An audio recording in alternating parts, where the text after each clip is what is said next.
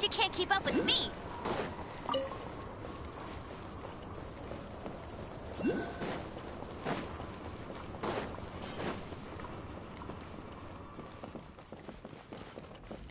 I'll race you there.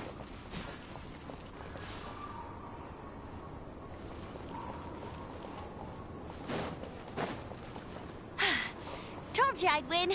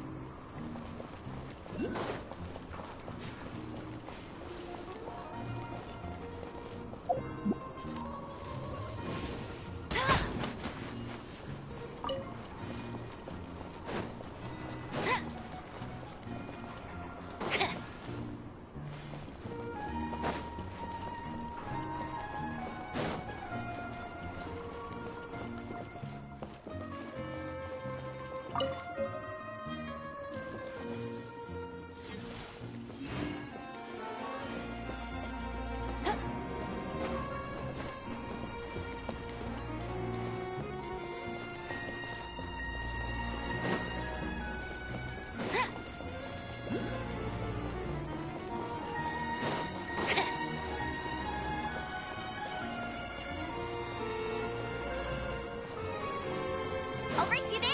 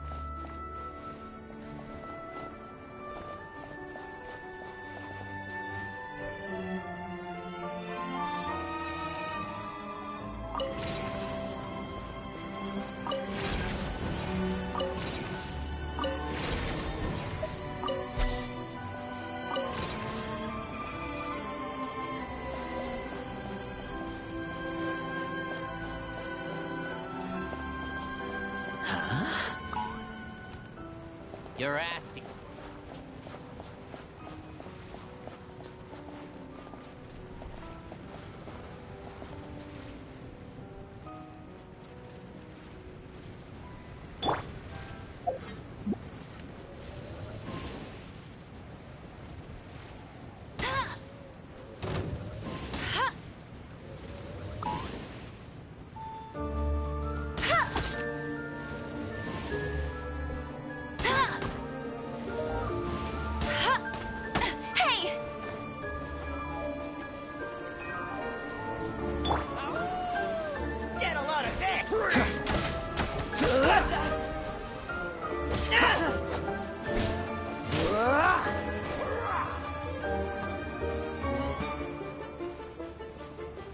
What's the hurry? Cool it! Gotta...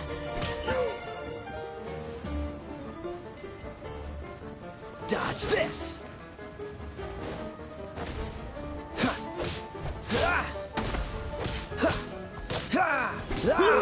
curse you!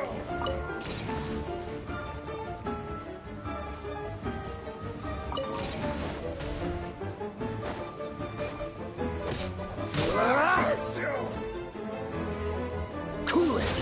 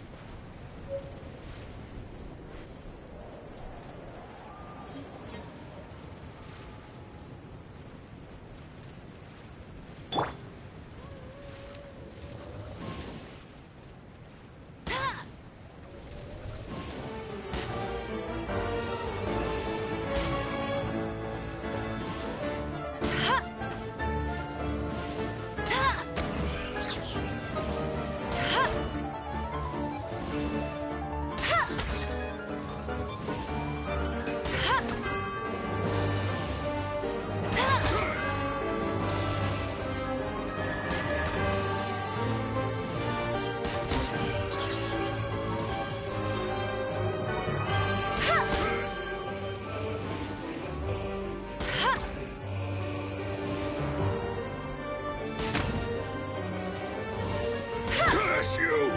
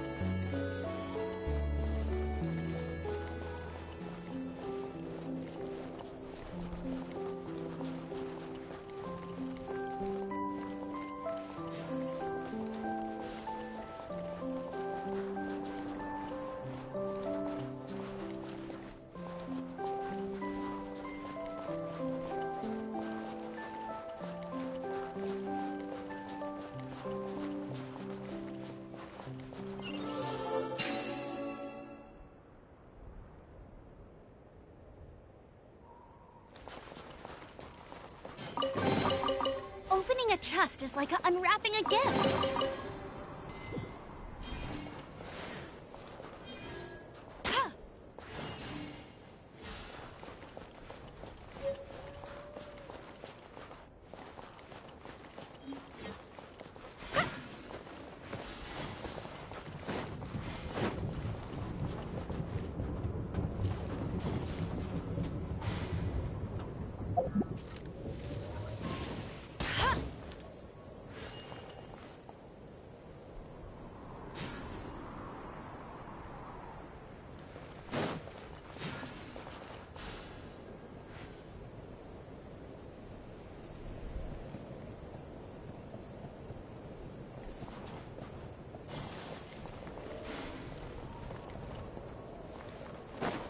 Bet you can't keep up with me!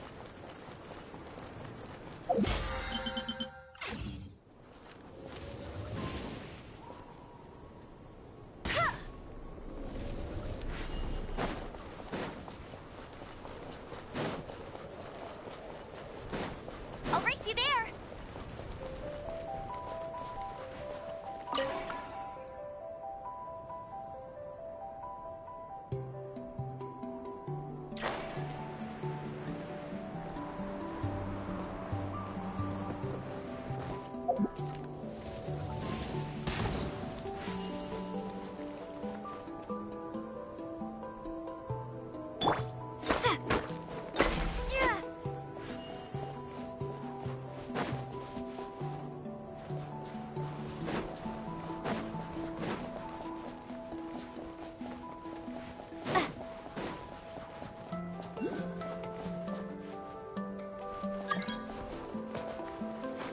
So we're doing this the hard way.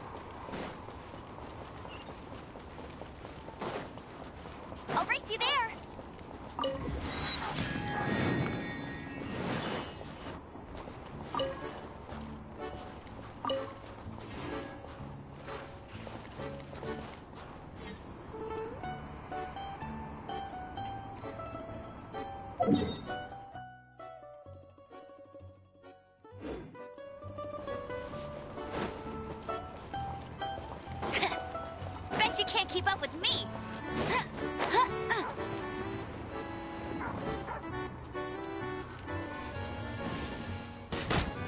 I'll race you there!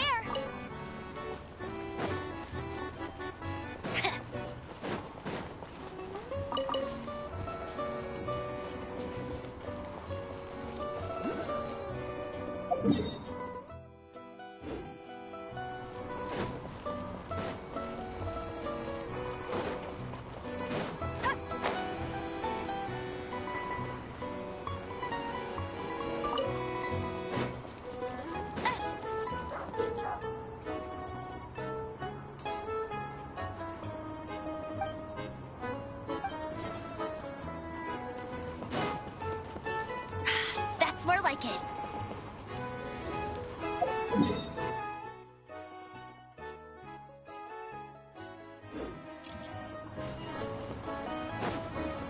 I won't let you down.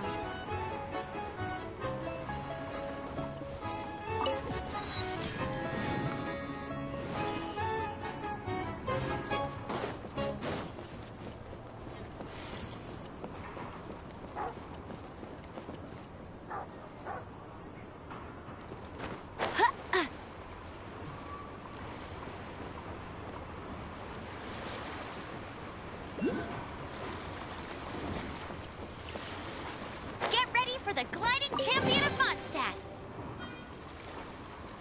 I won't let you down.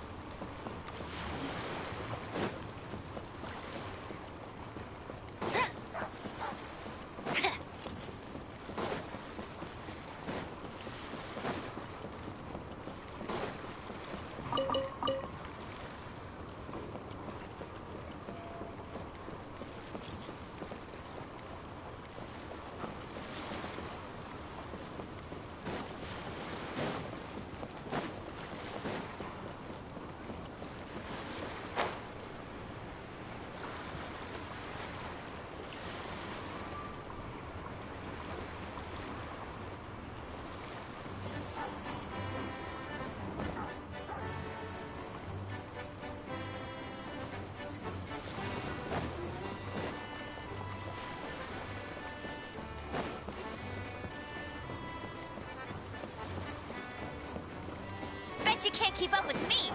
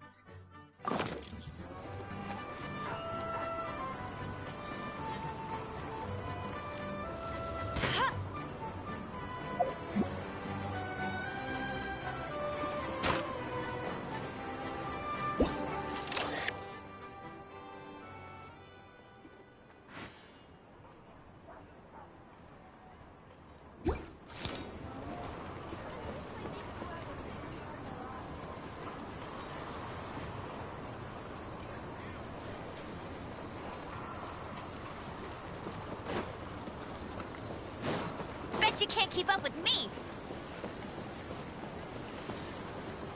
Phew, the luck wasn't too bad this time.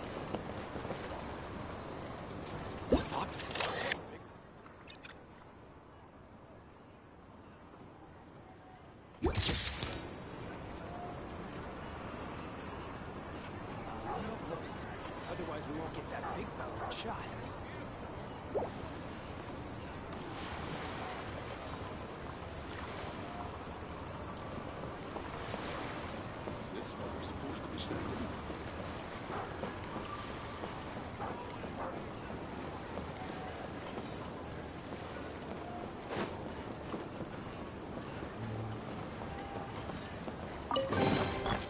Another target tracked down by Outrider Amber.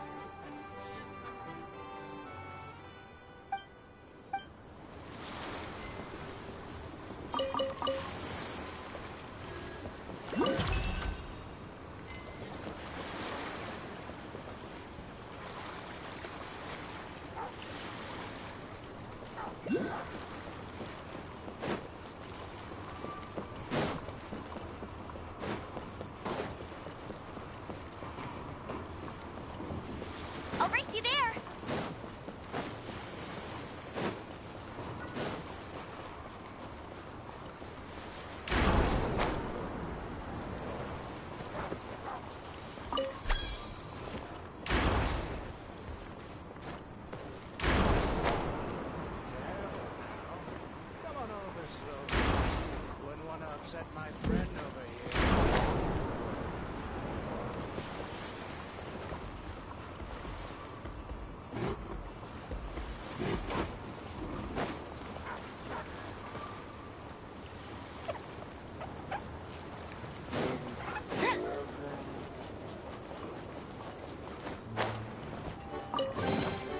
Wow, these will come in handy.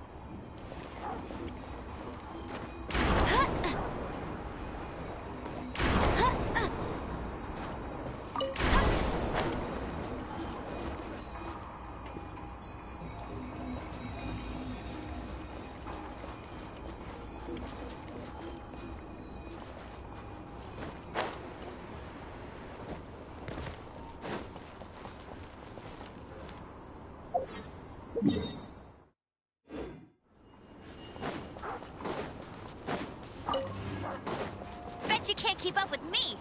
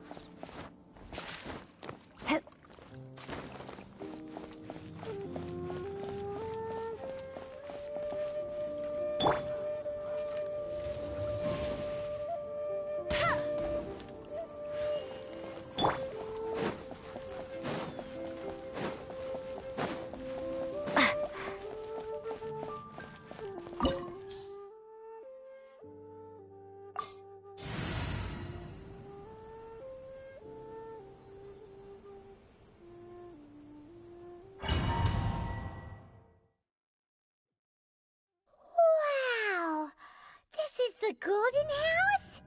It looked impressive enough from the outside, but who would have guessed that it was even fancier on the inside? And so full of Mora.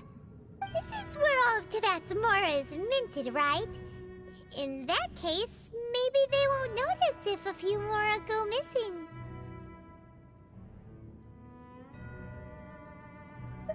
Oh, so it's a trap! Tricky, tricky. Good thing Paimon's got you here. But even if we can't take any, we can still have a closer look, right? Or better yet, take a nap on top of a mountain of Mora. It's like a dream come true. Oh, right. Back to business. It's quiet. Too quiet. Surely someone's gotta be guarding something as important as the Exuvia. Huh? Look! What happened here? Uh-oh. Paimon smells trouble. Quick! We have to go make sure that the Exuvia is all right.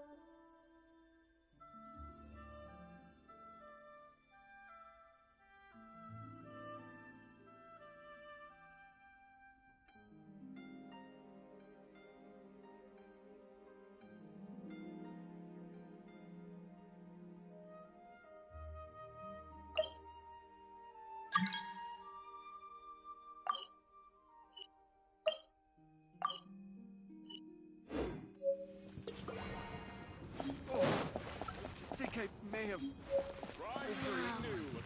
Leo's really got a lot going for her.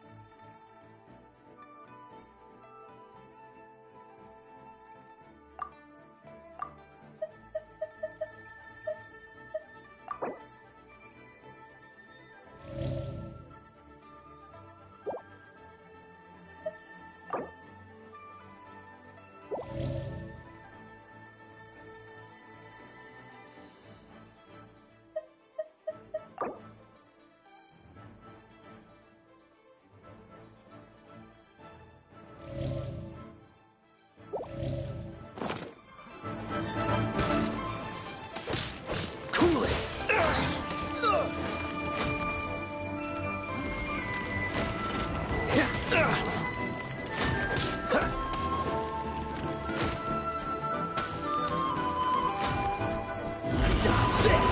Ha! Ha! Don't push your luck. Ha! Ha! Ha! Freeze!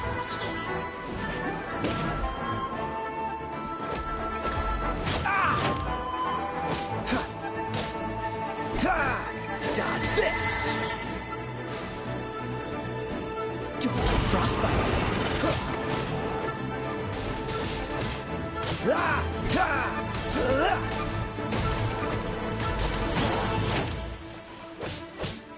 Ah! Freeze! Ha! Ha! Ha! Ah! Ha! Ha! Huh. Ah! What's the hurry?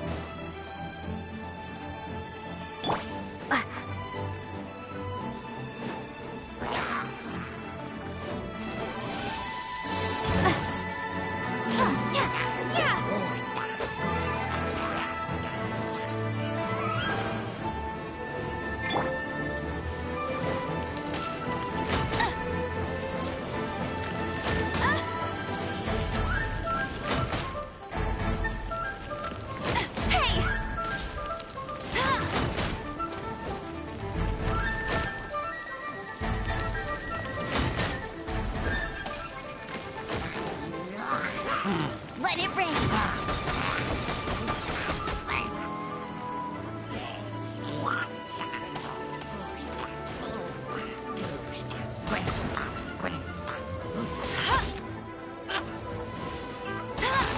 Not so hard.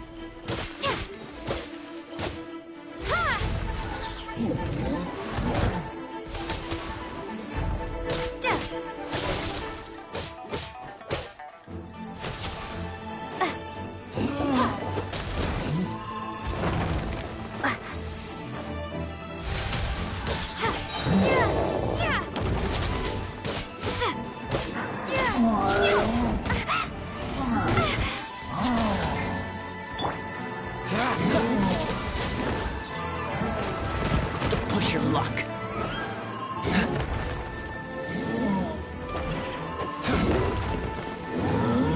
Cool it.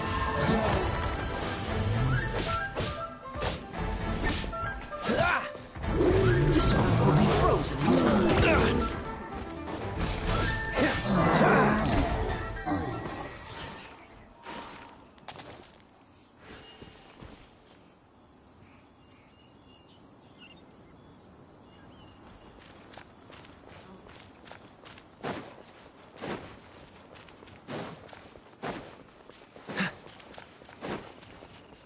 What's the hurry?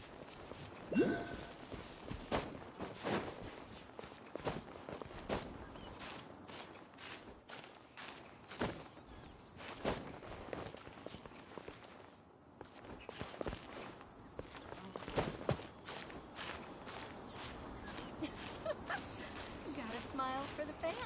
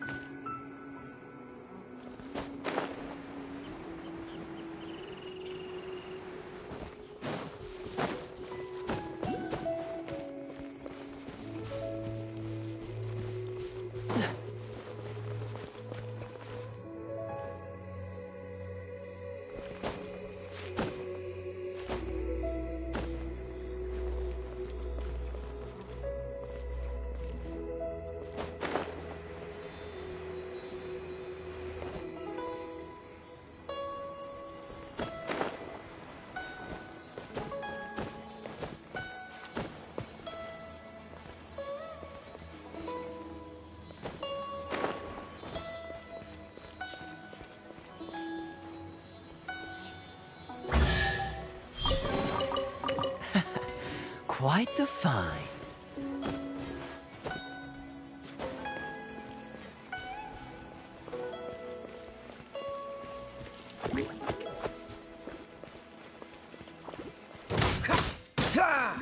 Dodge this!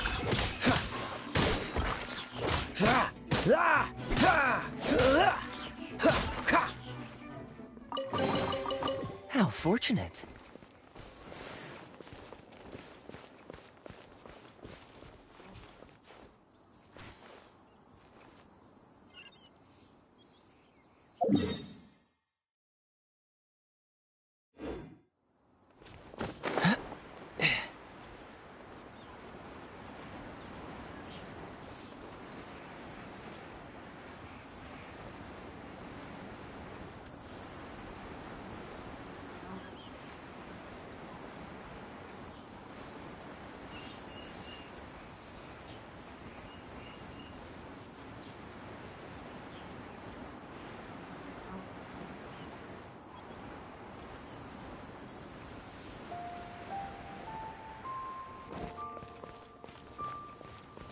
What's the hurry?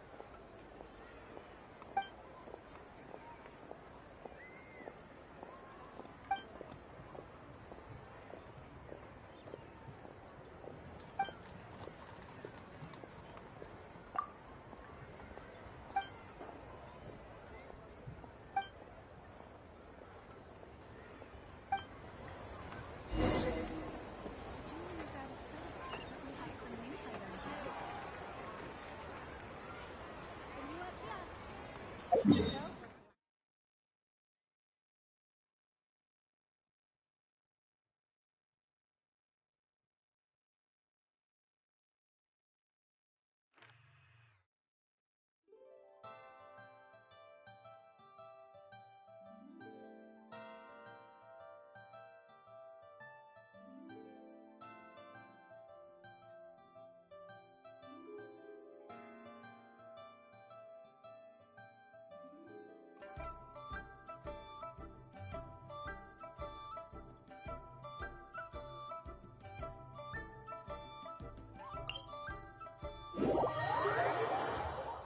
didn't know you were such a slacker.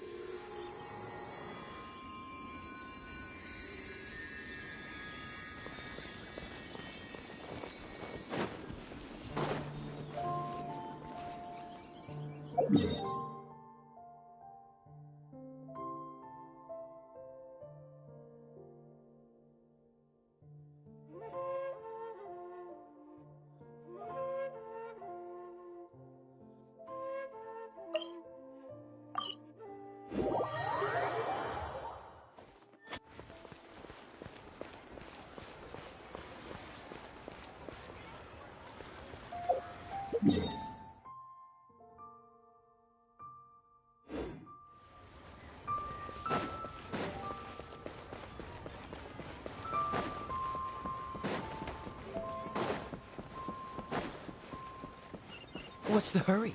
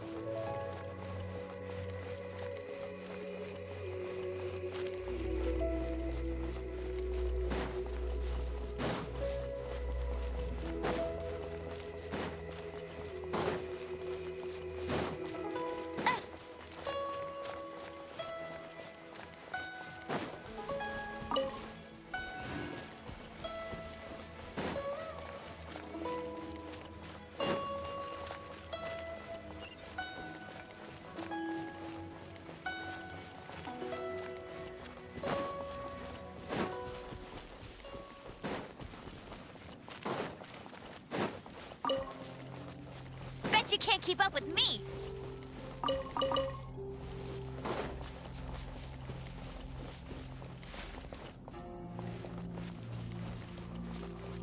I'll race you there.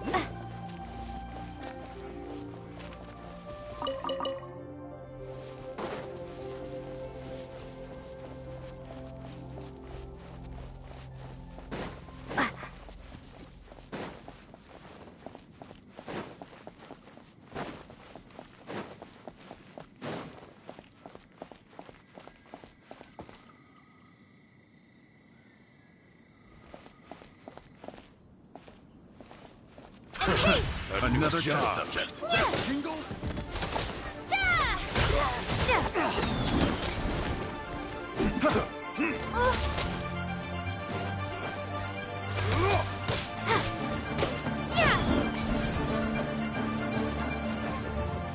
Off with you!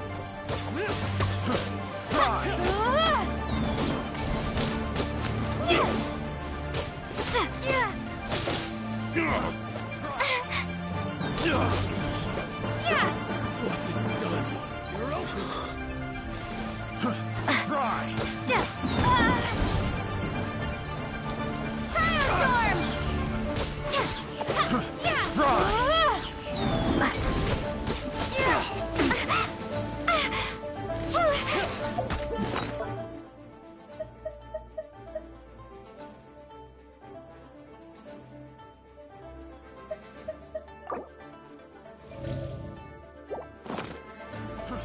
That tingle?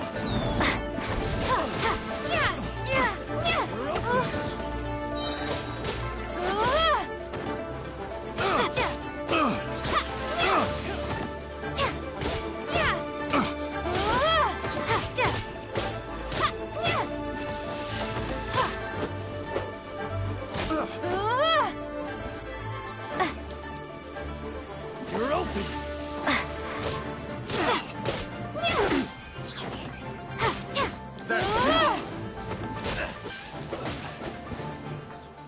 That tingle? I got careless.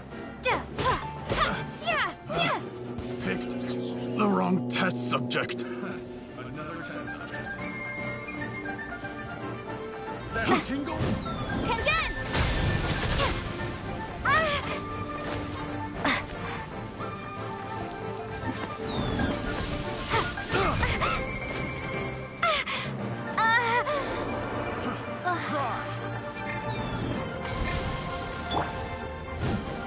Freeze. That tingle? Oh, so sorry.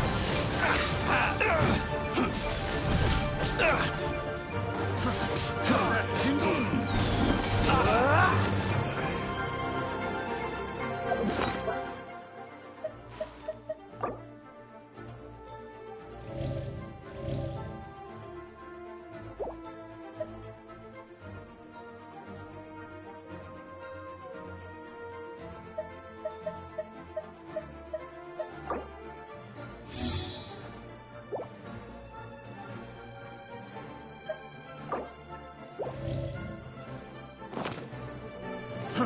Try! Don't push your luck. I got careless. That tingle?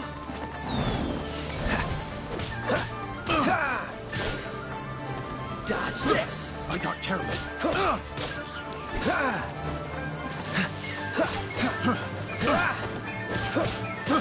I got careless. Picked the wrong test subject. Freeze. I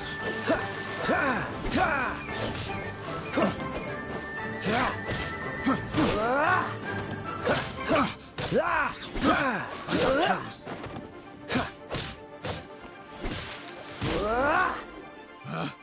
Picked the wrong test subject.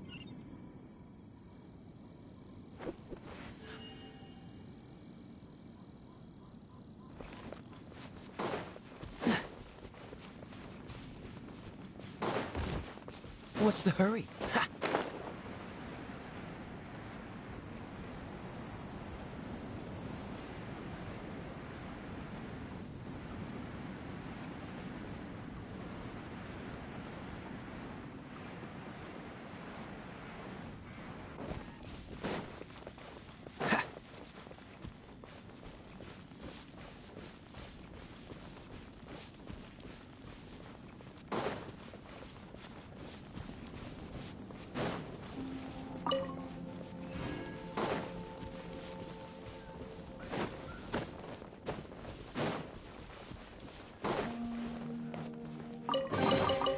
How fortunate. What's the hurry?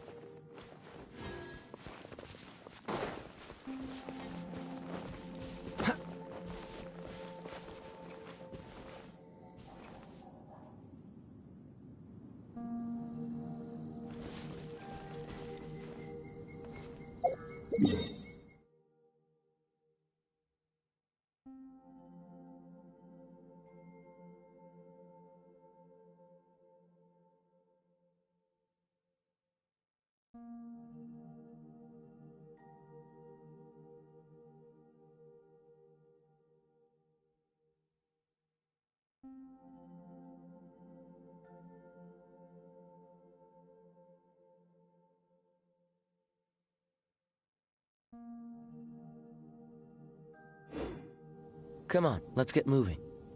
We're not frozen in place after all.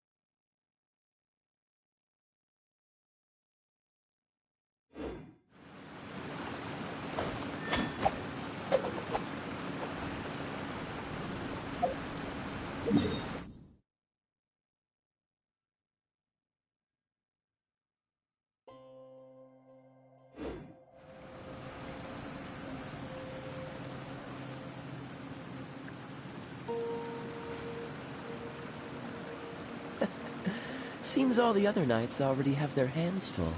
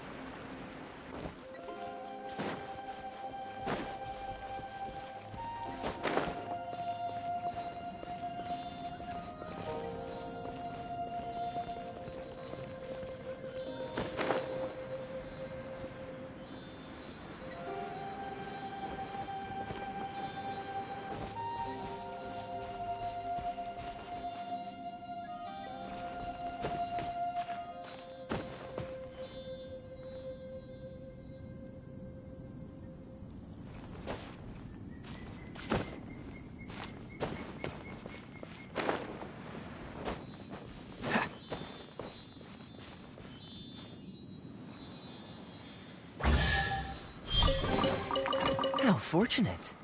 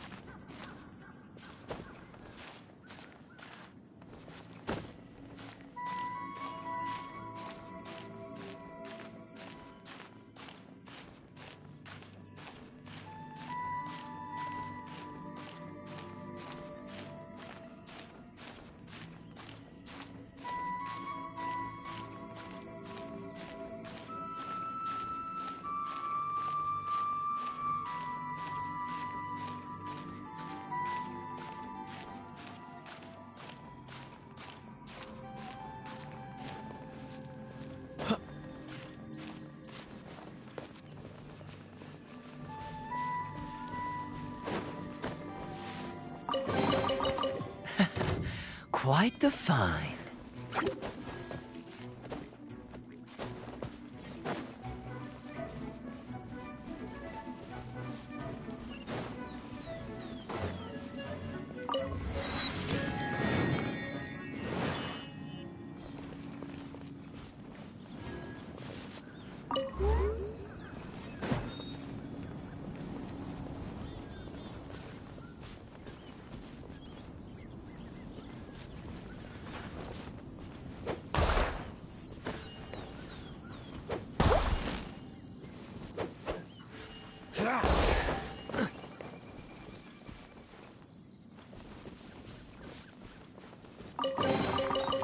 Fascinating.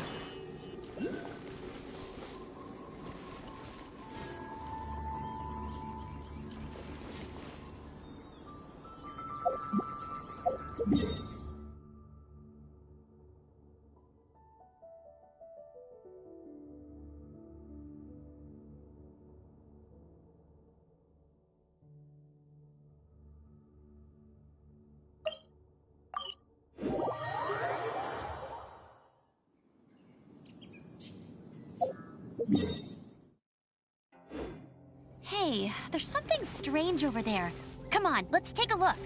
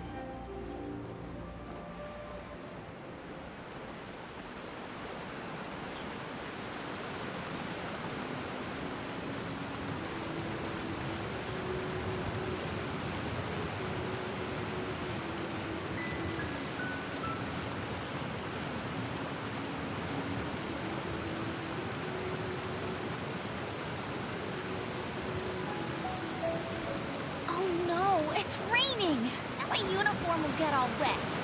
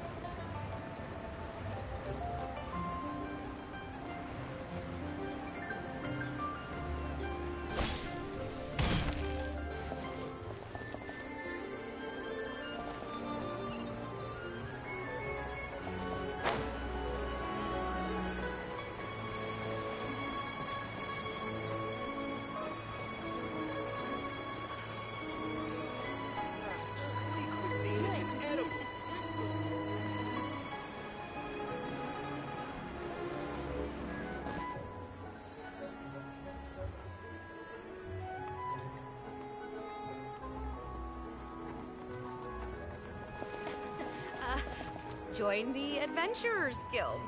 You'll have a blast.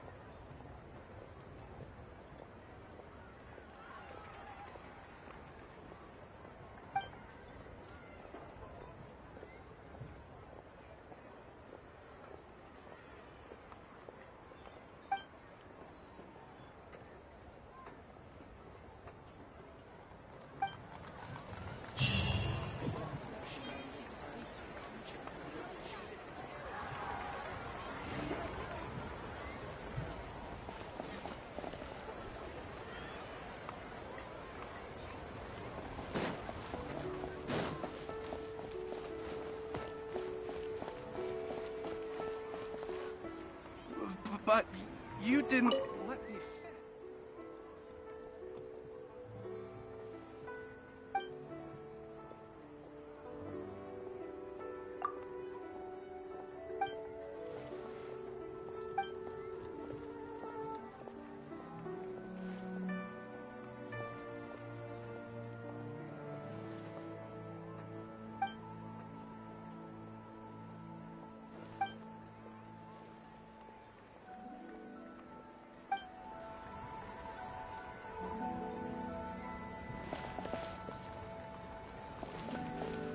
I wonder if she can see the kites here from Genshin.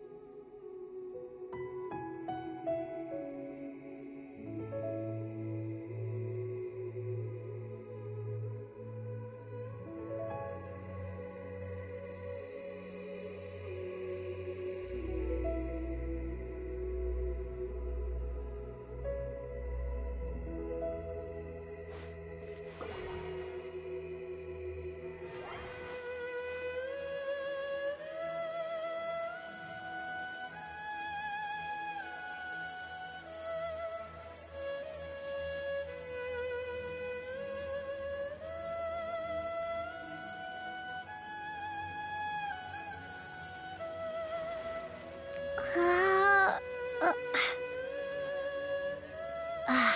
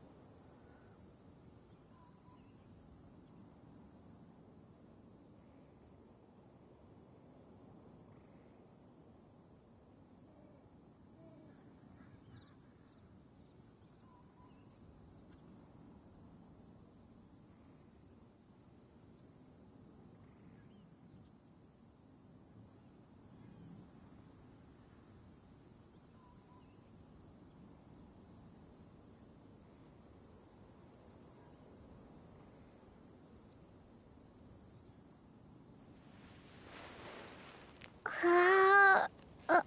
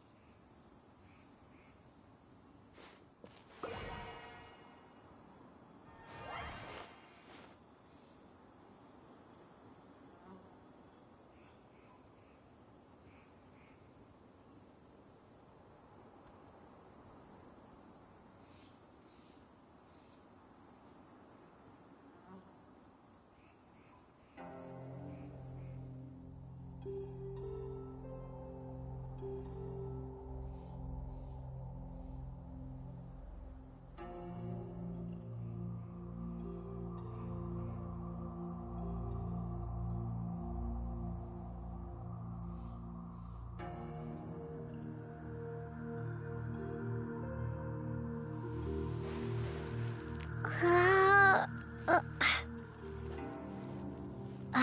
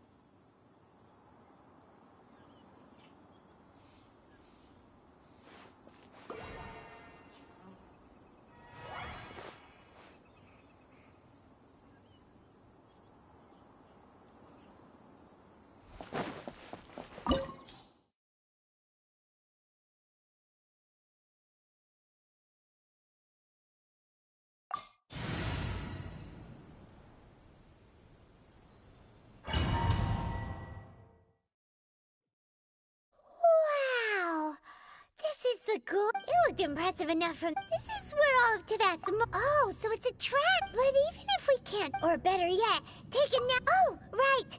It's quiet. Huh? Look! Uh-oh. Quick! We have to go make...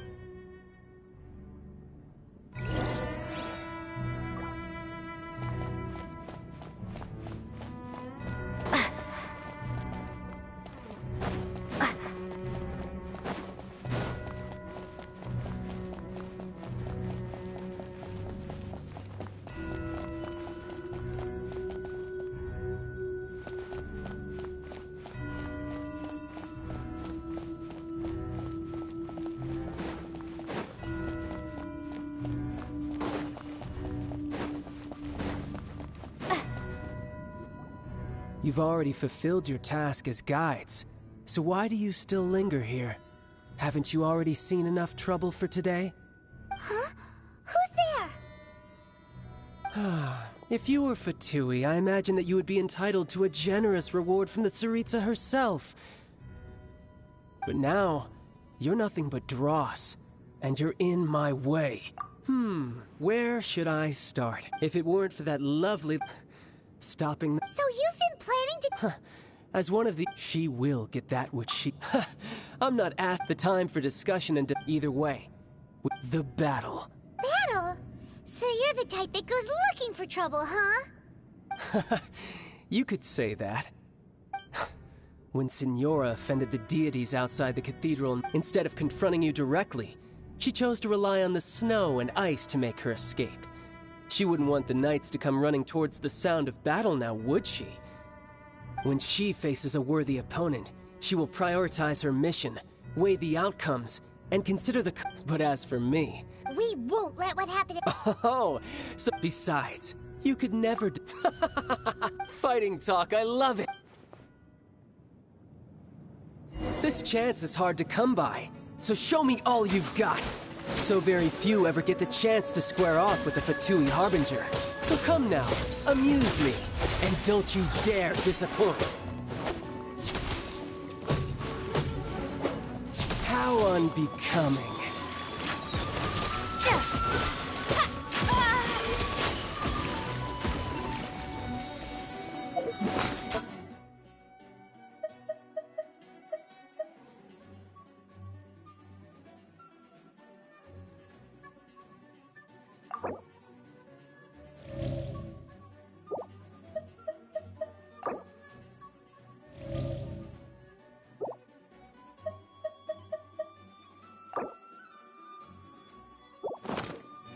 Wide open.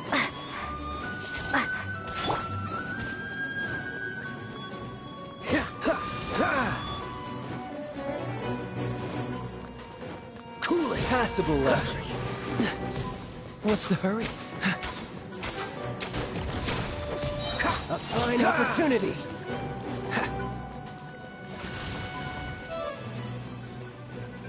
Freeze.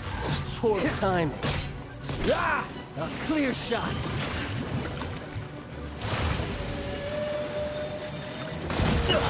I'm getting tired of this game. Careful, man.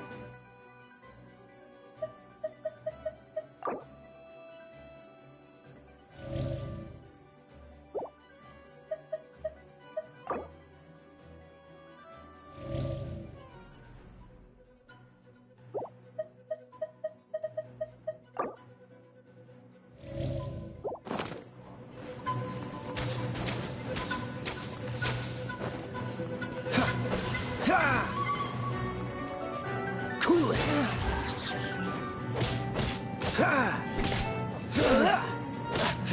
This moment will be frozen in time.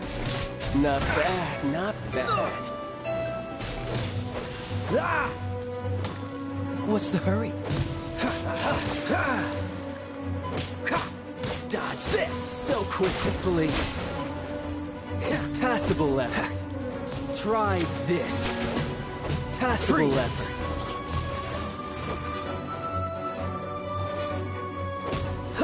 Cool it!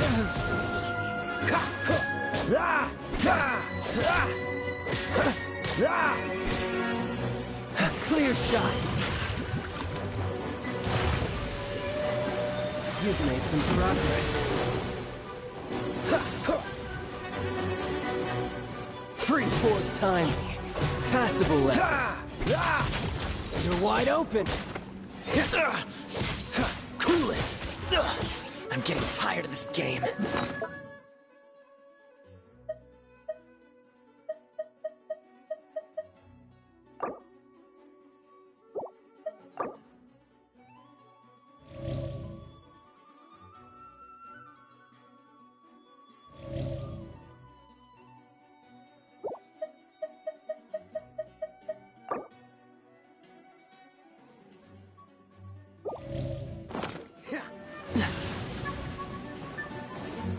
Poor timing.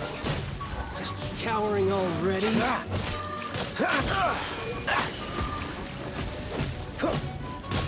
Freeze! Run all you like!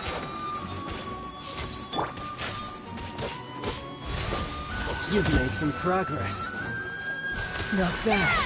You've got a trick. Good. No wonder Senora was so wary of you.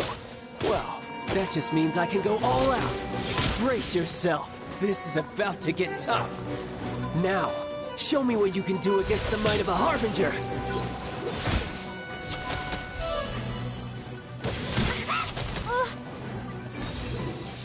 Break!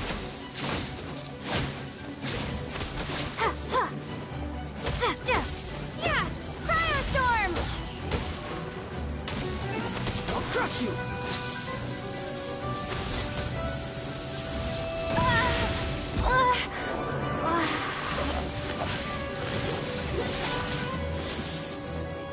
No escape! Got you.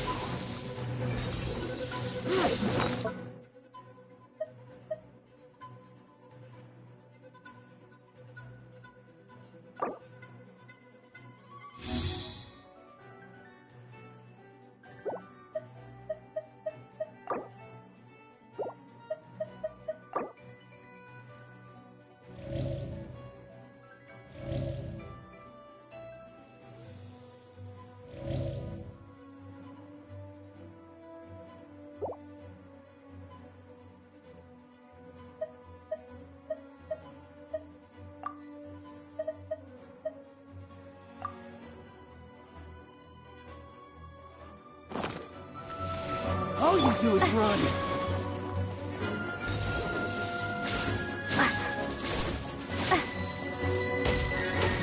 My turn. I'll crush you. Cryostorm!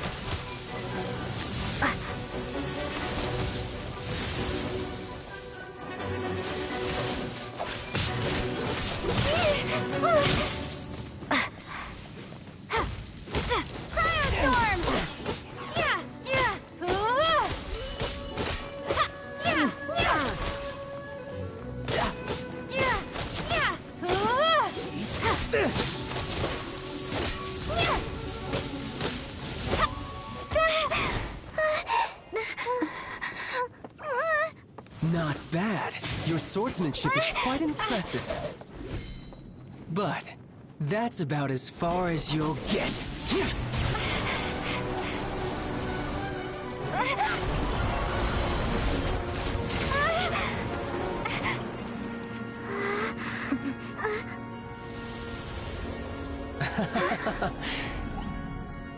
Didn't think you had that card hidden up your sleeve. You were just playing us to get close to the Exuvia! Oh, quiet down. Stop acting like some wide-eyed recruit. You've seen this world. You of all people should know. This should have been expected! Well then, I'll be taking Morax's Gnosis now! I see. Well, this is most unexpected. You beat me to it, didn't you?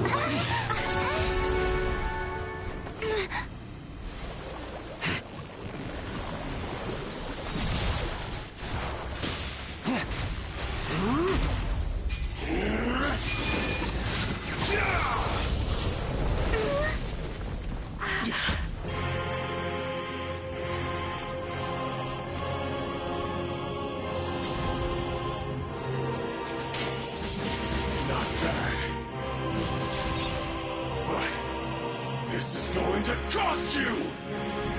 Yeah!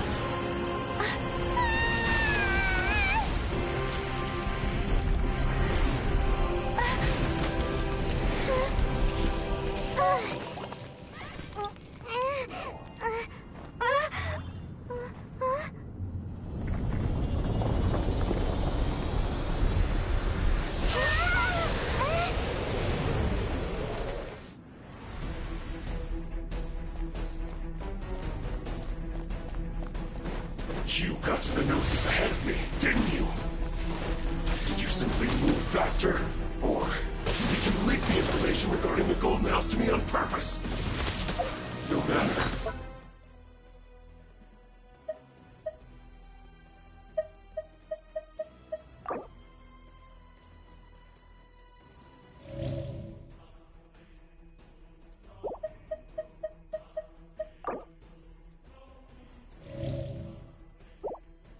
Hand the Gnosis over, now! Don't make me take it from you! We didn't take it!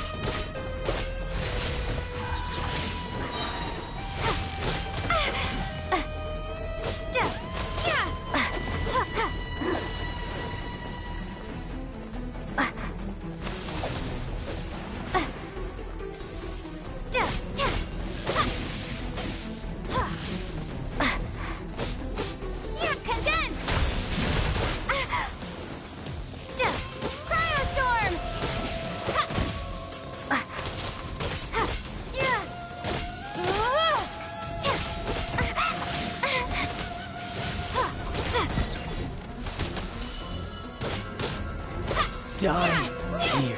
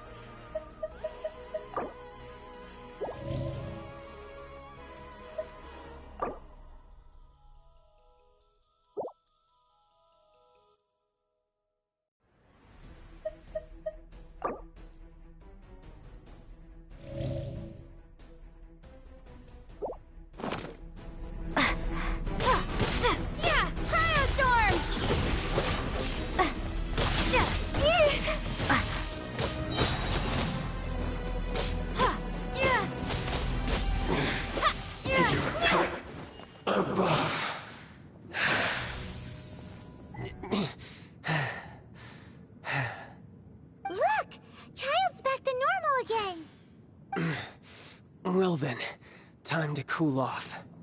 It seems the burden of the foul legacy transformation was too great for my body. I lacked the opportunity to think this through. And now that I consider the matter more carefully, you never had any chance of beating me to the Gnosis. You had no connection to the Gnosis, no matter where it had been taken. That's what we've been trying to tell you! We didn't take it! Your show of ability today far surpasses that of Signora's initial assessment of you in Mondstadt. Tell me, how could that be? You already know the answer, don't you? I can see it in your eyes. But if that is a secret you wish to keep, I guess I'll just have to curb my curiosity. This battle has already left me satisfied. Anyone who strives as I do to grow stronger shall be called a friend, even if our friendship can only be shown in battle against one another. Pretty sure that's not the normal way to make friends. Unfortunately, I must bring this amiable conversation to an end. My quest still beckons. Given that the Gnosis wasn't taken by anyone, then we must look once again to the beginning. Perhaps it was never in the Exuvia to begin with. In fact, it might be that the Exuvia was just a diversion of sorts. What? So you mean that... Yes, it appears so. Interesting to say the least. It seems that the guardian deity of the capital of commerce is also well versed in little maneuvers beyond the boundaries of contracts. As such, we must now look to our backup plan. Backup plan? I had hoped it would never come to this, for the weak will be swept away in the process. The truth is, the world belongs to those who pursue strength. I seldom willingly involve myself with the weak. Unfortunately, we cannot be picky about our methods as Fatui Harbingers. Children must all learn to eat their vegetables sometime. So what are you planning to do? I will awaken the god that lies dormant beneath Guyon's stone forest. A god? Osial, overlord of the Vortex, who was defeated by Morax, the Geo-Archon in the Archon War, and who has remained pinned beneath the waves by the Geo-Archon's stone spears ever since. If such an ancient god were to be unleashed upon Liyue Harbor, defenseless without the protection of its deity, do you think the cunning Rex Lapis would just stand aloof and watch the ensuing destruction? But the Archon War ended 2,000 years ago. How can an ancient god appear in a world now overseen by the Seven? Simple. I've already prepared the means to awaken it. Hey! Those are sigils of permission! Oh, Paimon remembers now. The Fatui have been researching them! Indeed. The one that was given to you was just a byproduct of our research. With the power of so many sigils of permission concentrated in one place, along with that which was bestowed upon me as a harbinger by our Tsaritsa, breaking the subduing might of the Geo-Archon spears for a time should be no obstacle. Using the powers of ancient gods in such a situation fails to interest me, and is largely against my principles. But knowing that such an action will not only force the Geo-Archon to show its hand, but you as well, that makes matters a little more intriguing.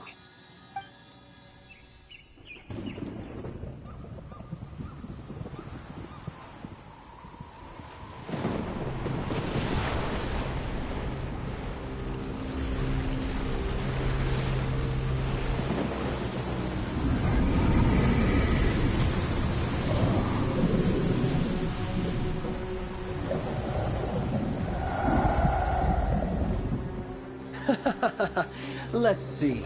Will the nation that has lost its deity be swallowed up by an ancient malice once more? If you wish to drown together with the people of Liyue, you're free to stay and enjoy the show. Huh? He's already gone! That guy is fast! What's going on?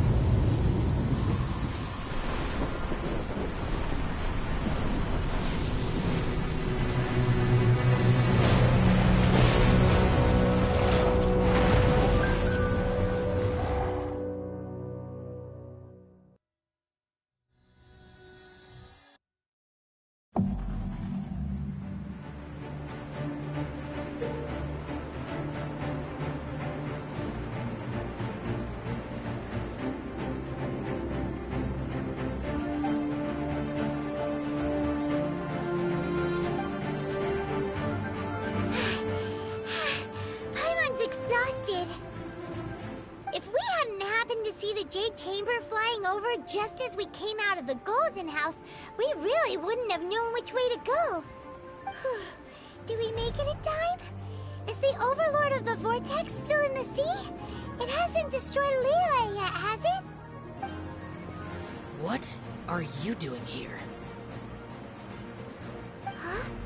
Hold on. It's the Adepti. What are you doing on the Jade Chamber? Paimon thought you were arguing with the Chising. Is the fighting over? Faced with a calamity of such magnitude, we have agreed to put our differences aside for now and unite against this common enemy.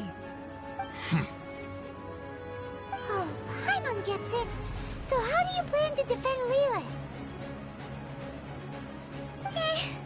Just seeing this Overlord of the Vortex guy puts a pit in Paimon's tummy, even from all the way out here. It's not just you. We've got new Millilith recruits who can't even stand at attention without shaking. The force of an ancient god's presence seems to be too much for ordinary people to handle. Which is why we must stop that monster before it gets any closer to Liyue Harbor. So the Archon War was fought 2,000 years ago against enemies like that thing? Now that's scary. So will the power of the Chising, Millilith, and Adepti gathered here be enough to stop that god? We've already discussed this together, and our conclusion is... not necessarily. What? But all of you were supposed to be the Guardians of Liyue. Can't you think of something? One certainly could. Huh? The Chising did once research the matter of the Guizhong Ballista when it piqued their fancy. And as fate would have it, one who did craft the Guizhong Ballista with one's own hands is here. For what could you mortals ever learn of Adepti mechanisms? Yet, it would take one, but a little tinkering to turn this ballista into an engine of war beyond your wildest thoughts. I suppose this is one blessing from the Adepti that we should be thankful for. So be it.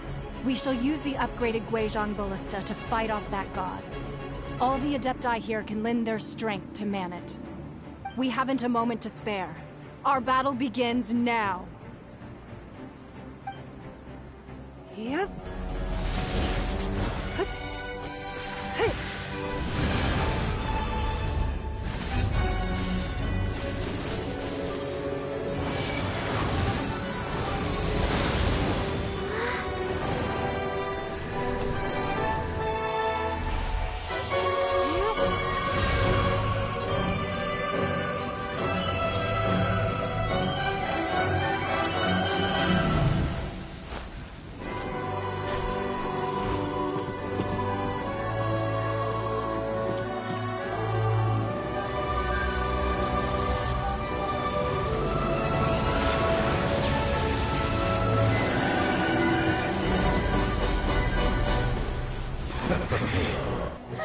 The Fatui! They're attacking the Guizhong Ballista!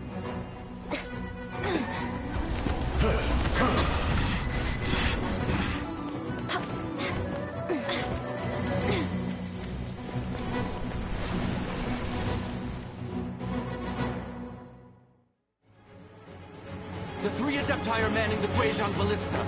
Do not let the Fatui disturb their work! All Millilith who are able, to me! Let's go help too! We Adepti have not faced a god in several millennia. Let one see what you're made of then. What strength remains within you, one wishes to witness.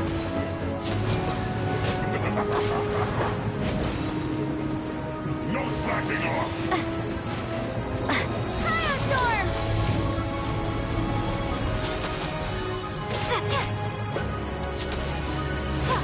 Don't be a killjoy! We've only just begun. It isn't time for a break here!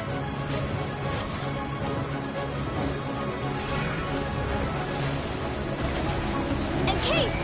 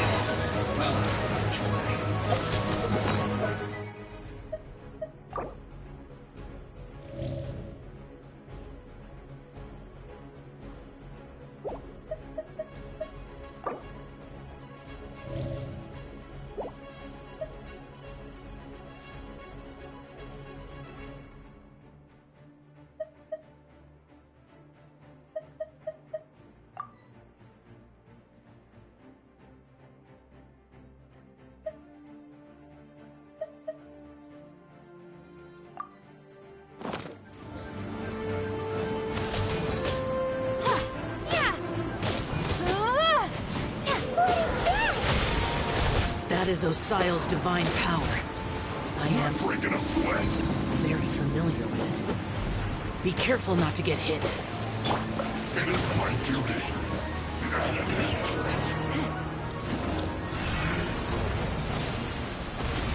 The Fatui! Their attacks are unrelenting! How daring. Snezhnai's diplomats will answer for this afterward. Every last one. No excuse for Simon Vexen.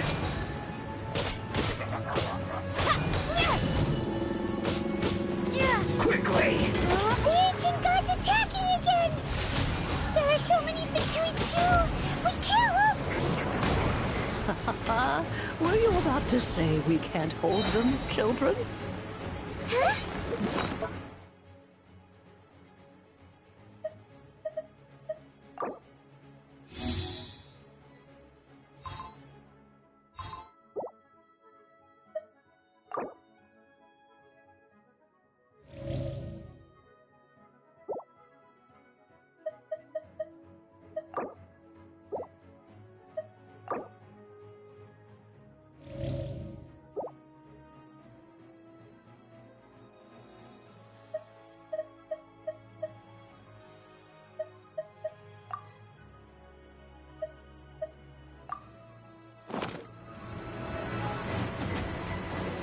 Don't lose heart. Here, take this.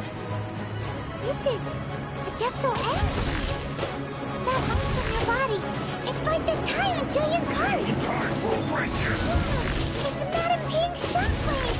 This granny's really strong.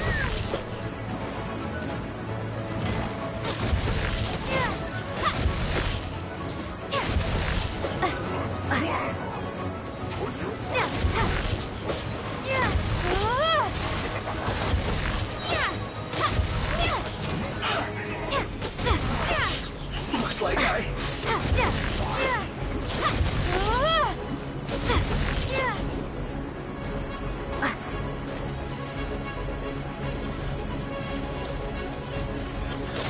With the blood of the Chilean, I guard you against evil! Cast your fear of injury by the wayside, and fight with all your might! I too did this during the Archon War! So this is what Ganyu's like in a fight!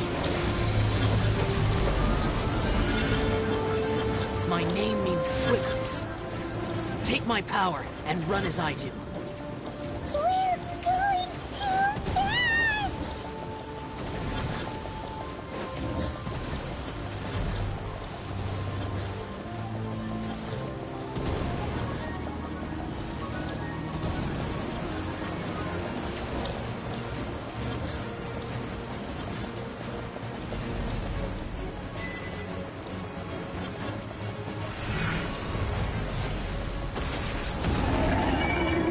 Child, you are strong in body and spirit. Perhaps you can withstand 3 forms of adeptal energy at once. This will hurt a little. Please bear with us. Once you've adapted, try to use them in battle.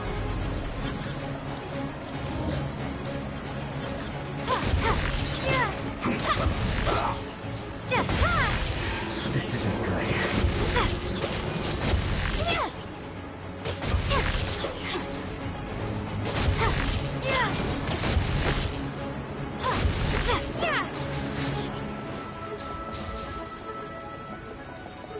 No excuse for slacking.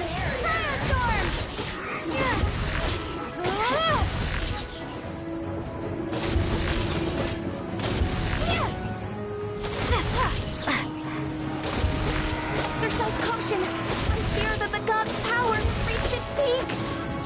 In other words, if we hold here, there's nothing worse to come, right?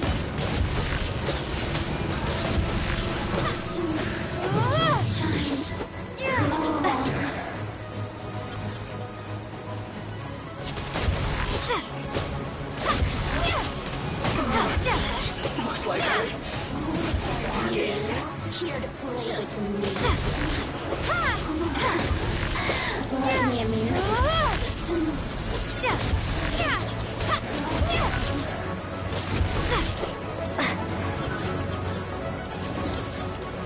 With your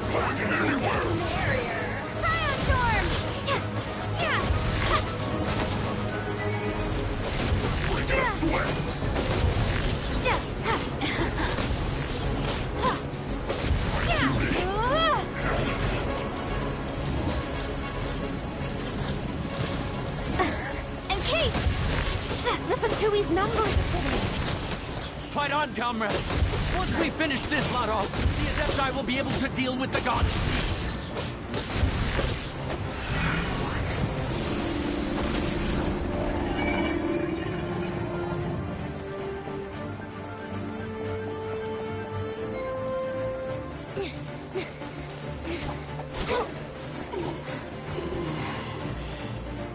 The interlopers are no more. Now we may commit ourselves fully.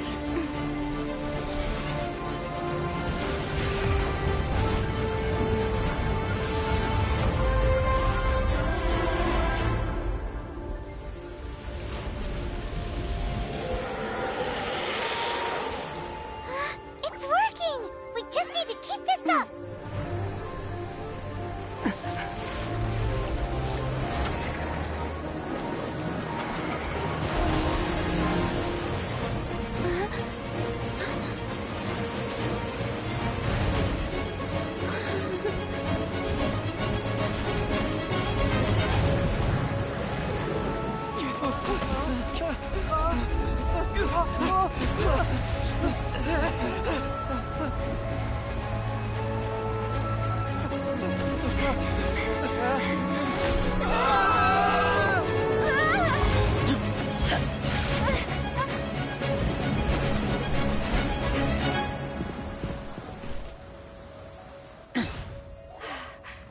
Be careful now.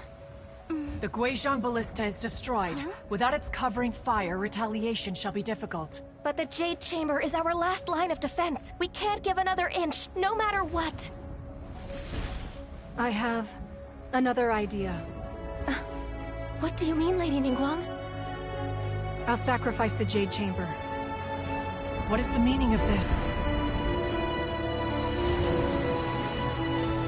I understand. Traveler, lend me a hand. Farewell, old friend. Goodbye for now. Let us meet again in the future.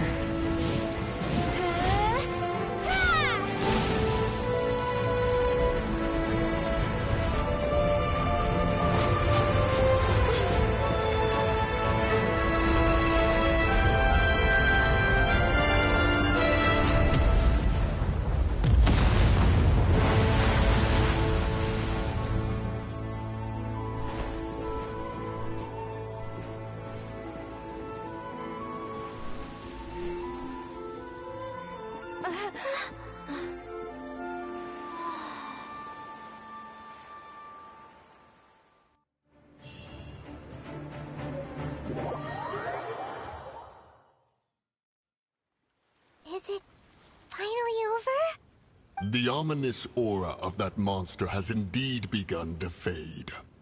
The effects of the Sigil of Permission last but a short time. It will be some time before the Overlord of the Vortex can make any waves again. We are indebted to you for your assistance. If the Adepti hadn't happened to be here, the future of Liyue Harbor would surely have been in great jeopardy. Save your flattery. We didn't just happen to be here. Surely you won't pretend to have forgotten the reason for which we came. Come now. There's no need for such harsh words, Cloud Retainer. I've heard that when Ningguang began learning to do business, she had already started setting aside part of her then limited income in preparation for building the Jade Chamber. At first, it was only the size of a small room, but with continued expansion, it has become the palace that lies before you now. It is a testament to Ningguang's entire life, both as a businesswoman and as the backbone of the Liyue Qixing. Seeing the Jade Chamber destroyed in the defense of Liyue means much to her. To me, such cooperation and sacrifice deserves at least some recognition, don't you agree? Well, I was really hoping you would say that such sacrifice could at least be used as some leverage in our negotiations. Thank you all for hearing me out. We know very well why the Adepti came here today. But please forgive us. We cannot yield to your wishes. Oh? 3,700 years. According to our records, the Adepti signed a contract with Rex Lapis to protect Liyue 3,700 years ago. Even to this very day, Liyue and its lands have stood the test of time, immovable as stone, just as it was thousands of years before. This is truly no small feat. But that does not mean that the Liyue of today is the same city as it was all those years ago. Do not merely cast your protective gaze upon the land. Instead, focus your sights on our city and each of the citizens that dwell within it. Are you questioning our means of protecting Liyue? I mean no offense. I simply hope that our Adepti forebears would see Liyue in a new light. Forebearers, you say? One doubts you would be fit to be part of such a lineage. This morning, Rex Lapis appeared to me in a dream. What? In the dream, I yearned to tell him that we Qixing, though mortal, are equally bound to the contract. Each passing generation of the Qixing leaves many things of value to be inherited by the next generation.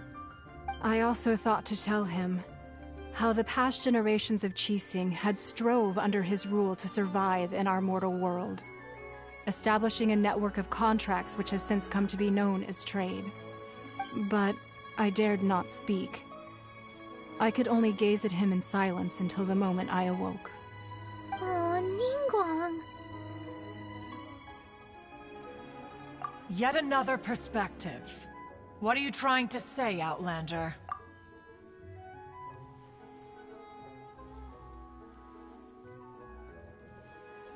Right!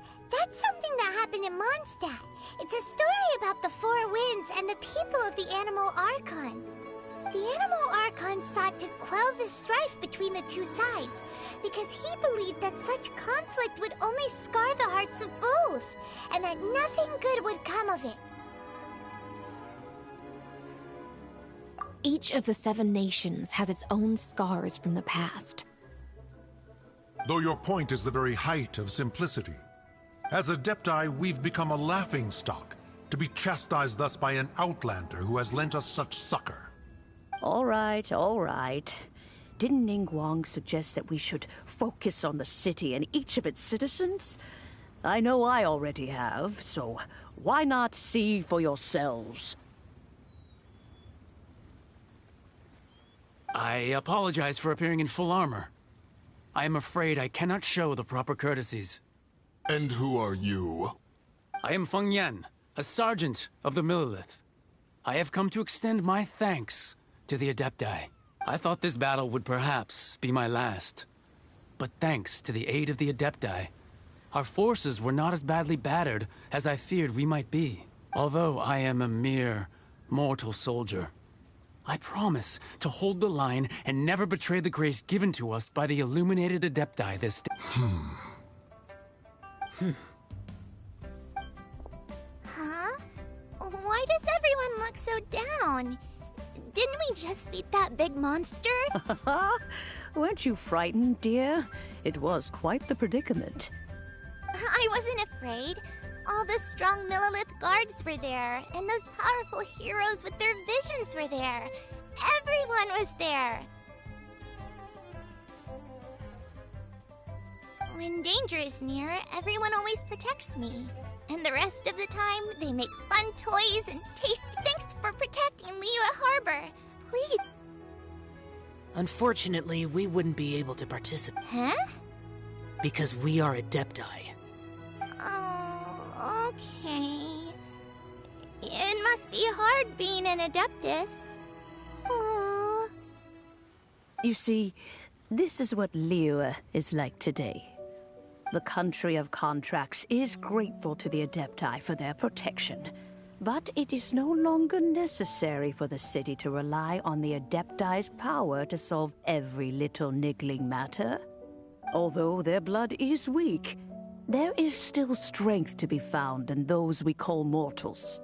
The time of contracts between gods and Liyue has long since passed. Now is the time of contracts between Liyue and its people. Seeing the port around us now, it is hard not to feel a bit out of place. Wouldn't you say so, Cloud Retainer?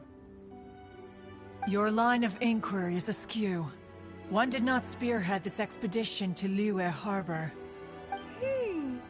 Seems like the Adepti have had a change of heart. Let us return now. Eager to leave, Conqueror of Demons. Yes, one understands what the Conqueror of Demons means. The city of Liyue has changed much after our long separation. One fears that by the time one finally grasps the new contracts of Liyue, you humans would have once again changed the place beyond recognition. Fair enough. Away we shall, and return whence we came.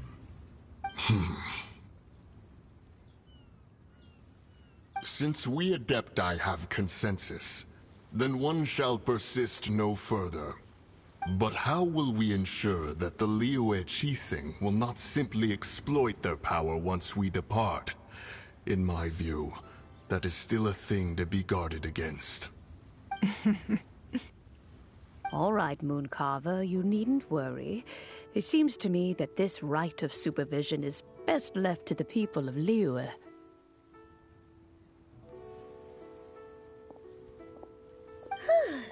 Looks like the conflict between humans and Adepti was avoided. All's well that ends well, huh?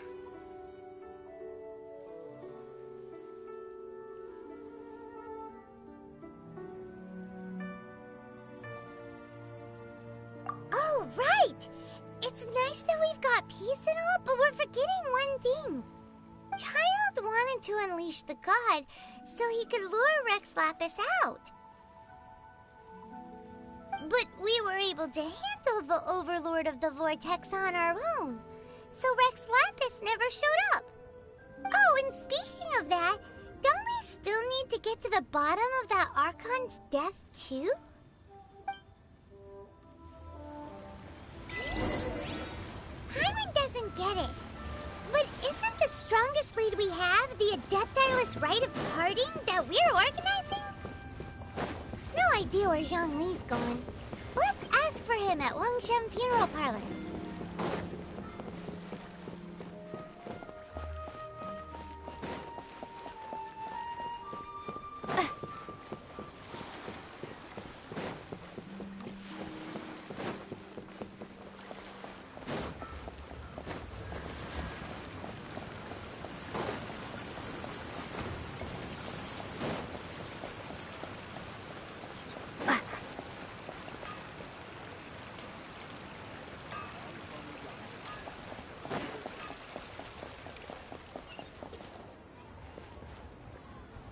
Cheap and tasty chop suey!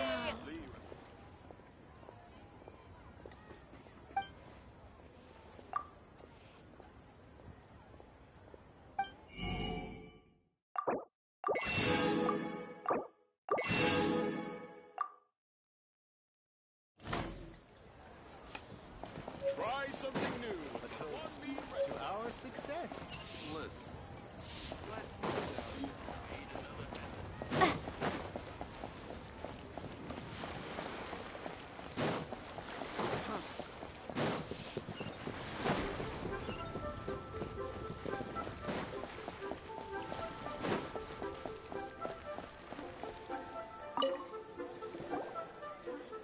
Is there anything I can do for you two?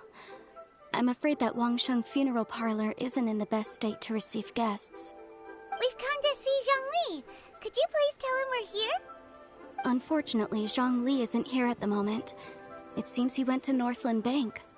Doesn't the Northland Bank belong to the Fatui? Last time we saw Zhongli was before we went to the Golden House.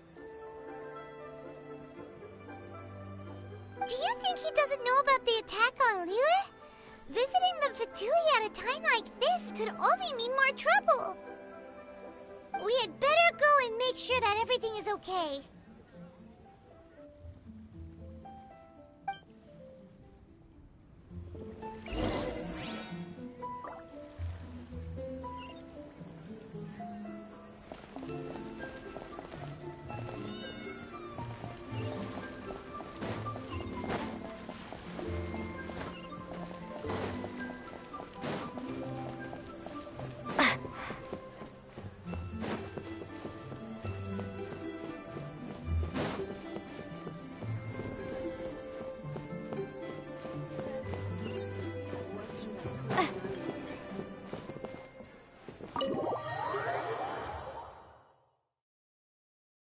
You call this cooperation between Harbingers? Cooperation involves communication, you know. Don't take it to heart, child. Besides, aren't you happy that you got to skip the formalities and bring chaos to the land? I'm sure you must have enjoyed that. Oh, it seems that some of your friends have arrived. Hey, it's Zhongli and Child. And you! You're also one of the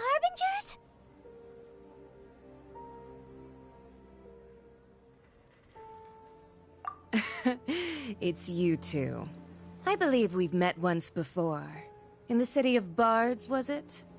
I'm glad you still remember my name. Ah, right. I imagine that it must have been rather hard to forget watching helplessly as something precious was snatched away from your friend. No, don't let her get to you! You've yet to gather the powers of all 7 elements, and our last battle at the Golden House was almost more than you could handle. So it might be best to keep things peaceful this time, seeing that 2 of the Harbingers are here. Well, if it isn't you two. This is our first time seeing each other since Liyue was nearly wiped off the map. This is certainly a bit awkward, wouldn't you say? Paimon knew that we should never have trusted a Fatui Harbinger. Oh, now don't say that. Sure, I may have misled you, but I never had anything against you personally. Besides, I thought we were getting along quite well together, didn't you? Except for that little tussle we had at the end. Nothing personal. We just have different views, that's all.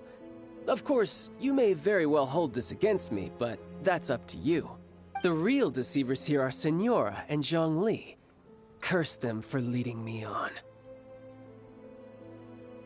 So actually, I think... Stop wasting time, child. There'll be plenty of time to chat once I'm through here. You remember the agreement, Morax. Now, if you would be so kind. The Gnosis, please.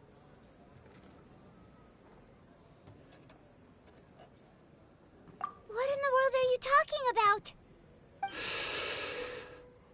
The contract is fulfilled. That which thou seeketh is now bestowed unto thee. For my promise is solid as stone.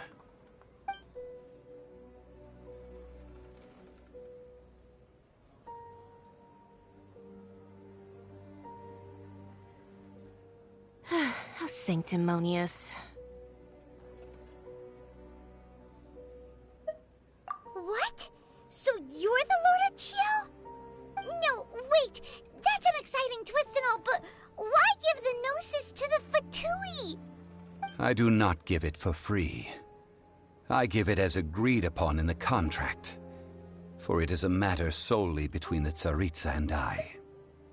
Yeah, you don't think you went a little bit too far with that whole fake death thing?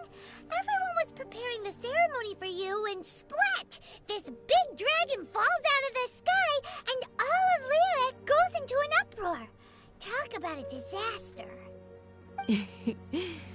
Gathering all the forces that had been bubbling behind the scenes, and then stirring them together in a pot that was bound to boil over.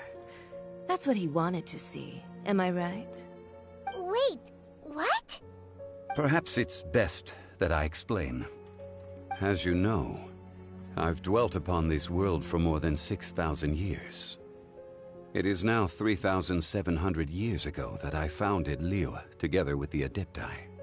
Even boulders that can withstand whirlpools will erode with the passing of time. I kept convincing myself that cracks had not begun to form, and that the end of my time had not yet come. Until one drizzly day, as I was strolling along the harbor, I heard a merchant tell one of his workers, "You've finished your duties. Go ahead and call it a day." I stood motionless among the crowds, asking myself, have I already finished my duties? Oh, Zhongli. But as I began to consider relinquishing my divine role, I soon discovered that many reasons still remained to not hastily depart. Was Liyue, the city I had dwelt in for so long, already prepared to enter its next age? I decided that a test was needed in order to reveal the answer. So I feigned my own death, and gathered the cast of Child, the Adepti, and the Indeed I was. The Gnosis, which I had kept for so many years, suddenly seemed to have lost its meaning. That's right, which is why I continued to safeguard the Gnosis until now. So you mean that if the chaos ever reached the point of no return, you would simply appear and use your divine powers to bring Liyue back under control? Of course, and it would have been all too easy for him too. Just as a child quickly matures after losing their parents, so has Liyue matured when faced with the death of its deity. In the end, the resolution to all that has transpired was even more satisfactory than I could have hoped for. Take the Adepti, for instance. Owing to their years of seclusion, they were the least informed. Yet when faced with a crisis, they commendably showed the greatest amount of restraint possible. Not only did they manage to cooperate with the Qixing, but in the end, they even made efforts to understand the hearts of the people. Credit is also due to Signora, the emissary dispatched by the Cryo-Archon to fulfill our contract. At my request, she kept everything she knew in strict confidence. This despite the eavesdropping ears of her colleague, Child. This meant I could remain as Zhongli, even having the chance to fulfill the age-old traditions of Liyue in this mortal form. Thank you for joining me on this journey, Traveler. All of these things turned out as I had planned. There is only one thing that I had not anticipated, and that was the conduct of the Liyue Qixing. I had expected them to do no more than the Adepti, to come to the defense of Liyue. They seized the opportunity to supplant Liyue. Huh? That doesn't sound good at all. Ha! On the contrary, I think it is excellent. I had always feared that it was too soon for them to take over from me. And it was also that which I longed for the most. As such, this is the best parting gift anyone could have given this god of old. Hey, what about me? Doesn't anyone feel the least bit of remorse for deceiving me? You've practically kept me in the dark!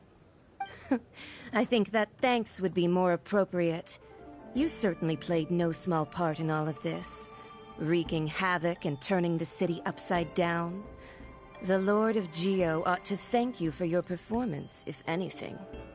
If you hadn't created the pressure of a battle between mortals, Adepti, and a god, the lump of coal resting in the hands of the Geo-Archon, Liyue would never have been able to become a dazzling diamond of a city. Huh? Just whose side are you on, mocking me like that? Are you itching for a fight? Be that as it may. You've come out of this as the hero of Liyue. I, on the other hand, will be forever prescribed as a disturber of the peace, no? Well then, with the Gnosis in my possession, I have no use for such idle chatter. We should return to Zapoljarny Palace and seek an audience with Her Majesty, the Tsaritsa. Come, child. Fine. I'll meet you there later. I'm not sharing a boat with the likes of you. Do as you wish.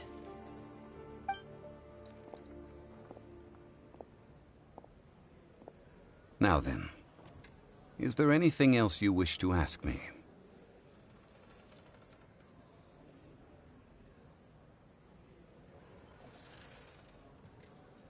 Right! As Zhongli always told us, a good trade is a fair trade. Paimon has no idea what could be a good trade for a Gnosis. Realistically speaking, there is no such thing. Huh? However, I am the god of contracts. For thousands of years, I have made countless contracts. If the deal was of no benefit, then I certainly would not be inclined to agree to it. My agreement with the Cryo-Archon will be the last of my contracts as the Geo-Archon. My contract to end all contracts. As for the bargaining chip that the Tsaritsa used to balance the... Uncover that answer for yourself in your future journeys.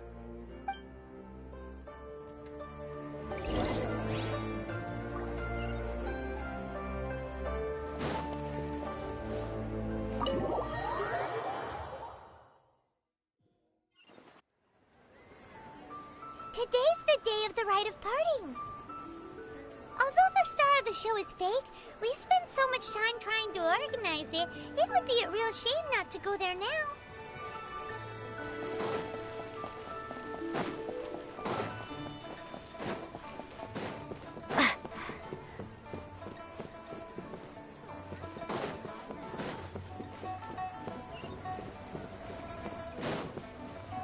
Auto reconfiguration is an essential function.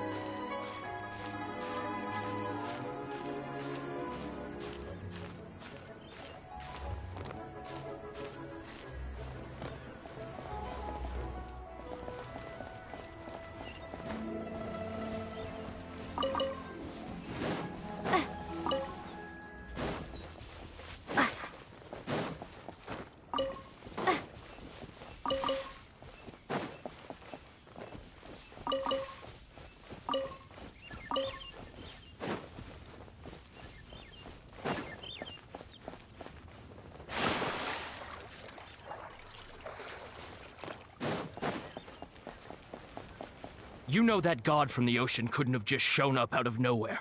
I mean, it's been 2,000 years since Rex Lapis subdued it. Yes, and to think that this happened right on the heels of the incident with Rex Lapis, too.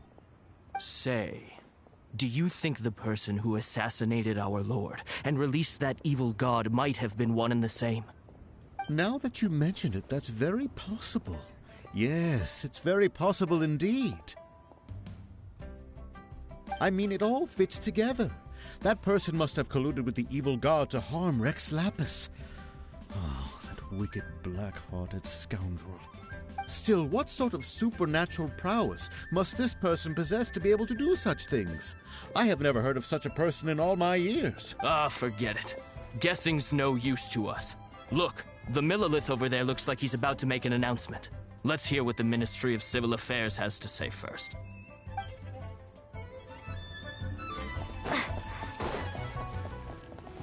Well, since we're going through with this rite of parting, I guess it means that those rumors hit the nail on the head. So Rex Lapis is really... But they didn't catch the culprit, did they? Oh, come on. Do you think that the assassin could have been a normal person? You know what I think? I don't think there's only one real possibility in my mind. I've heard that the assassin was that Fatui fellow. Youngish, pretty high in rank. I think they called him Child. The Fatui? They certainly are very suspicious. Who knows what those greedy, crooked folks... Shh! Lower your voice. If the Fatui catch you in their sights, Rex Lapis won't be around to protect you this time.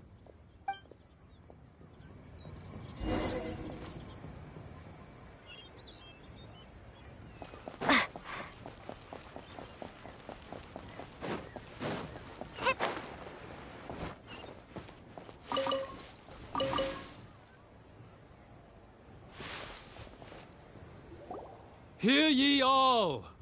The Qixing's words. Though a dragon soars ageless as the mountains, it too must return to dust. This is common knowledge. Gods and Adepti live glorious lives, but both light and shadow have their season. So too must they face divinely appointed trials. Rumors and hearsay abound on the streets that Rex Lapis was murdered. Now, let the truth be revealed. Having been thwarted in his trial, Rex Lapis's soul has recouped the celestial heights. He beseeches the people of Liyue to grieve not and to let not their hearts be saddened. Nor are they to believe street-born rumors or indulge in baseless speculation.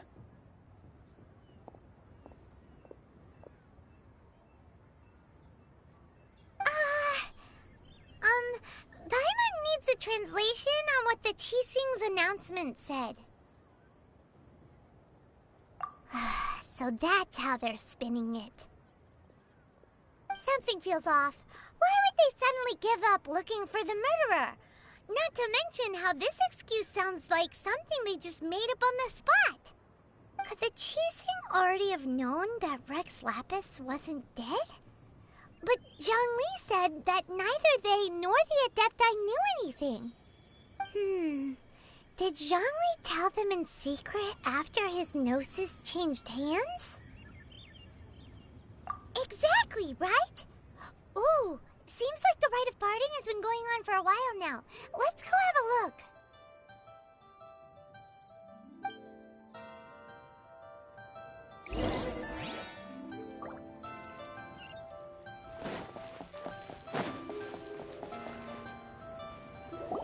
Look, it's Ningguang and Keqing. Are they saying something?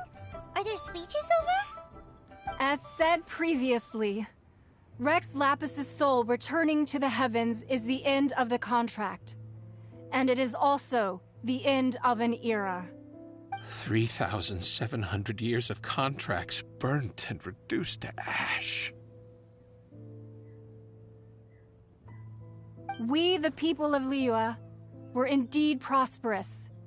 But blinded by our prosperity, we forgot that time can be pitiless.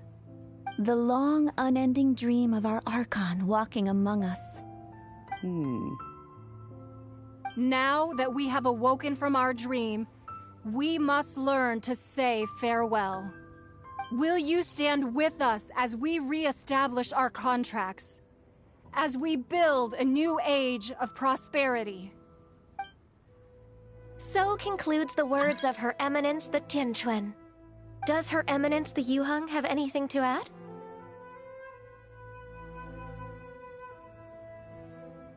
Huh? Is she looking this way? Traveler? Yikes! She really is looking our way!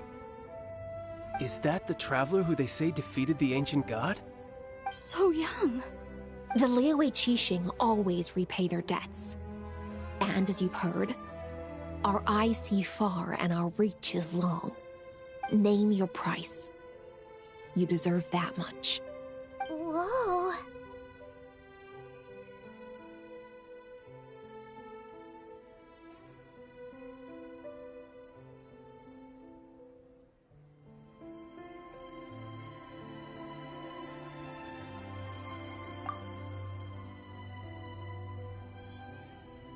Well, could you help me put up some missing person posters?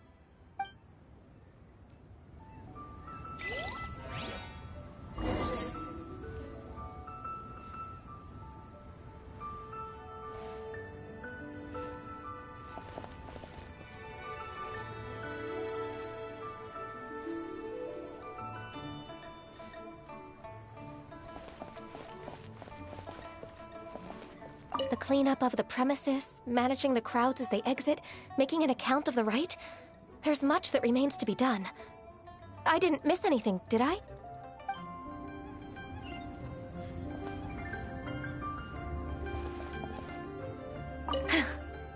Why you...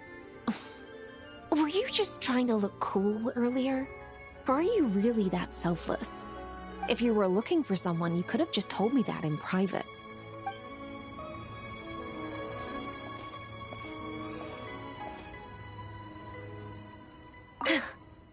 Why you... Were you just trying to look cool earlier? Or are you really that selfless? If you were looking for someone, you could have just told me that in private.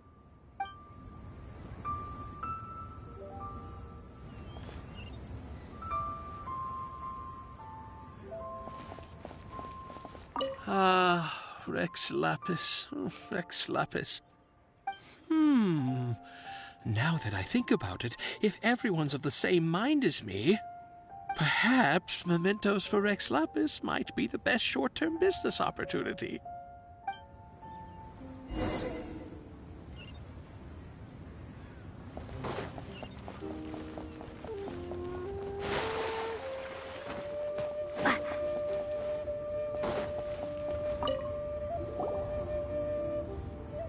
Hey, Zhongli! Look at this. Everyone in Liyue is caught up in their emotions, thinking that they'll never see Rex Lapis again. And here you are looking all relaxed. Why would I not feel more at ease after laying down the burden I have borne for 3,700 years? Right. If the two of you can spare the time, I should treat you to a meal at the Shinya kiosk. Ha! That sounds like big talk, Zhongli. Paimon might have believed you if you were treating us to some third-round knockout, but you'd have to pay out your nose just to stand inside Shinya kiosk. Are you sure you can afford it? You're right. I do like the Mora. But why would Morax lack Mora? As the Rex Lapis Morax, I can easily create Mora. But since I have chosen to walk this earth as the mortal Zhongli, I should abide by the same rules that mortals do. When I was journeying with you, though I still had the Gnosis in hand, I knew that I must soon retire from my role as an Archon, so I had to rehearse a little for my new life. Oh, no wonder! Paimon gets it now. You didn't look at the price tags when we were spending because you've never had to. But since you weren't used to not being able to just make more Mora as and when you wanted to, you had to try becoming a parasite to society who lives off of other people's credit. Well, we were only spending Fatui money. You don't have to say it like that. In the City of Commerce, we do not merely exchange money or goods. We also exchange knowledge, memories, and foresight, as well as positions, roles, and lives. The Archon Morax could never experience life as the true mortal Zhongli could, no matter how many times he descended to be with his people. I must thank you for that. I will treasure the memories that I made as Zhongli, traveling the streets of Liyue with you.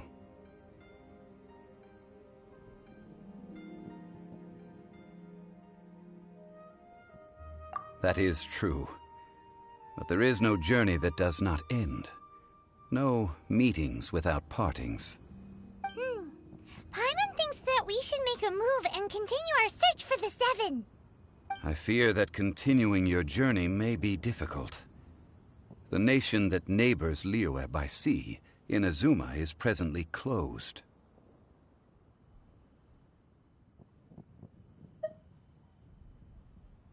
The Electro-Archon Ball.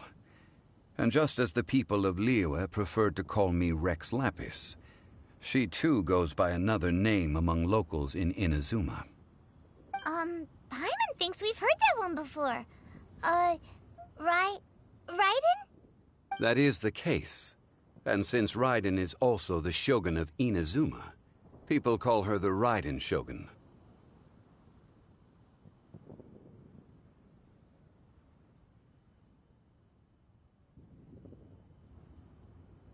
That said, though people at the wharf were saying that the situation in Inazuma is very tense, Paimon doesn't remember that always being the case. It wasn't that bad last year. Zhongli, since you're Rex Lapis, shouldn't you know something about what's happening there? Just how did Inazuma become a closed nation? It's because of visions. Visions? When faced with circumstances beyond their control, humans often bemoan their lack of power. But if a person shows true strength of will at a desperate and fateful moment in their life, the gods will look upon them with favor. This is what visions are. Magical foci bestowed upon those who have been acknowledged by the gods. Uh-huh. That's how people in Teyvat see it. But starting from last year, the Raiden Shogun began promulgating the Vision Hunt Decree. Vision Hunt Decree? Yes. It was an order to seize all visions within Inazuma's borders, and to inlay them upon the hands of the statue of the omnipresent god. They want to seize visions.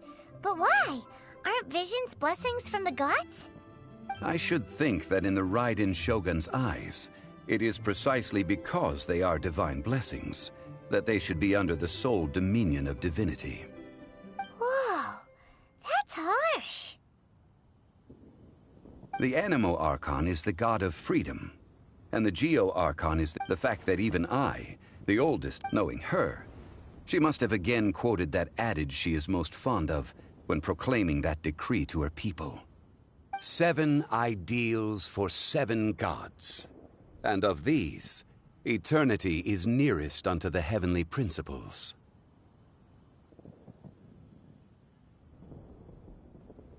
All right then. Was there anything else you wish to know?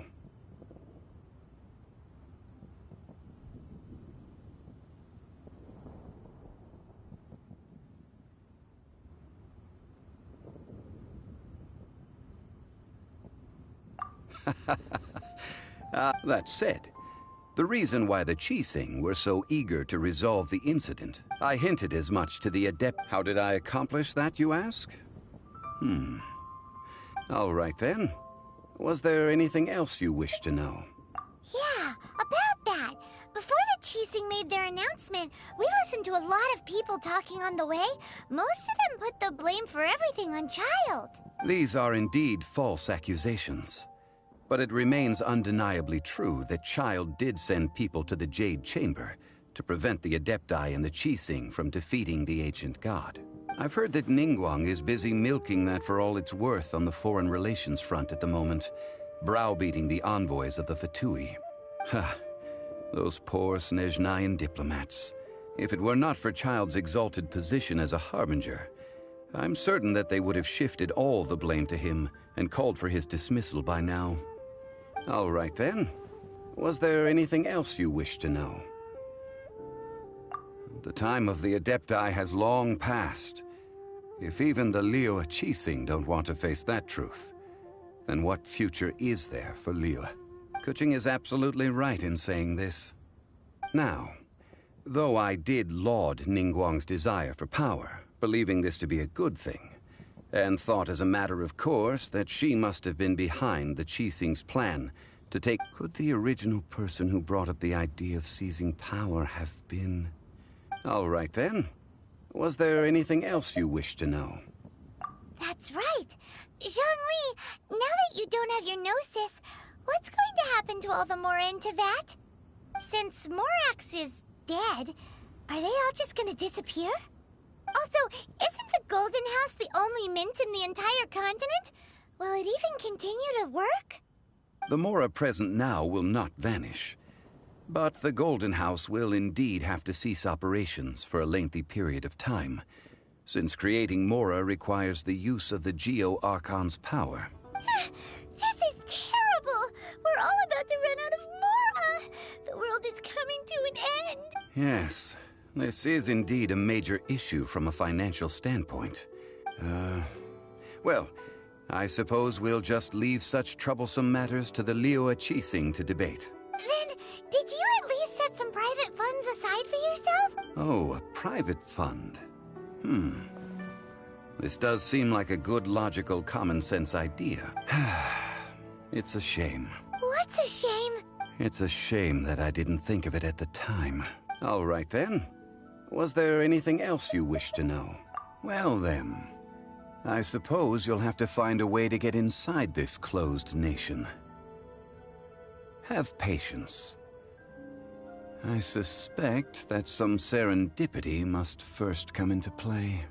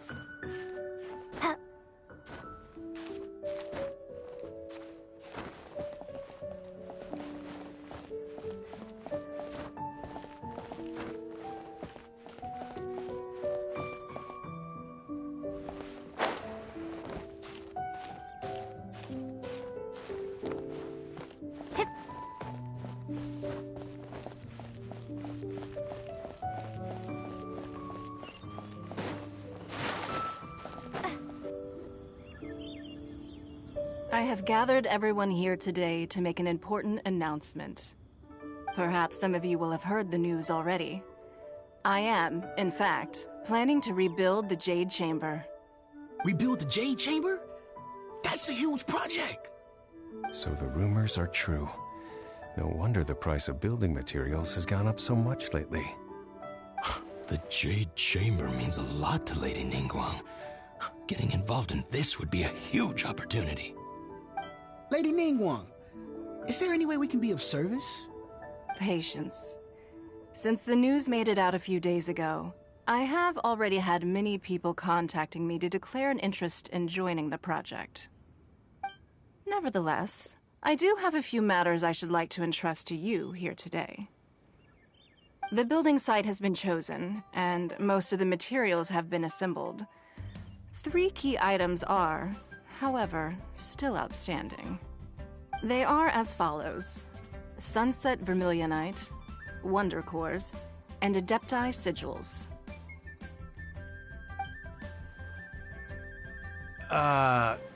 Excuse my ignorance, Lady Ningguang. I'm familiar enough with Plostrite, but I've never even heard of those other 2. Only sufficiently large pieces of Plostrite, or specifically, Vermilionite, may earn themselves the Sunset moniker. This stone is what allows the Jade Chamber to float. Wonder Cores, meanwhile, are the central components of the mechanical structure of the Jade Chamber. Adepti Sigils serve as a means of integrating the mechanical devices with Adepti art. They are as indispensable as the mechanical core itself. Although these 3 items are rare, I trust that with your connections and capabilities, procuring them will not be a question of if, but of when. I take the saying, time is money, more seriously than most. Efficiency is everything. I will pay a generous price for the materials that you find, and in addition, the first 3 people who collect all the materials will have the opportunity to ask me a question. You may ask me anything, and I will give you an honest answer. I trust that this means of compensation will be to everyone's satisfaction. These things won't be easy to get hold of. But if it means a chance to get some inside information on Liyuet Harbor's development plan for next year... Then it's the deal of a lifetime. Information from Lady Ningguang is priceless. Whoever gets to it first takes the market. Haha, what a coincidence! I won't divulge too much, but I heard some murmurings about some Plostrite just the other day. So excuse me all, but, I have some business to do.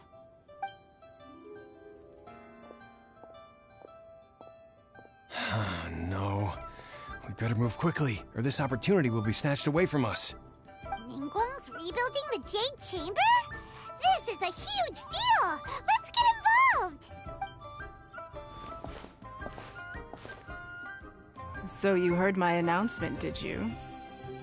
What do you think? Interested? Yes. Providing the question pertains to something I am not— Really? Ooh, then Paimon will ask you about how to run a business! Then we'll never be short of Mora ever again! Of course. But how much information I share with you will depend on your performance. The construction of the Jade Chamber requires a great deal of space. The abandoned mine outside the Golden House has been selected as the building site. Once you have collected the materials, please take them there. I have other business to attend to now. Otherwise, I would gladly escort you to the site in person. When you do arrive, please seek out my secretary. Remember, this is a race against the clock. A rare opportunity presents itself to you. Do not let somebody else snatch it from your grasp. Ningguang seems super busy. Come on, we'd better get going. First, we gotta get out of Eugene Terrace. Huh? Look! It seems like there's something kind of fishy going on over there. Ma'am, you seem like an eminent and distinguished young lady to me. I can see that you're easily gonna win this procurement contest Lady Ningguang has set up. As it happens, we have some information about the materials that I really think might interest you. Come on, let's find somewhere a little more private, and we can get down to brass tacks. No, I don't need it. Don't be like that. Hey, come on! Don't go! Why don't you stand there after her? Oh, right, yeah.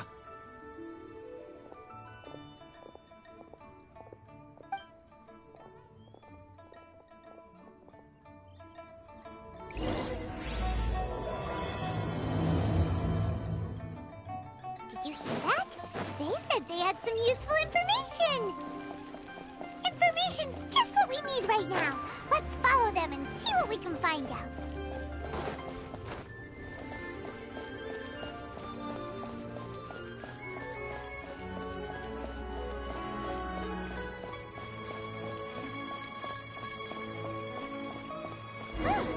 They're not here.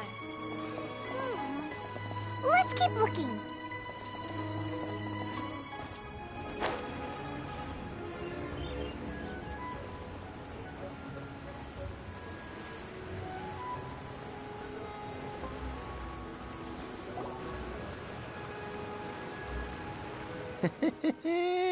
Well, will you look at that, ma'am?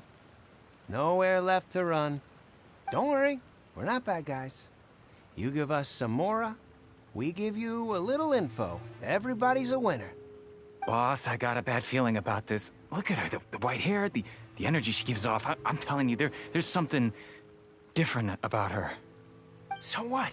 She's loaded. How are we ever going to repay those gambling debts if we just let money walk away from us, huh? I've already told you, I don't need your information. If you still can't grasp that, I'm happy to repeat it in a way that won't be so easy to forget. Come on, ma'am. You seem like an intelligent lady. I shouldn't have to spell this out to you. It's not about whether you need— I won't— No more excuses! I know you have money. I saw you. Yeah, I saw you. Strolling into Leo Lee Pavilion, ordering a table full of food, and only taking a few bites. Then Shinyue Kiosk, then Wanmin Restaurant. Same story each time. You order all the signature dishes, take a few bites, then you're on your way again. How could you afford to be so wasteful if you weren't from a rich family? And since you're so rich, what's the loss to you in giving us a little spare change, huh? Master warned me not to lay a hand on anyone in Liyue Harbor. But here we are. Perhaps...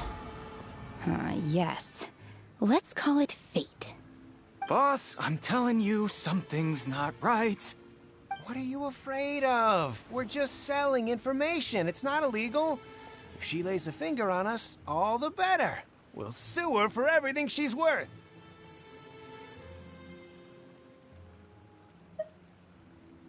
Oh, you again. Millilith? What are the Millilith doing here? Did you do this? You ought to mind your own business, I swear! Silence! How dare you threaten innocent civilians? You're coming with us. No, don't be angry, sir. Please, let me explain.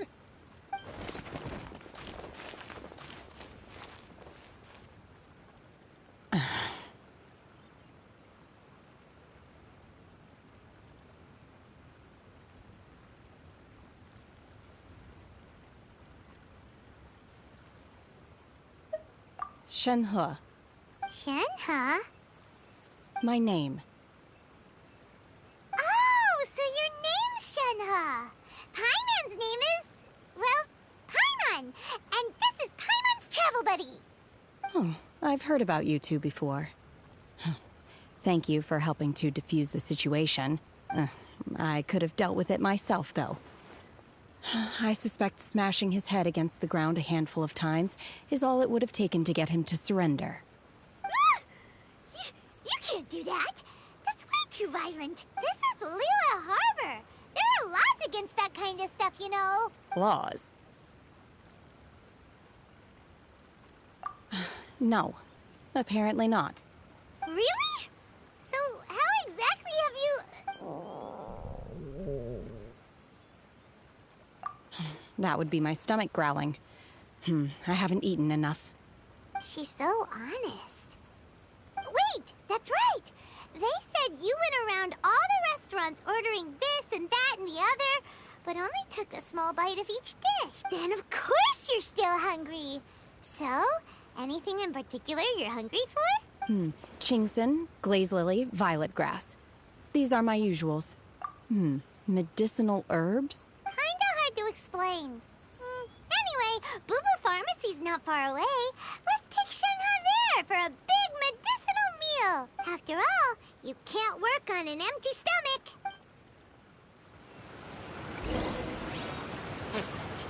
Do you think Shenhe might be an Adeptus? It seems like it's her first time in Liyue Harbor, and she doesn't seem to get how things work here. Are you here to buy some herbs? I do hope you brought your prescription. Chingson, glaze lily, and violet grass, please. Half a pound of each. What kind of prescription is this? Sounds more like a lunch order. Oh, here you go. That's everything we have in stock. Thank you. She's really eating them!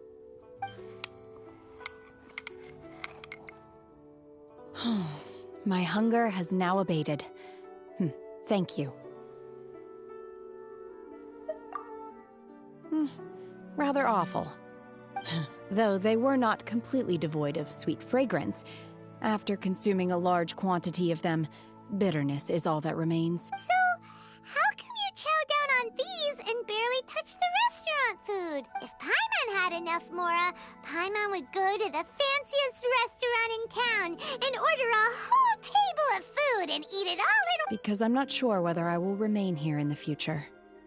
The food of the mortal realm is most delicious, but should I return to the mountains, yearning for the food here shall only pose an obstacle to my continued spiritual development. Sampling each dish in order to appreciate its taste is enough.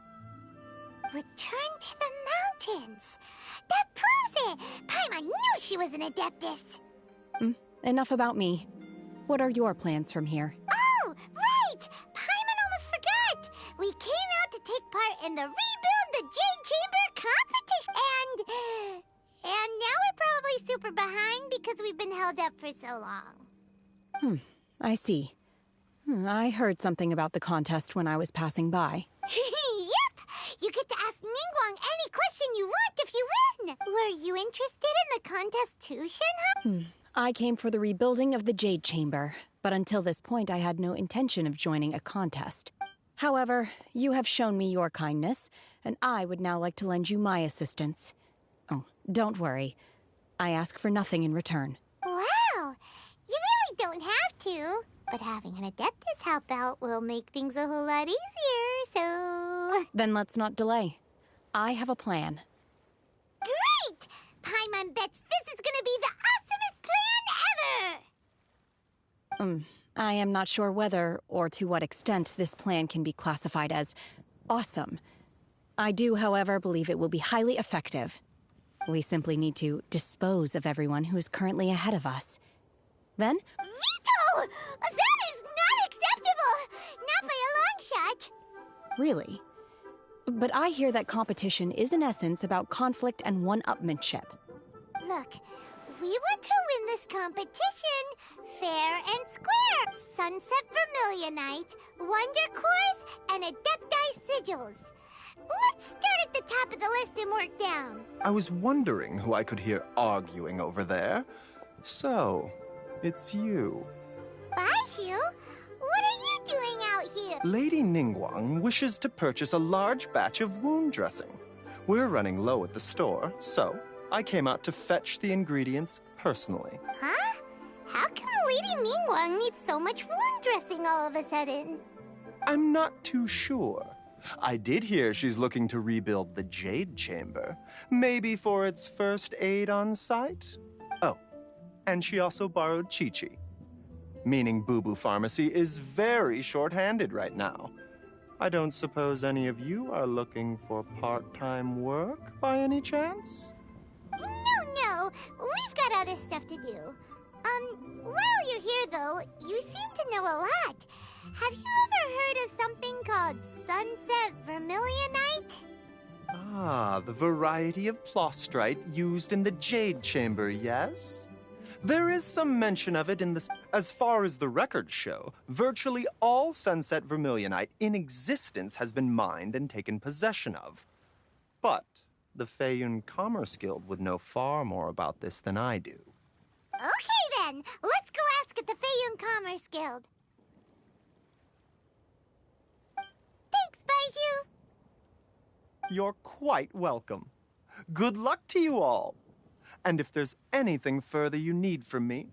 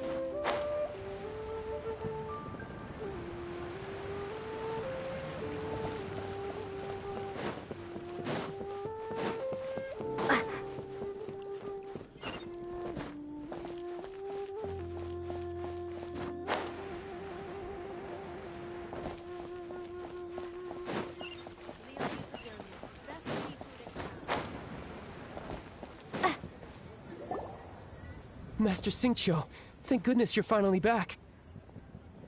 Oh? Why do I detect an urgency in your voice? The guild has had a whole string of strange orders in recently. Everyone's been completely caught off guard. Your father gave me specific instructions to ask you to stay. I see. Have someone sort the order. Oh, how wonderful. Thank you, Master. Hey, Xingqiu! Glad you're here. We want to ask you for some information. Traveler, Paimon, please wait a moment. Shu, I need to entertain some guests. Please continue with your work for the time being. Understood, Master Xingqiu. Then I will leave you in peace. I wasn't counting on finding you here today. What's going... Xingqiu, have you ever heard of Sunset Vermilionite? Oh, I see. So you've entered Lady Ningguang's contest as well. As well? Do you mean... The truth is, the Feiyun Commerce Guild is in possession of some sun. We are holding it on behalf of someone who has asked us to put it up for auction. And a lot of interested parties have already come to us inquiring about the price. At the end of the day, it all comes down to supply and demand. In this case, I'm... 500 million?! Honestly, I would recommend that you don't bother bidding on this one. The price is greatly inflated, and it's just not worth it. But without any Sunset Vermilionite... Don't panic. I don't suppose you ever heard of Sea Gazer? Who? Well, Sea Gazer was once very close to Mountain Shaper, but if I am not mistaken, he has already passed away. Yes, precisely. I didn't know anyone else knew about him. According to records of drifting clouds, Sea Gazer once built an abode to store his rarest and most exquisite treasures, among which was some Sunset Vermilionite. After Sea Gazer passed, the abode was abandoned, and its location was lost to time. Luckily, I came into possession of a stack of folk history books just recently. They make some oblique references to this lost abode, and after cross-referencing them against each other, I'm now fairly certain that it is situated in the Lisha area. That's great! But is it really okay for us to just go and take his treasure? Wouldn't it be a little, disrespectful with him being an Adeptus? You needn't worry. As far as I understand, Seagazer was very open-minded. Even while he was alive, he wouldn't have let something like this bother him. Open-minded? I have not heard of Seagazer being described in this way before. May I ask where you read that? Just a rumor I heard out in the mountains. All right then, let's go.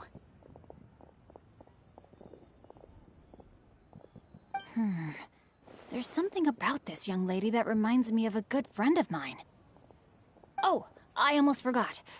Adepti abodes tend to have very ingenious designs, especially when it comes to their defense mechanisms. Okay, we will be. Thanks, Xingqiu.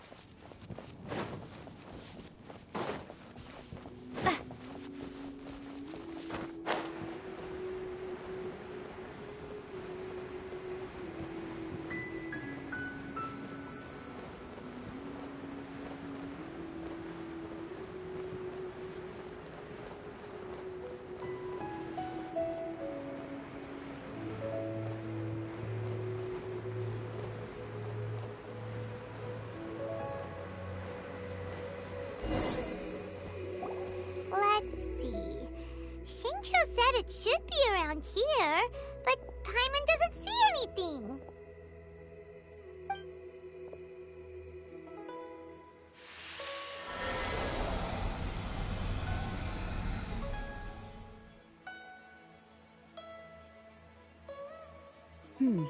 This place was hidden using a special Adepti art. But now that I have removed it, we can inspect the area more closely. Wow, that's amazing! Yep, let's take another look around. Hey, look! Is that a new Sealy over there?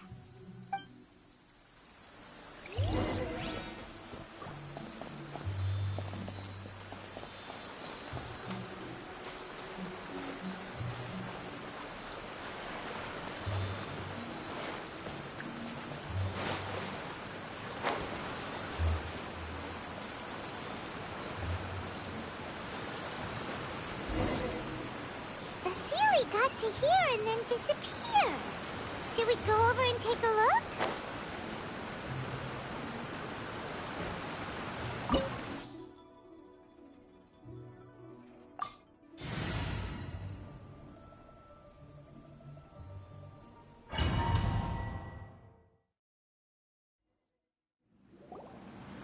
What? Weren't we at a waterfall just now? How did we suddenly end up here? Oh, so many clouds. It feels like we're high up in the sky.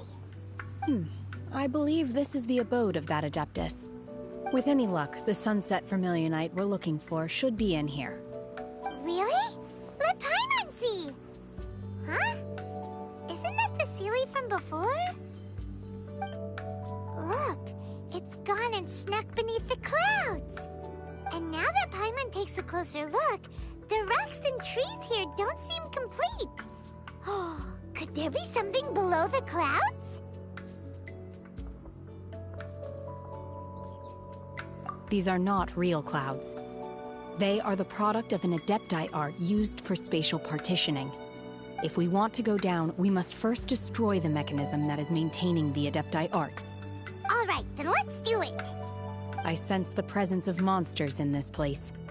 I don't know where they are hiding, so we'd better be careful.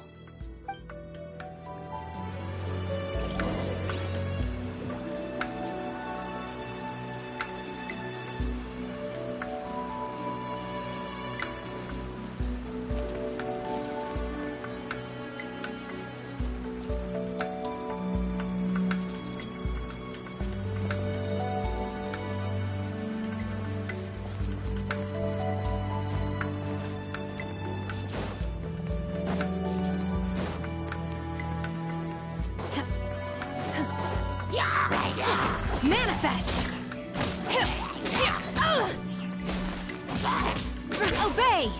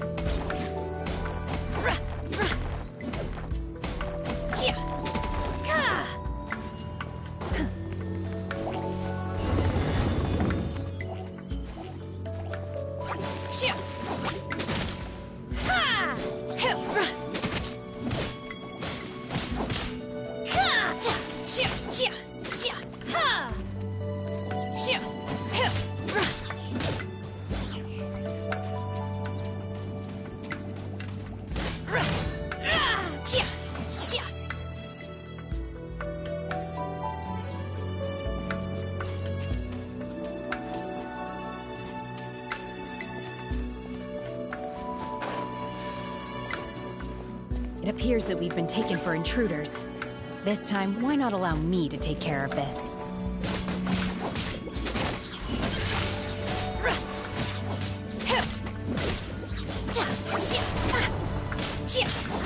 Unleash! In your dreams!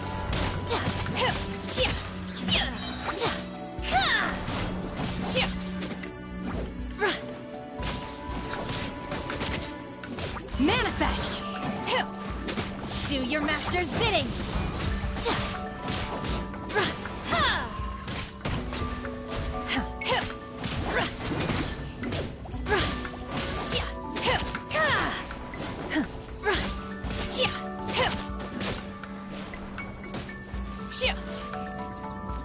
The core of the mechanism is exposed. Now's our chance.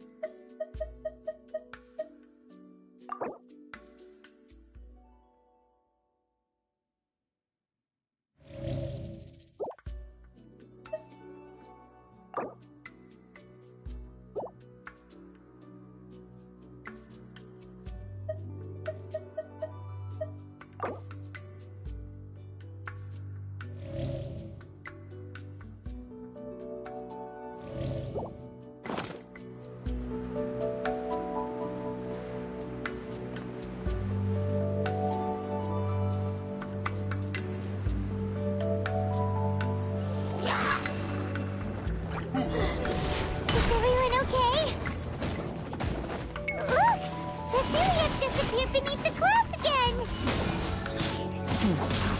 It looks like we need to go further down. But before that, let's destroy the guard mechanisms on this level first.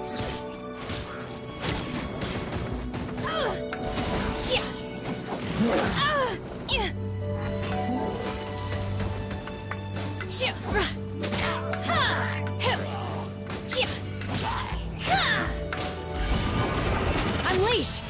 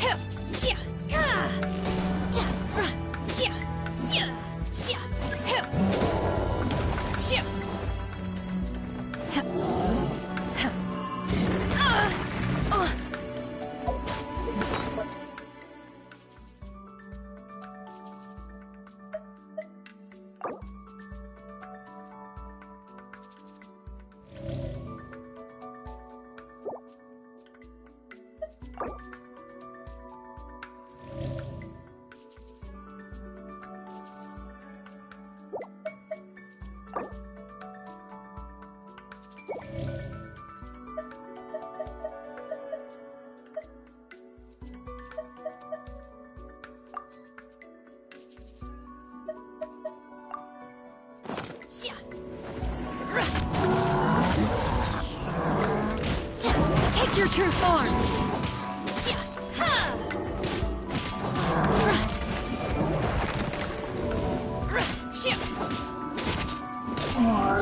Obey! Feeble in your dreams! By ordinance divine! I shall not yield!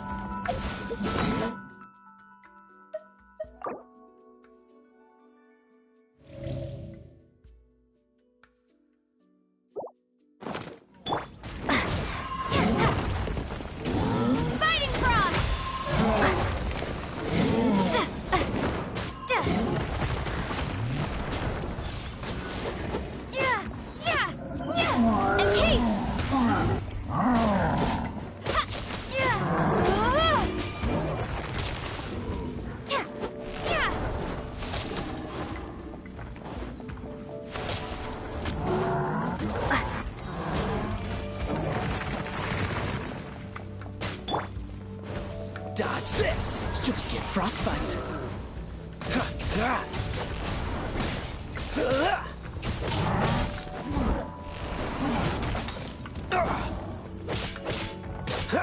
Freeze!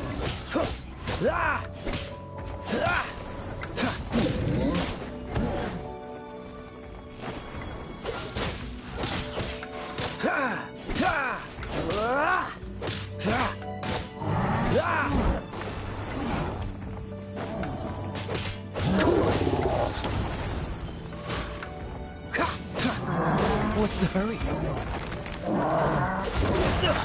I'm getting tired of this game.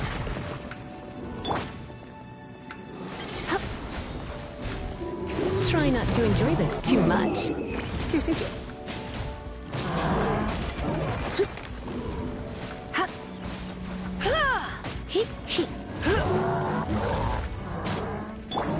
Let it rain!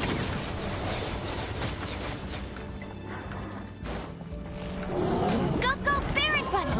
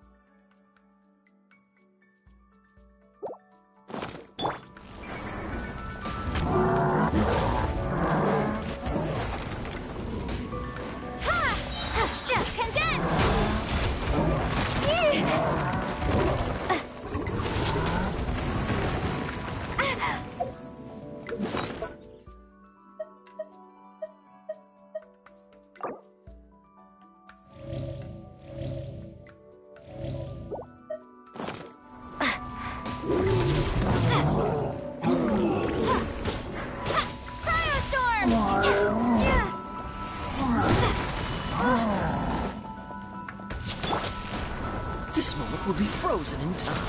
Ha! Ha! Ha! Ha!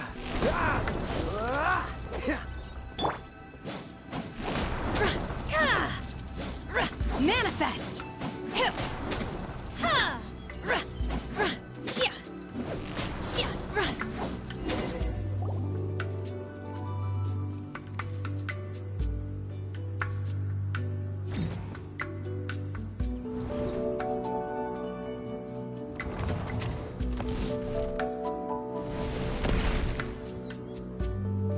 We're gonna fall.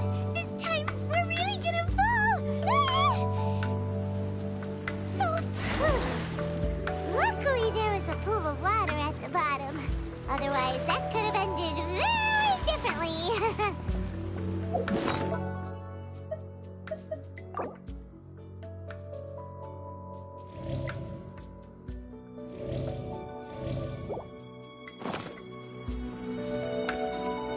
Hey! That Sealy's on the move again. Let's catch up with it. Huh. Something looks different about this stone wall. Let's take a closer look.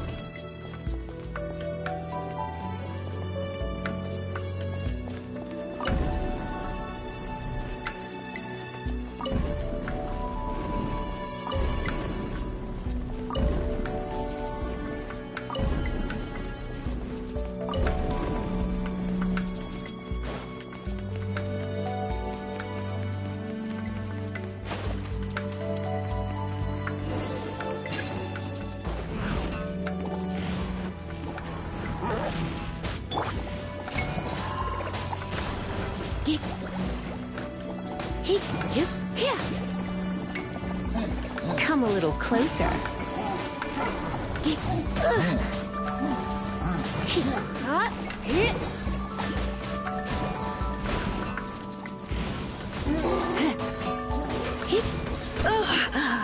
My.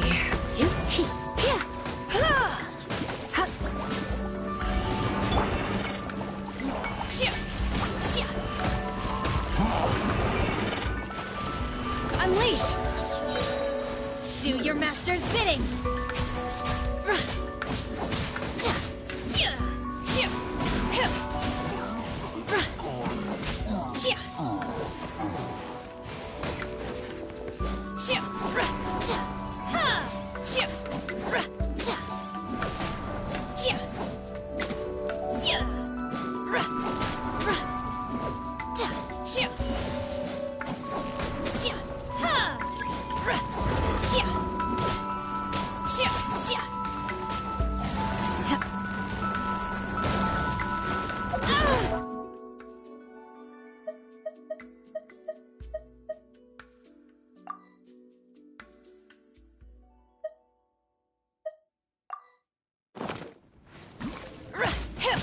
Manifest!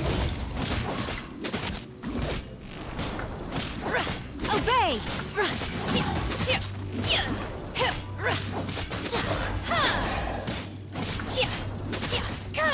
Manifest!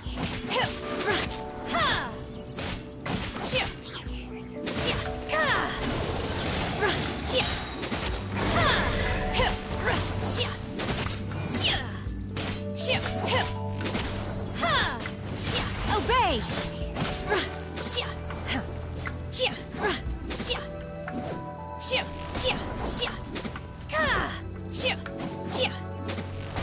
Unleash!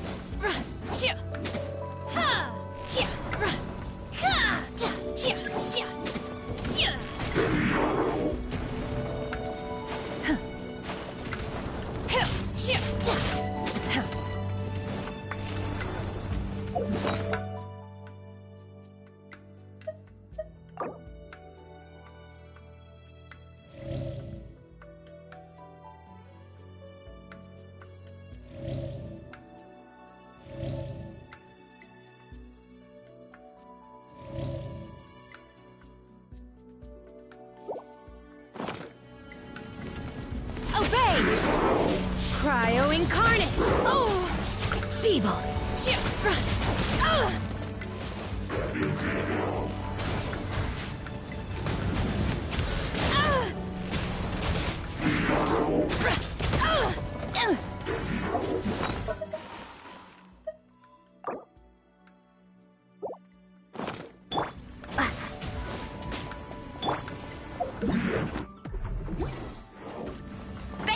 keep up with me.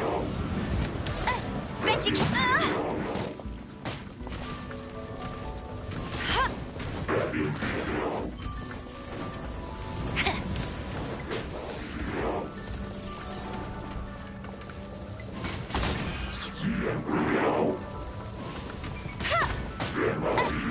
Bet you can't keep up with me.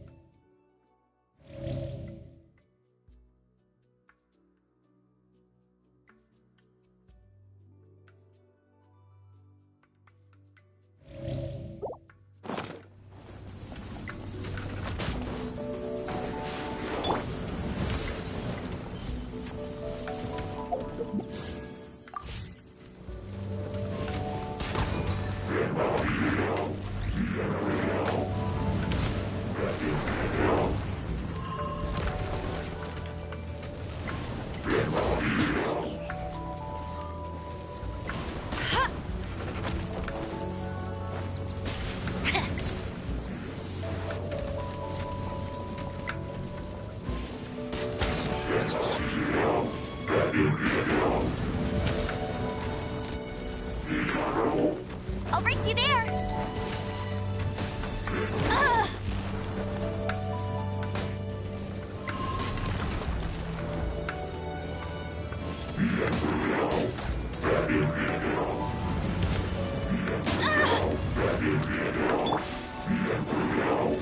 And Kate!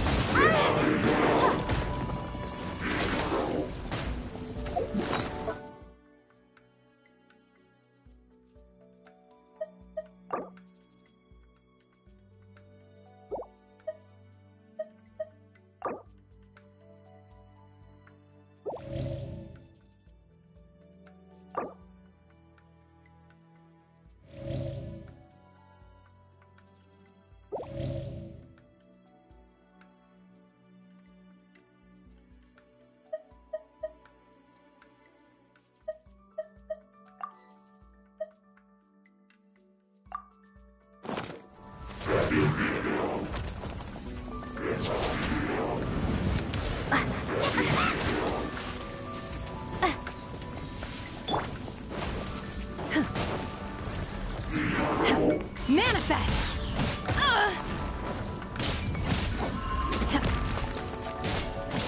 Shit!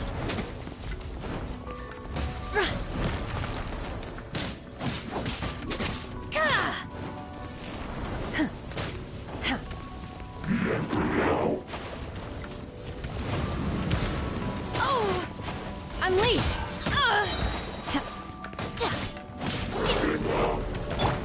Don't get frostbite.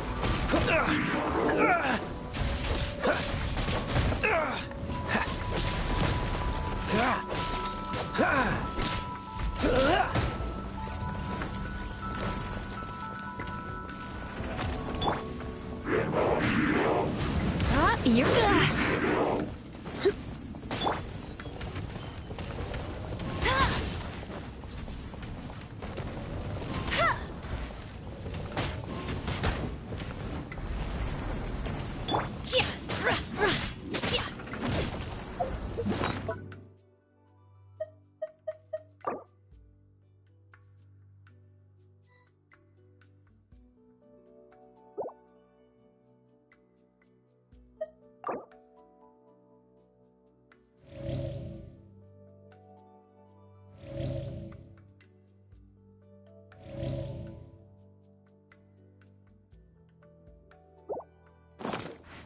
Yeah. In your dreams!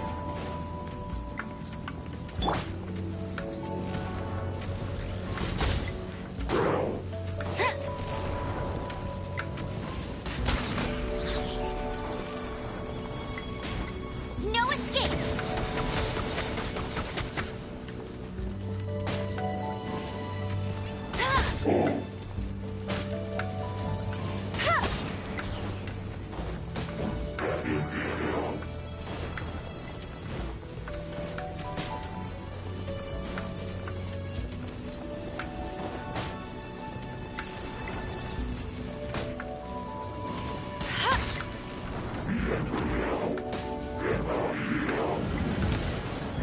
Out! Meanie! Tired.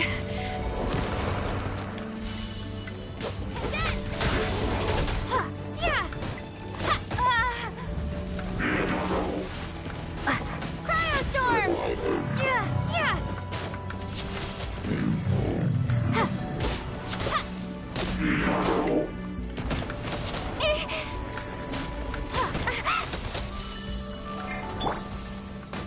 Dodge this!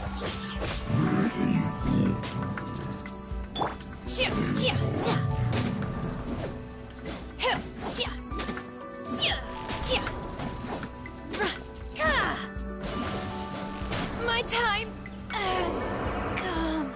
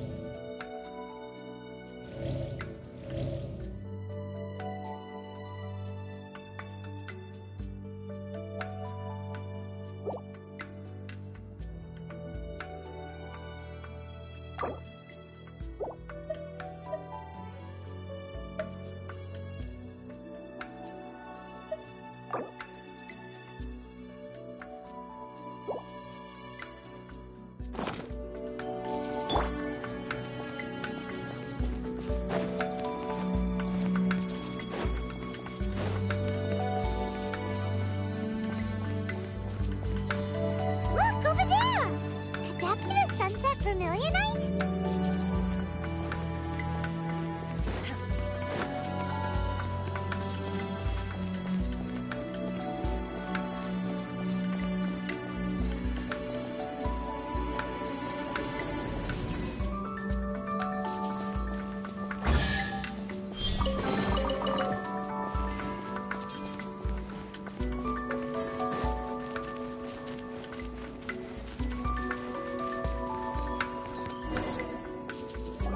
Is this it? Is this the Sunset Vermilionite? It's so huge! That's true, but then again, why isn't it floating? Plaustrite doesn't float until it's activated. It may look different from most ordinary stones, but it weighs around the same amount. Only after being activated does Plaustrite reveal its true nature, breaking free from the shackles of the mortal realm and ascending up into the heavens. Wow, Shenhe, you seem to know everything about this. Only because my master is fond of chatting about these things. The moment she has some time to spare, she'll come straight for me and start telling story after story. I don't care for her stories most of the time. I certainly didn't expect them to ever come in handy like this. Hold on a sec! Paimon just realized something. If we activate it here, there's no way we'll be able to get it back to the site, right? Heck, we'll be dragged up into the sky too! But if we don't activate it, how else are we gonna lift it? This rock must weigh well over 1,000 pounds, surely! Don't worry. I can handle the weight quite easily. Are you sure? Be careful! Please don't worry. I'm well aware that a plastrite sample this large must be highly valuable. I will be gentle with it and make sure it does not get damaged. My safety.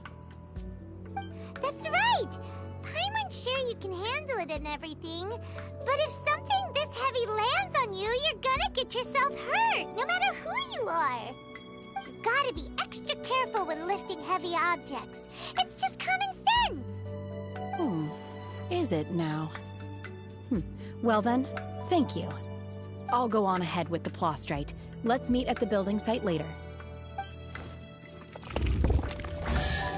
How is Shenhe able to carry that huge rock all by herself? Adepti super strength much?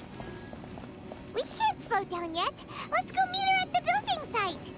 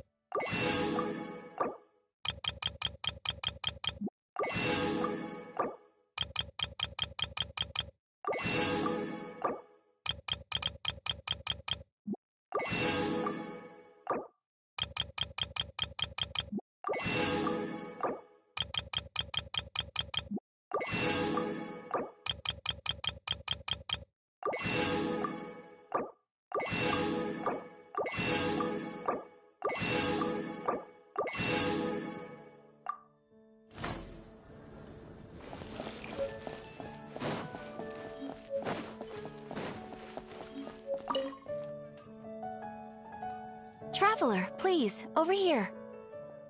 It has been a while since you joined the Adventurers Guild. Are your adventures going smoothly?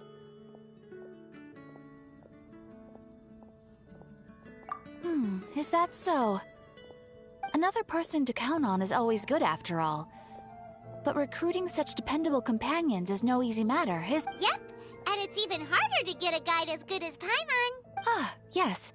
I do have some information that may be of help to you. Let me consult our records. Ah, there it is.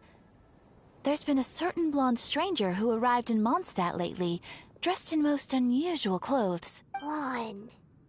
Dresses all funny. It feels like Paimon's heard this one before. Wait, do you mean... Does that stranger's face look anything like hers? Like the honorary knights? No, they couldn't look more different. This stranger is a very tall man, and even has an eye patch. Seriously? How does this have anything to do with Kaya? stranger declined the guild's invitation, so I can't say that I know anything about the relationship between him and Mr. Kaya. Nonetheless, you can look for him if you're interested. Perhaps he might accept your commission instead. After all, it is not uncommon for some adventurers to not want to be limited by the guild, but be happy to accept a fellow adventurer's requests. And should this stranger be a strong adventurer indeed, he would certainly be a big help on your journey. Please don't talk down on yourself like that. You are the honorary knight of the Knights of Favonius, after all. Your deeds are the stuff of song for all the bards in the city, even now. Well, as to further news about him, you may want to ask Mr. Lawrence. He stands guard at the city gate, so he may know something about that stranger. I wish you every success, adventurer.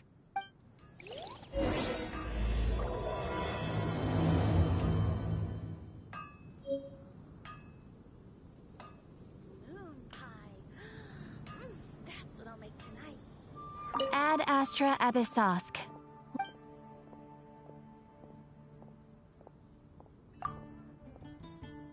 Ah, traveler. You have come at just the right time. I have something for you.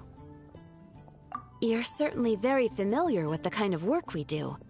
But I'm afraid this has nothing to do with any of the above commissions. Please take this brand new Adventurers Guild notebook.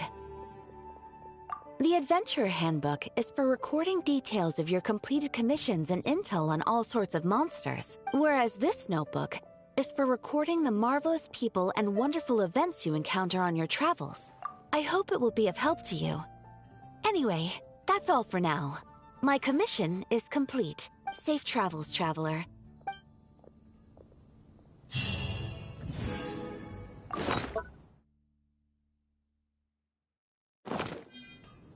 Ad Astra Abyssosk.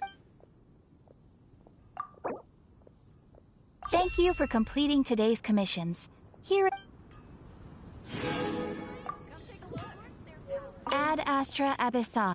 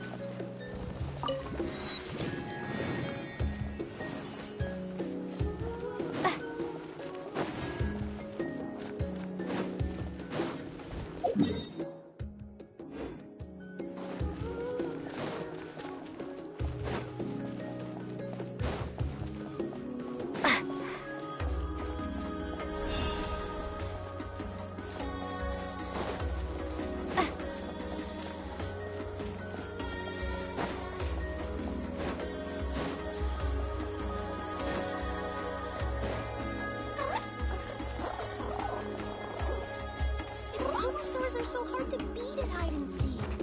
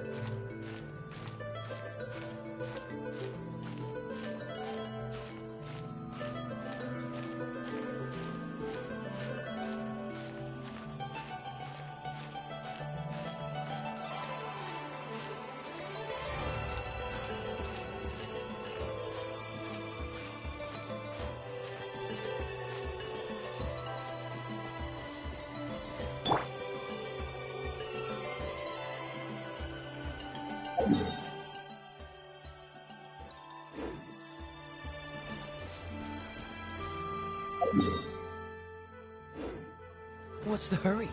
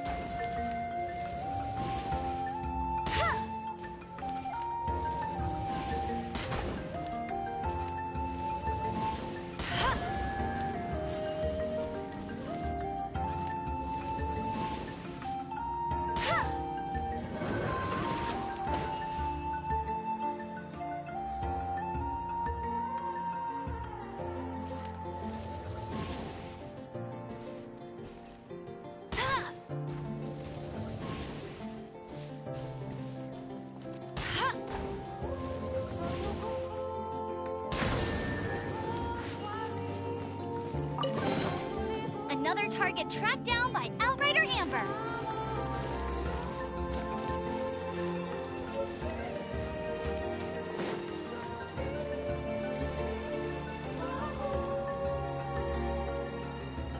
I won't let you down.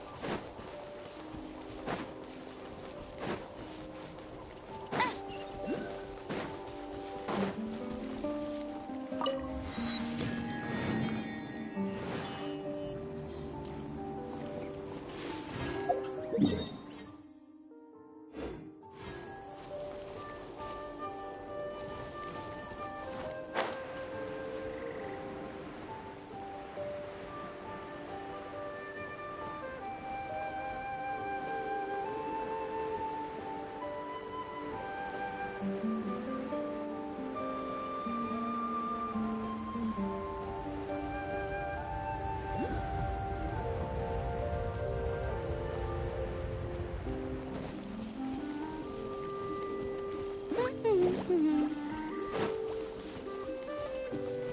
race you there!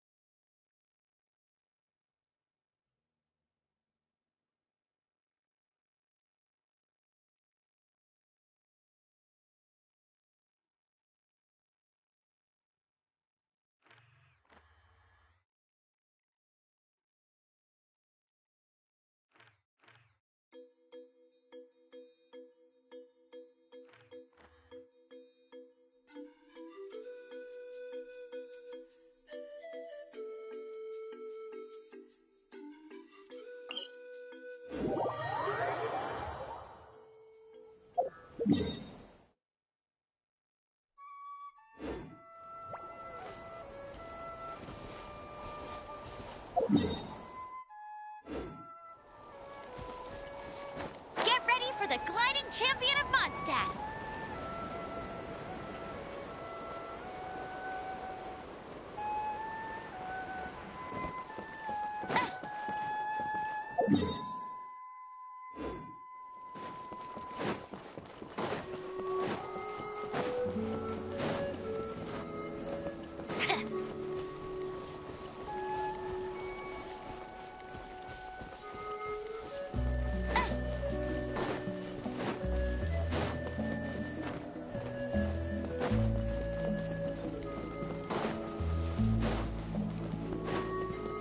Bet you can't keep up with me!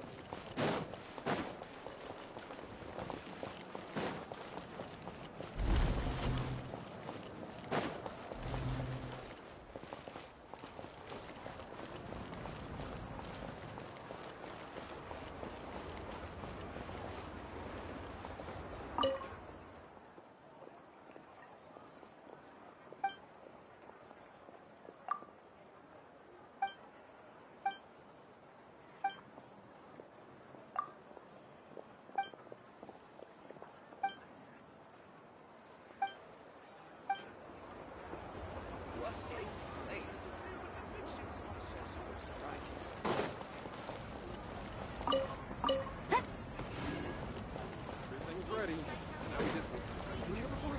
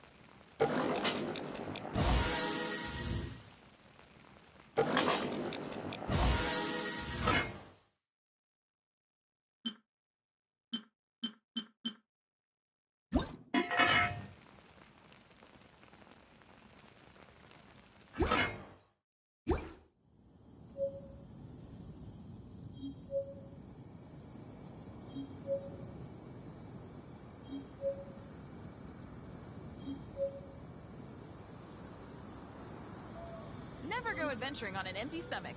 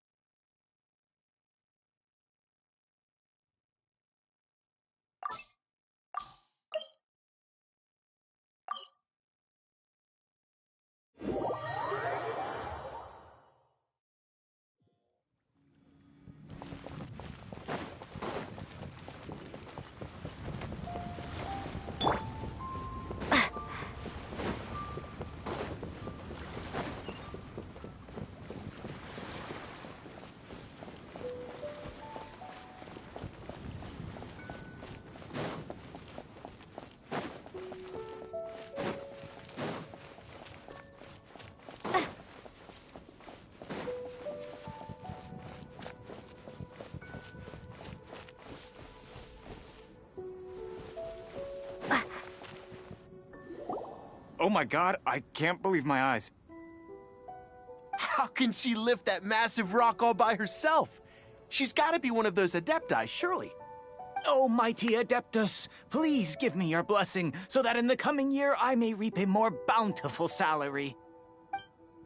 This is top tier in size and quality, and the condition it's in is quite simply immaculate. Congratulations, this item is approved for submission. I'm going to award you full marks for the Sunset Vermilionite item. May I take your name? My name isn't important. I'm not even here to compete. I was just delivering this for some other people. They should be here any minute now. Shenhua, and Ningguang's little helper. Ah, so you're the ones behind this. No wonder. The rarest talent turns in the rarest Plostrite specimen. But I have to correct you on one point. It's not helper, it's secretary. Okay then, Miss Secretary, what do you think of the rock we found? Pretty amazing, right? In truth, it is the finest piece of Plostrite we have received so far. If everything goes according to plan, we will use this piece in the foundation of the Jade Chamber, which will enable us to proceed to the next stage of construction. As a side note, Lady Ningguang has rented some dwellings in the nearby area to serve as accommodations for the contestants. If you need a place to rest, you are welcome to stay there. Now, please excuse me. As you can see, there is still a lot of work to do on the building site. Shenhua! Just now on the way over, pretty much everyone was singing your praises! Oh, really? What kind of reaction is that? Whenever Paimon gets praised, Paimon can't help but hold her head up high and break into a big I've had similar compliments before. They call me an Adeptus, treat me with great deference and respect, as if I'm set apart from the common folk. Yeah, 'cause that's how Adepti are. At least the ones we've met are pretty unique and reclusive, too. Way different than normal people. But I am not... Shenhua? I'm fine. I've been exerting myself quite a lot ever since we set foot in that abode. I'm just a little fatigued. Well, Byron said that there are some makeshift hotels we can use. No need. I simply need to find myself a secluded place in the wilderness to sit and meditate in silence. You can't do that. It's dangerous out in the wild on your own. When you're hungry, you go eat something tasty. And when you're tired... Okay. If you insist. Great! Now we're talking. Let's head to our hotel.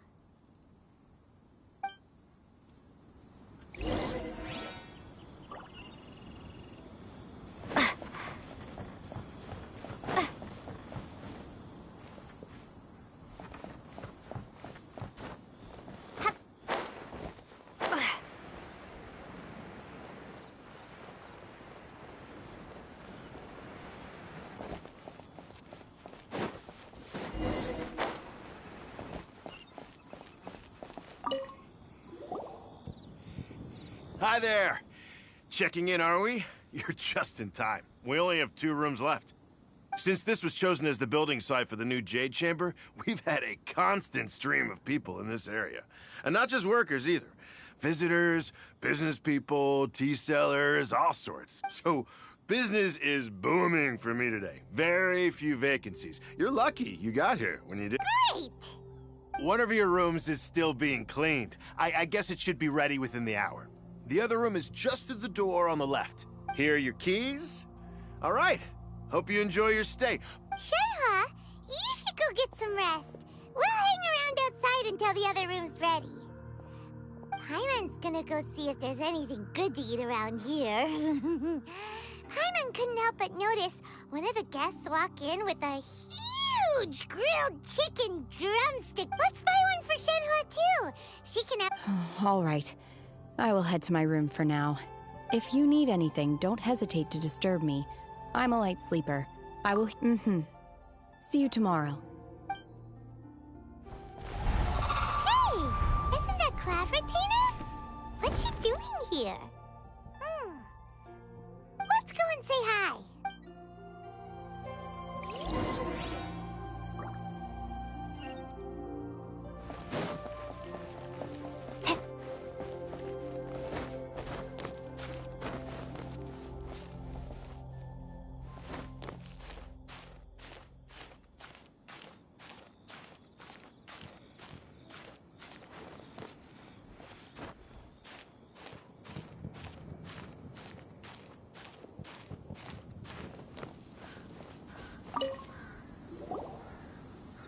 One trusts you have met Shenhe. So, are you getting along quite well? So far, so good. Yeah. So, you know Shenhe too, Cloud Retainer? Naturally. Save for Ganyu, who spends the majority of her time in Liyue Harbor. All the Adepti living today are acquainted with Shenhe to some degree. Cool. So, what's her Adeptus name anyway? Calling her Shenhe feels kind of friendly, but also kind of disrespectful.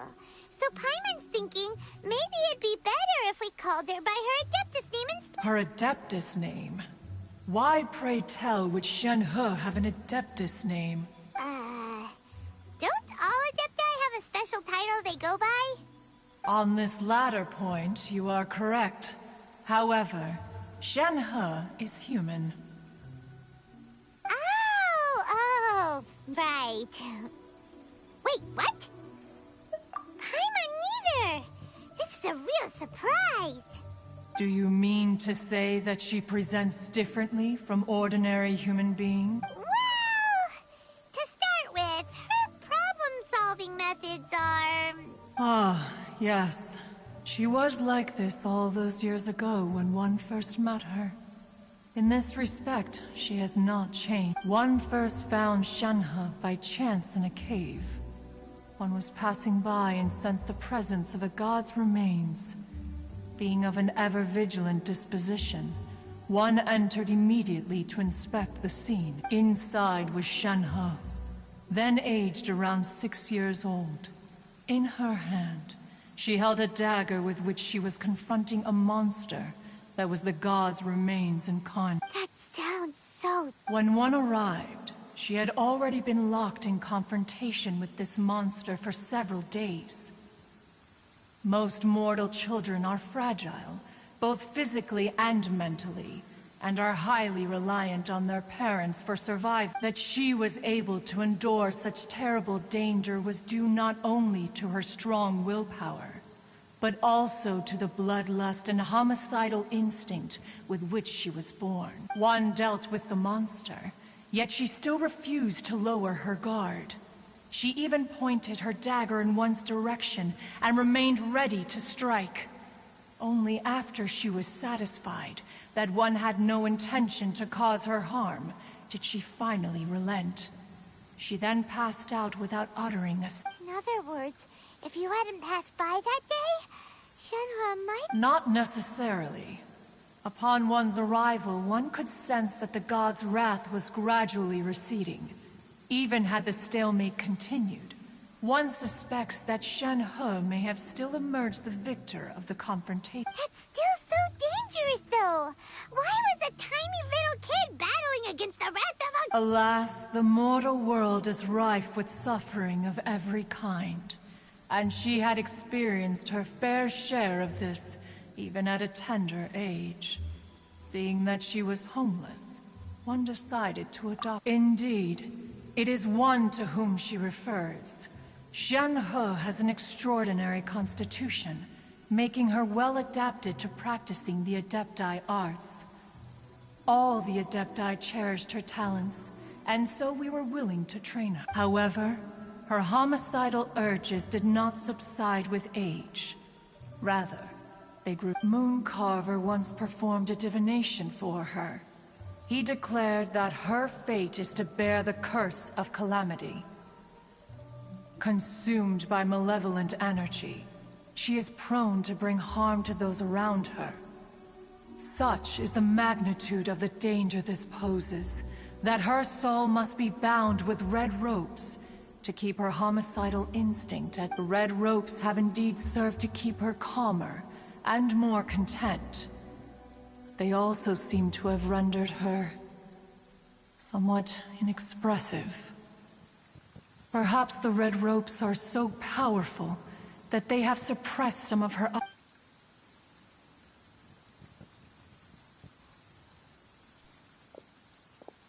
It is only by fate that people's paths may cross.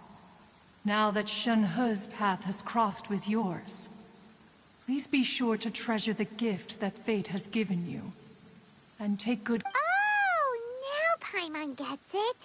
You came out here to check up on Shen-He because you were worried about. Huh. You dare draw such a facile conclusion on the nature of one's present excursion? Incorrect. The truth is that while Liyue Harbor may seem peaceful to Ningguang once made a bold assertion that this is to be the era of the contract between Liyue and the humans. Well, one is most curious to observe how she will respond to the coming storm. If she handles it admirably, one is willing to be a witness to her achievements. But if she does not, the Adepti shall not hesitate to. Let us conclude our conversation here for today. One has occupied enough of your time, and night is approaching. Be sure to get ample rest.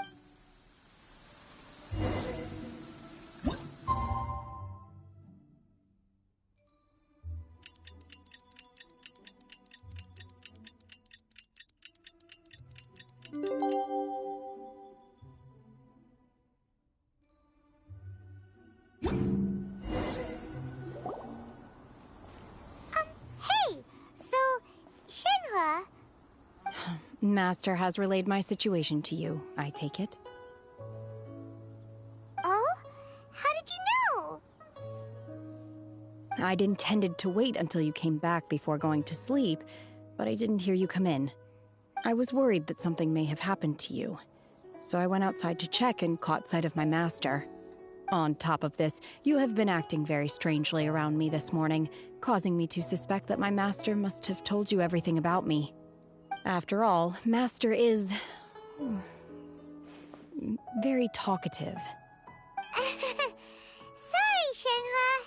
Paimon had you down as an Adeptus this whole time, but it turns out Paimon was wrong. It's okay. I don't mind. The fault is mine for not explaining everything to you sooner. Still, for this, I am very grateful indeed. To be fair, we've met our fair share of real Adepti, too. Anyway, now it's settled. Got it. Although I don't know quite what it entails in terms of what I have to do, I must say I like the title friend very much indeed. Great!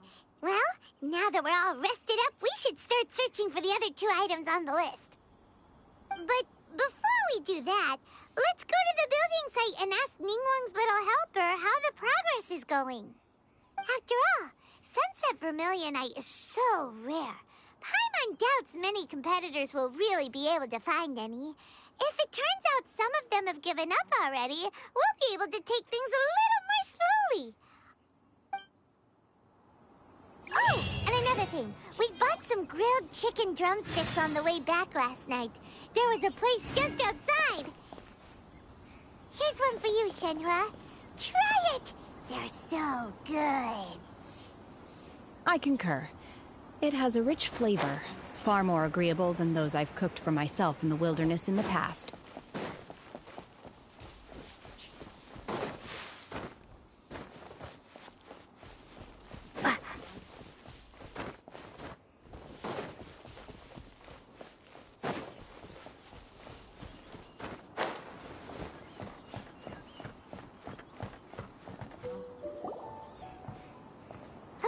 Look! The Jade Chamber is floating into the sky! But it seems to be tied down by something. That's because it's not finished. Hey, Byron! And hey! People Paimon doesn't know? Given the enormous scale of the Jade Chamber, we split the construction work into 2 phases to make sure the structure remains balanced. Before we find some suitable plastrite, we build the Jade Chamber's keel at ground level. Once the plastrite is ready, we place it into the keel and let the partially constructed Jade Chamber rise up to the height of the surrounding mountain peaks. The remainder of the construction work is then carried out at that altitude. Once everything is ready, we release the iron tethers and allow the Jade Chamber to rise to its target altitude. Miss Bywin, we've brought some new materials to submit. One moment, I'll be right there.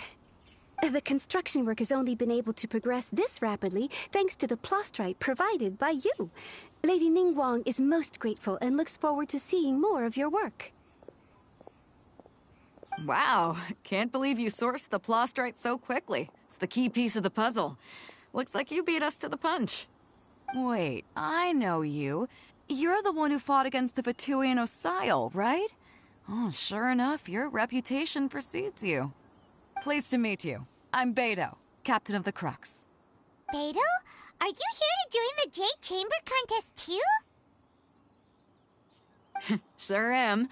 I happened to get my hands on a chunk of sunset vermilionite on a voyage a while back, so I figured I'd bring it over. Huh.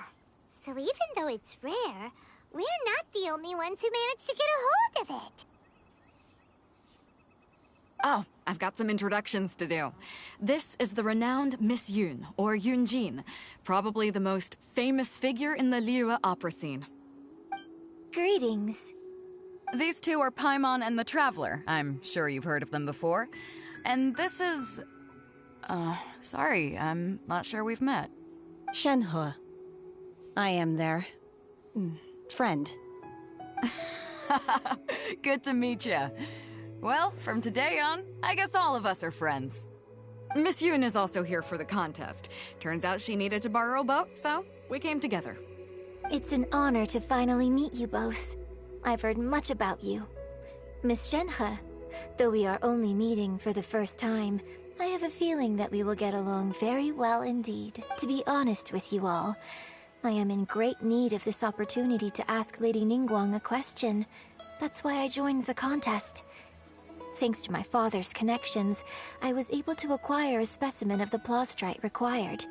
Fortunately, it was approved for submission, despite being a little on the diminutive side. Wow. So it looks like the 3 of us are competitors now. Excuse me for prying, Miss Shenhe, but are you competing as well? No, I don't have any questions for Ningguang. I just wanted to help her win. In that case, I have a proposal to make. Lady Ningguang said that the first 3 contestants to procure all 3 materials will be awarded the chance to ask a question. Well, there are 3 teams here. We can split the prize between us. Instead of competing against each other, we could work together to secure the top 3 places between us. What do you think? Sounds great, but how does it change things exactly? I think I see where you're going with this, Miss Yun. The plastrite was the most difficult item to source by a long shot. Luckily, all 3 of us managed to get our hands on it. The 2 remaining items aren't quite so rare, so as long as one of us finds a way to source it, the other 2 can hop on the bandwagon. How'd I do? Is that what you had in mind? Precisely. Huh. Okay then. All right, I'll go first. From what I've heard, the core itself is really not that difficult to make. The hard part is getting hold of the ore used as raw materials. I'm gonna head back to the ship and ask Su Ling if he's heard of them. You guys... We will head into town and seek advice from Master Zhang of Wonderful. We'll split into teams then, and whoever makes progress first brings all of us a step closer to victory. I'm gonna take off. See you later.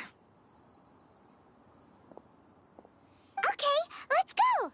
By the way, what question are you gonna ask Ningguang, Yunjin? I'm looking for a venue to host the performance of our new opera. Lady Ningguang has excellent judgment, so I would like to hear her opinion. Ooh, what's the opera? The opera is a labor of love by my father. He wrote it based on a popular urban legend about an evil spirit and an adeptus. It's called The Divine Damsel of Devastation.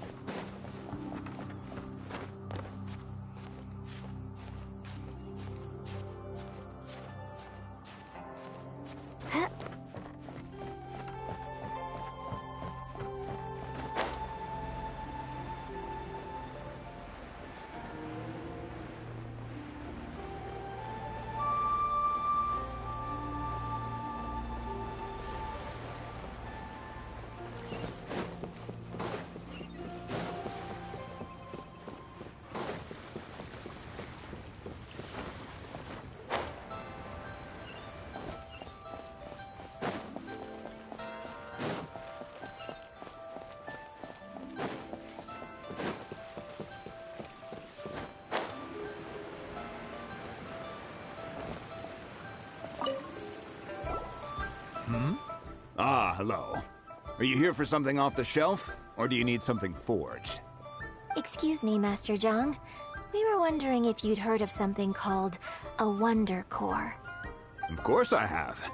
Sorry, who's asking? My name is Yunjin. Perhaps you don't know me, but I believe that you forged some weaponry for my father in the past, for stage use. Yunjin? Stage use? Oh, so you must be Miss Yoon. Sorry, my brain's finally caught up. It's not used to doing much beyond bashing a hammer all day. Everyone's heard of you, Miss Yoon. Even folks who don't make it to the opera all that often. Like myself. So, you're here to ask about Wonder Cores, huh? As it happens, I do know how to make them. Matter of fact, I made some for Lady Ningguang back when she was building the original Jade Chamber. The types of ore needed to make Wonder Cores are a little hard to come by. Lady Ningguang supplied them herself last time. I don't suppose you've brought any yourselves? No, we were gonna ask you what kinds of ore we need. Sure. Well, you'll need two kinds. Star Splinter Iron and Subrosium. If I remember correctly, Lady Ningguang sourced her Star Splinter Iron from the Mount Tianheng area. They say it resonates with visions. It could take some work, but if you stick with it, you'll find some eventually. As for the Subrosium, though, that's trickier. It's all but unheard of on the market.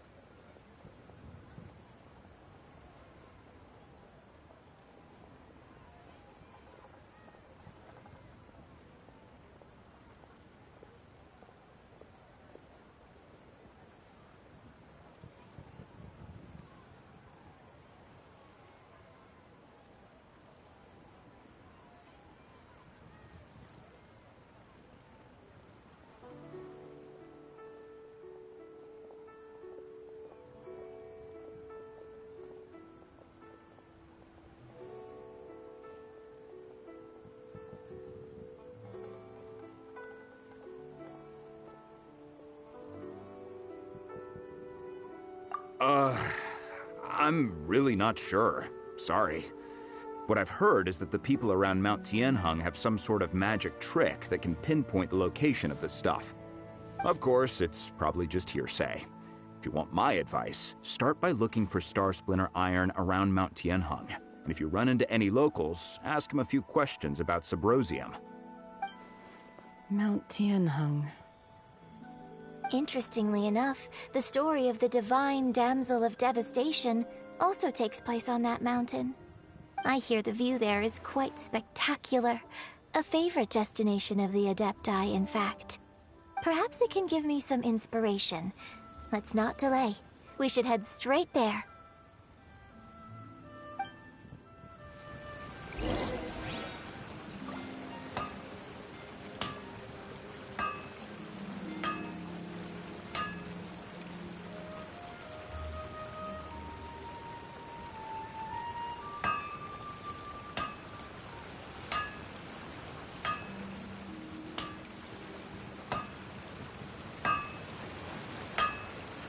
Hanfeng's Ironmongers, here to serve.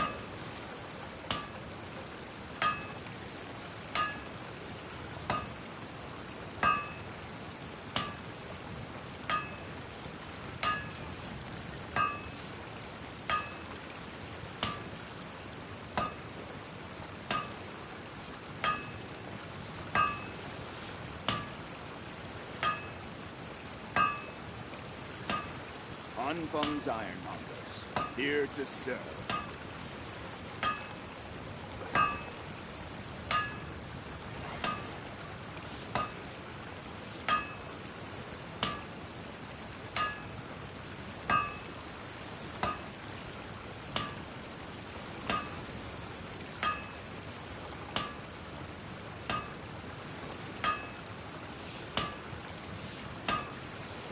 Hanfeng's Ironmongers, here to serve.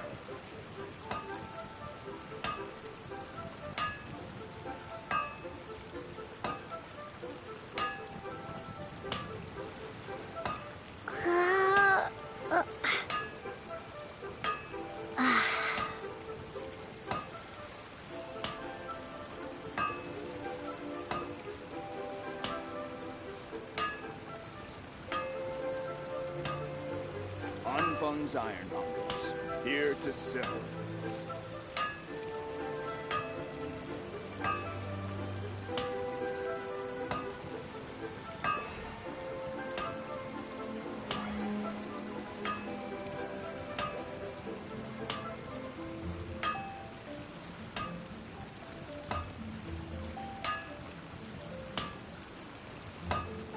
Hanfeng's Ironmongers, here to serve.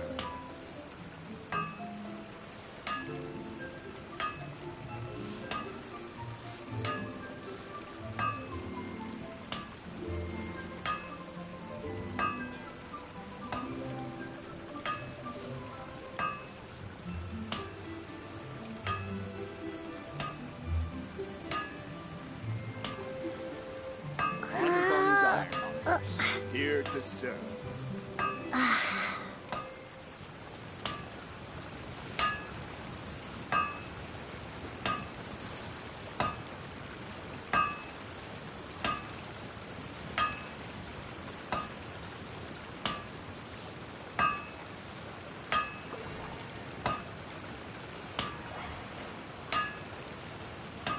Hanfeng's Ironmongers, here to serve.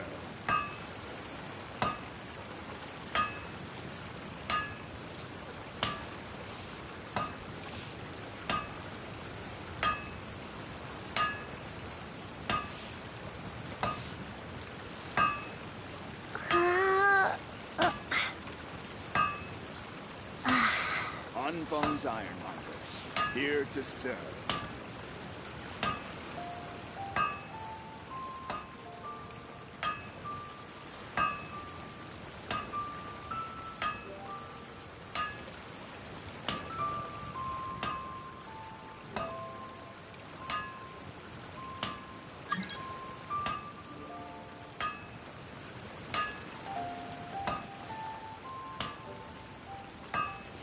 Hanfeng's Ironmongers, here to serve.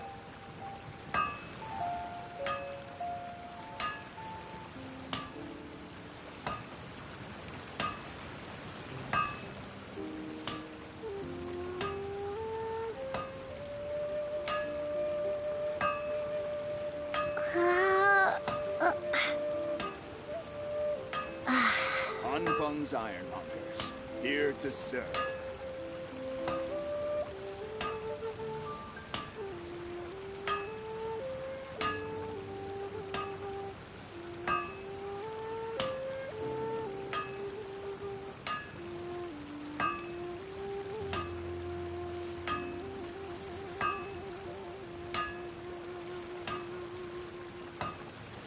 Feng's Ironmongers, here to serve.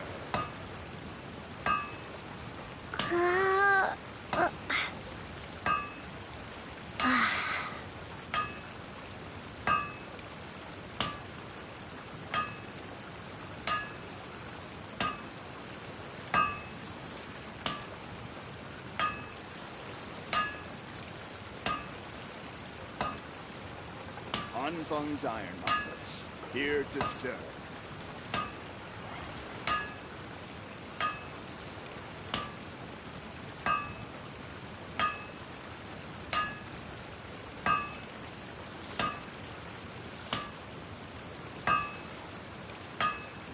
Feng's Ironmongers, here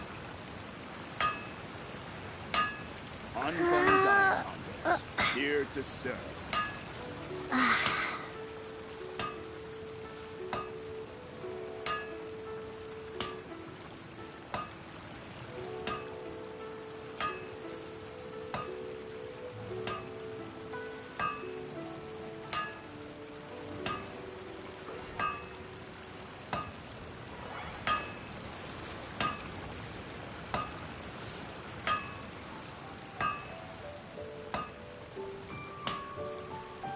Feng's Ironmongers, here to serve.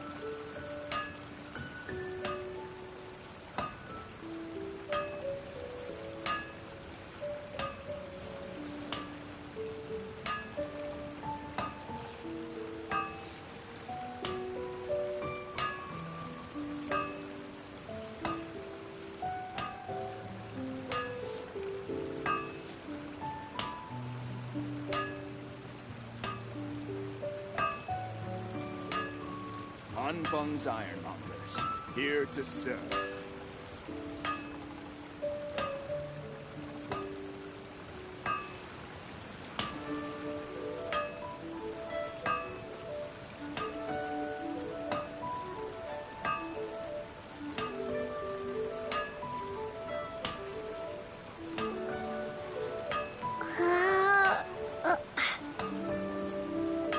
Feng's Ironmongers, here to serve.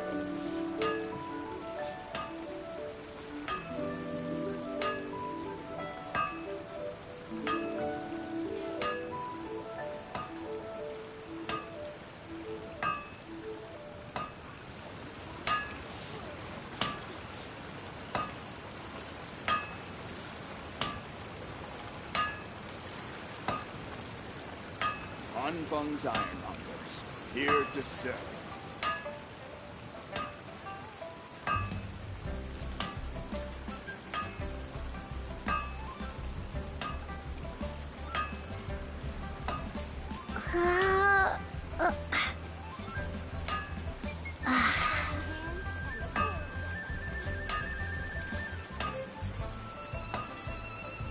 Feng's Ironmongers, here to serve.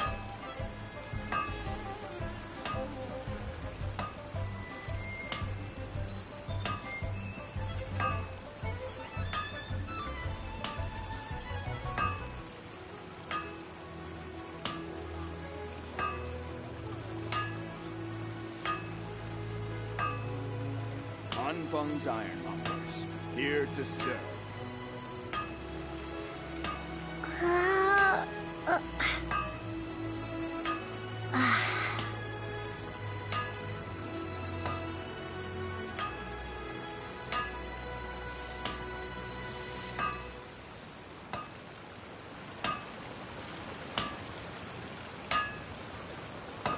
Feng's Ironmongers, here to serve.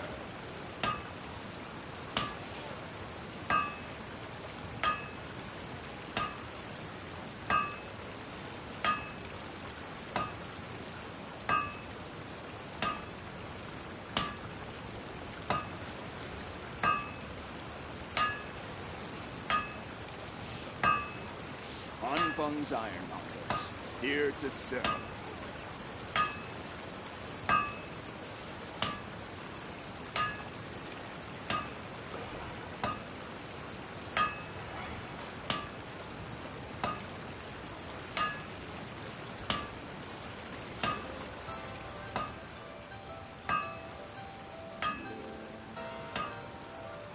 Anfeng's Ironmongers, here to serve.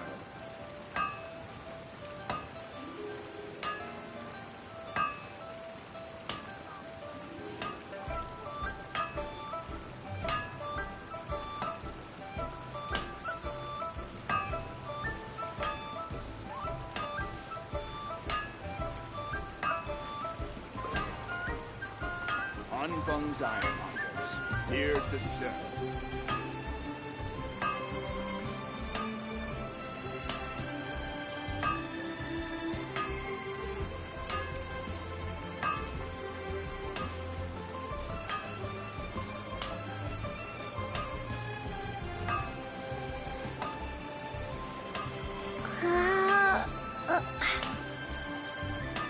Anfeng's Ironmongers, here to serve.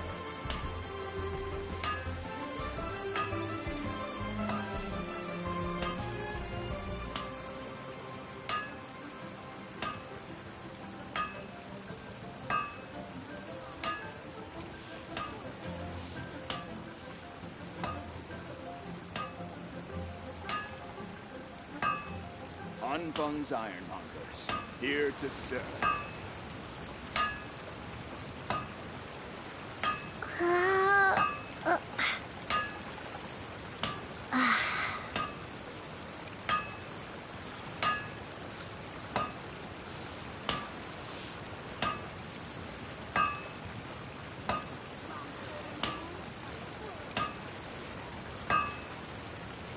Anfeng's Ironmongers, here to serve.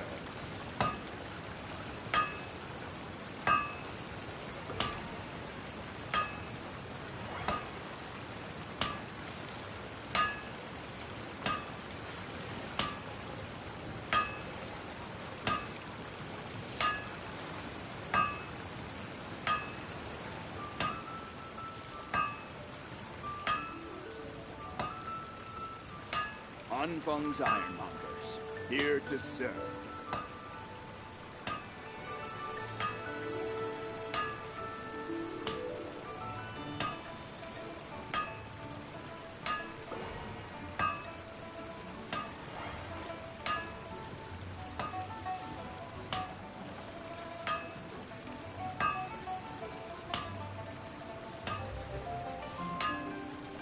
Anfeng's Ironmongers, here to serve.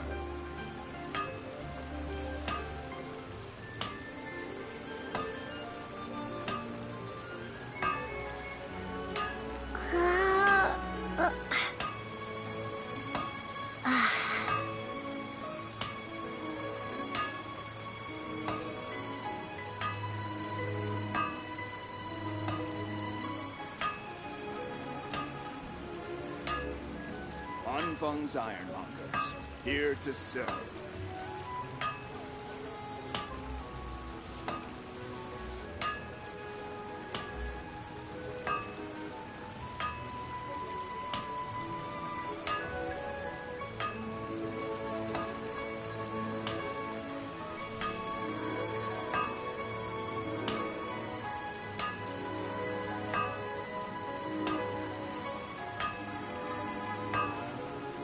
Anfeng's Ironmongers, here to serve.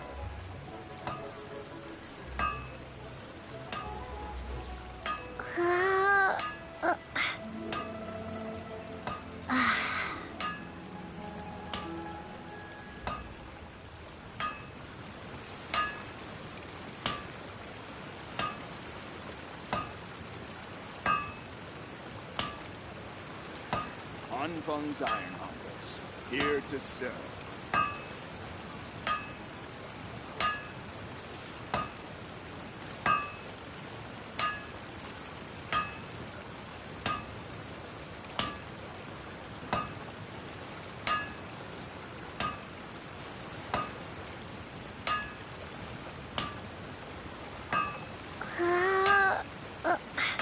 Anfeng's Ironmongers, here to serve.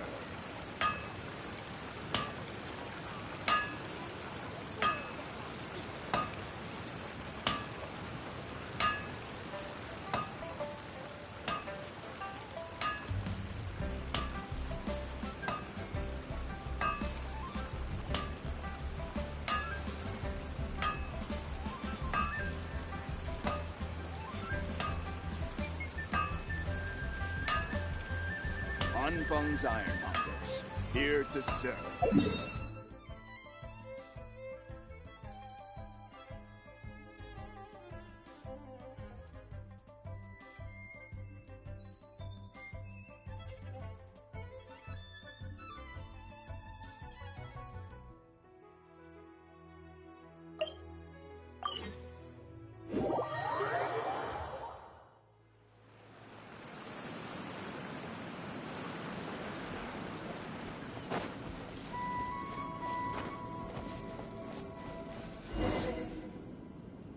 I came to Mount Tianeng once with my father as a child.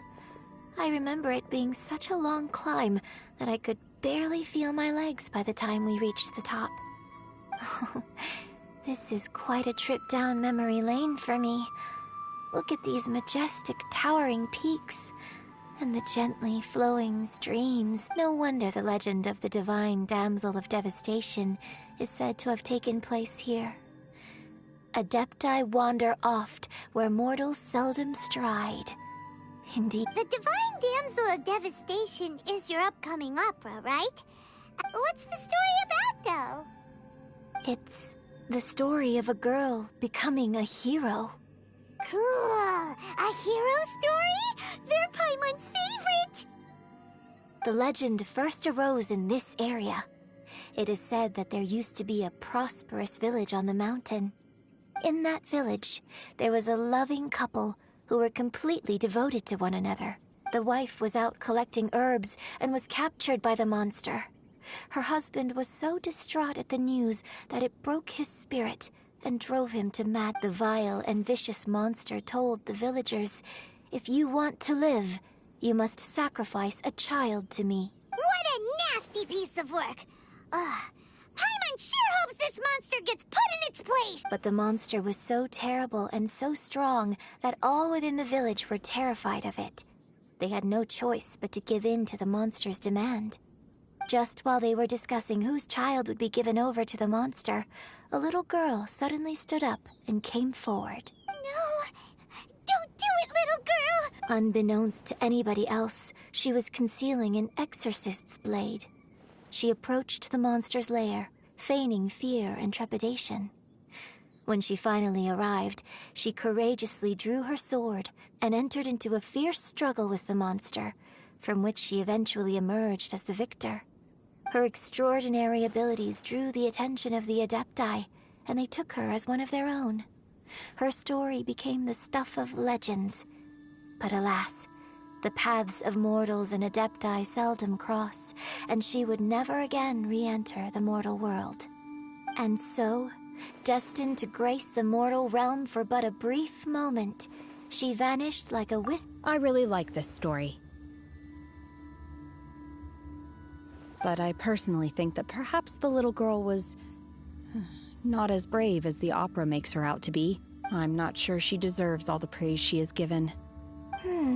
I've never considered that before.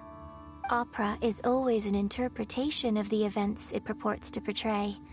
A certain degree of deviation from the truth is always inevitable.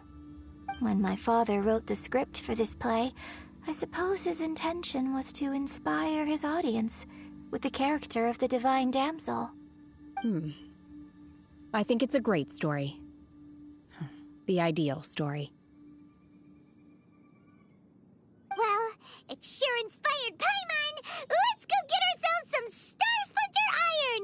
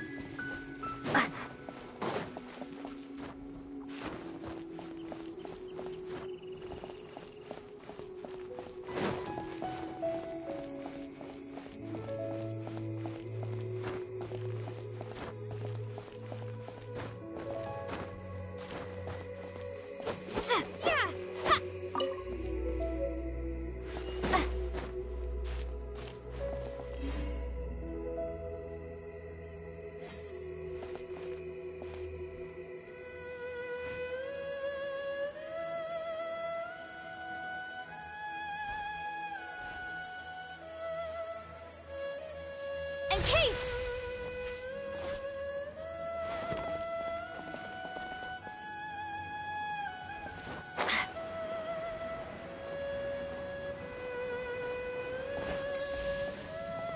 This should be enough Star Splinter iron. Now we just need to find that Subrosium. I think I saw a village on our way here. Master Zhang said we should ask the locals for help. Why don't we try there?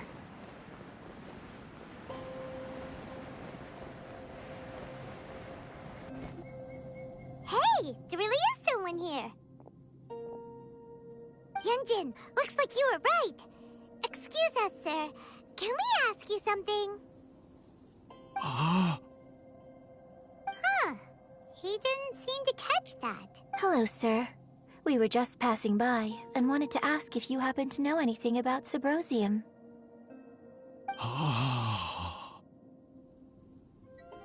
Is he trying to tell us to look for clues in the village? Shenhua, Yunjin, let's have a look around. Sorry, you can go ahead without me. I'd like to have a word with this gentleman. If that's okay with you, Uncle Mingjin. It's... Shenhe. Shenhe. You're alive.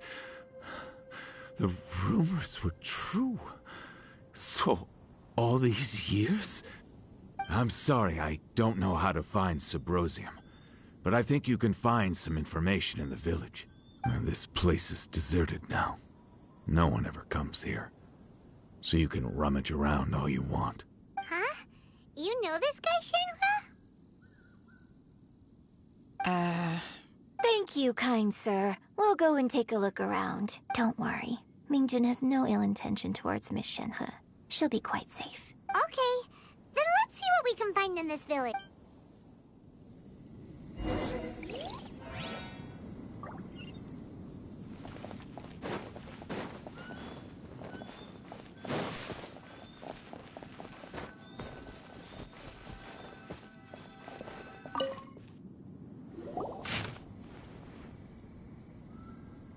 The remains of a god, an abandoned village, Mount Tianheng. Does this mean that the true story of the divine damsel of devastation happened right here, in this village? The time frame certainly matches, so it seems we're in the right area. Let's keep...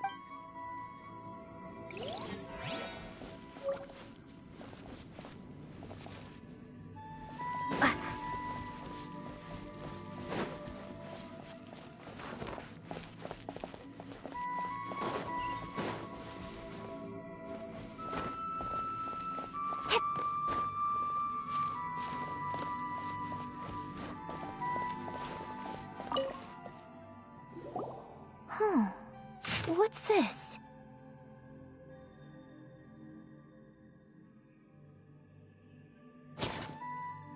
So... Shenhe is the divine damsel? Now that I think about it, she does behave rather like an adeptus, and she is about the right age, so that's why I've been getting the strangest feeling whenever I chat with her. I should have noticed it earlier. According to this text, the divine damsel from the opera was actually the daughter of the loving couple, and she didn't volunteer. She was sacrificed to the monster. Oh, the truth is even more lamentable than the opera. Now I understand why Shenhe said the girl was not as brave as people think. It wasn't her choice. Oh, it looks like my father may need to make a few revisions to his beloved opera. We've looked everywhere, but still no mention of Subrosium. Let's have a look over there.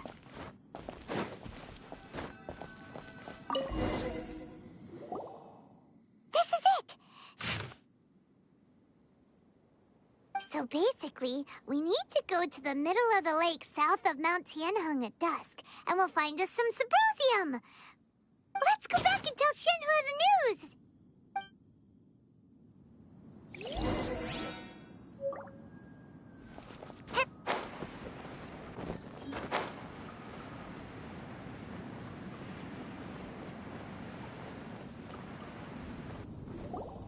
One year when I was back visiting, I heard a story about a white-haired adeptus from a merchant passing by.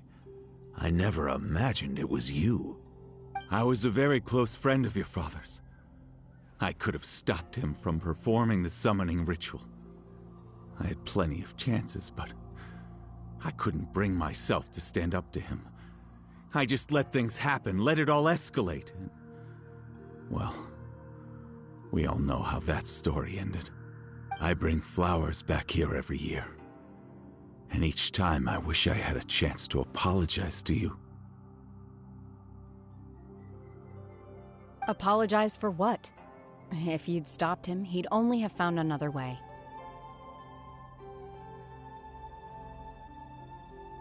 There is nothing he wouldn't have done for his true love. Nothing. Do you still hate him? I don't know what I feel. I'm told my fate is to bear the curse of calamity, so my master bound my soul with red ropes to curb my aggression. But it also dampened my emotions, making me dispassionate, like the Adepti.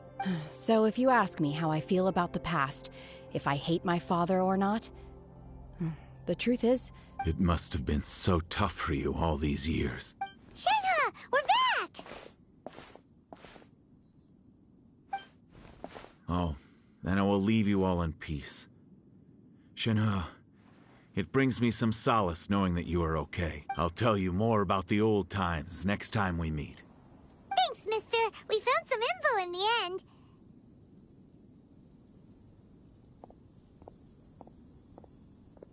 Shenhe, look! This tells us how to find Subrosium. All we gotta do is go to the middle of that... Let's go then. Miss Shenhe, there's something I'd like to talk to you about. Just now, in the village, we found your father's diary.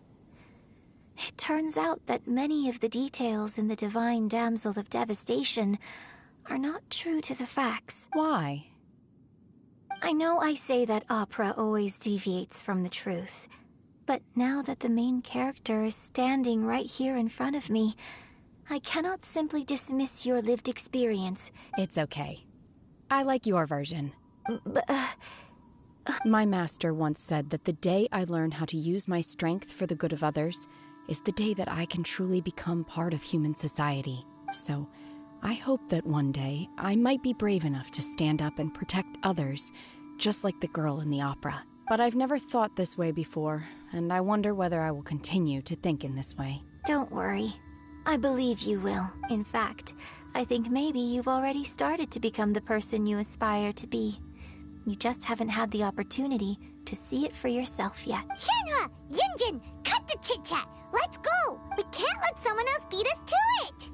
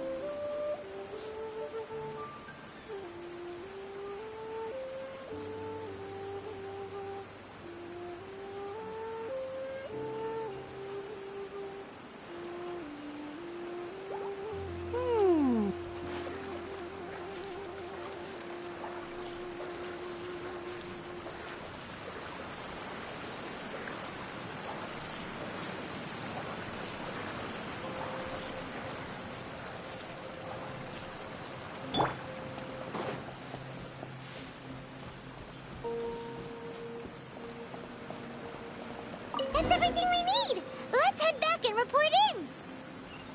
Paimon's curious if Beto's made any progress.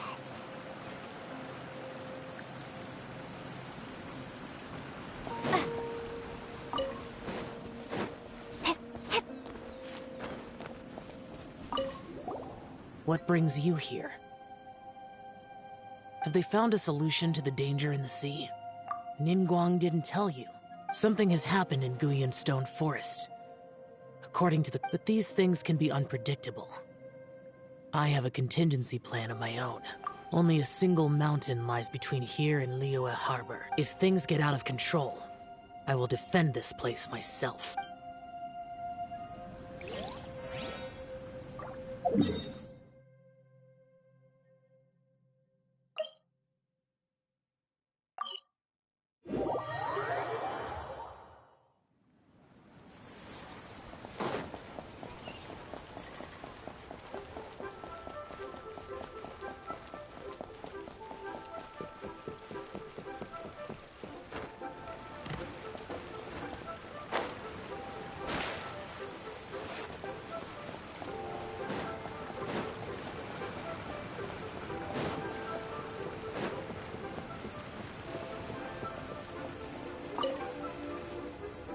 Oh, goodness.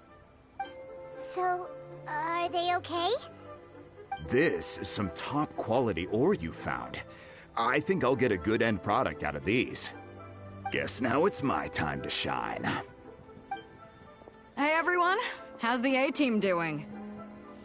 I ran into a bit of a brick wall on my end. Suling's never seen a Wonder Core before, and says it'd take a lot of research for him to get up to speed. Leave the Wonder Cores to me.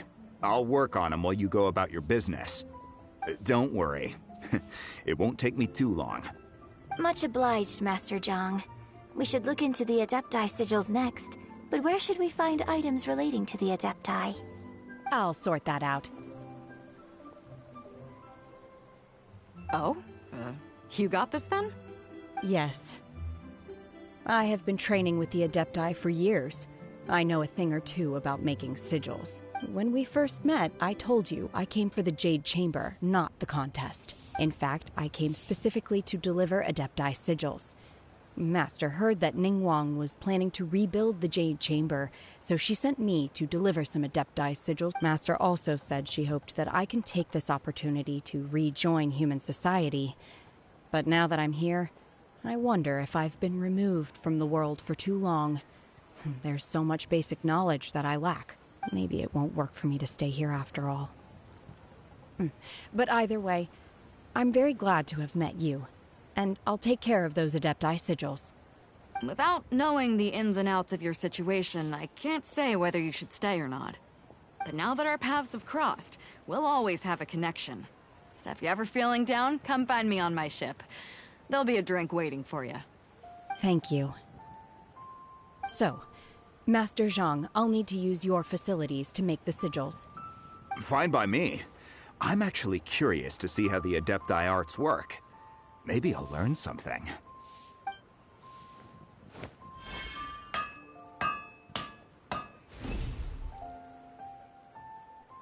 Whew. The sigils are ready. Though they are in some respects inferior to my master's, I can assure you there will be no quality issues. I've finished forging the things you asked for, too. Great! Let's go submit them before someone else gets there ahead of us!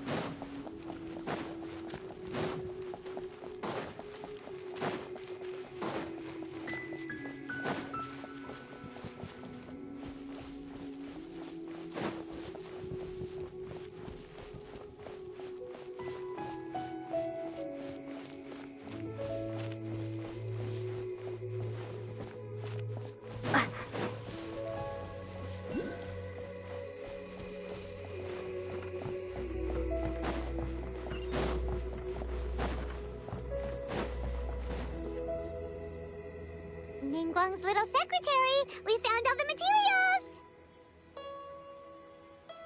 Oh, already? All three of you found them together. Okay, I see. The Wonder Cores and Adepti sigils look good. It seems that we found our winners.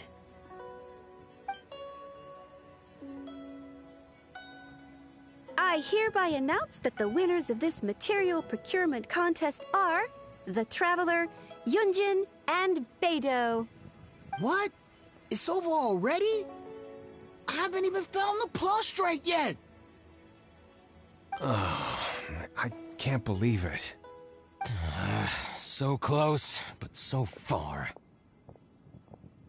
I'd like to invite our three winners to please proceed to the Jade Chamber, where Lady Ningguang is waiting for you.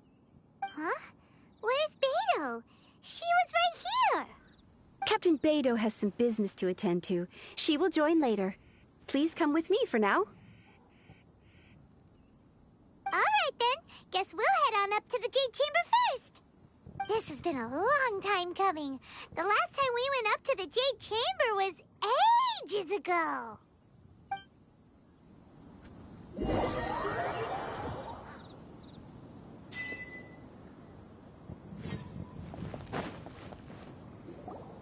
Combine the Adepti sigils with the Wonder Cores and insert them into the Jade Chamber's control compartment.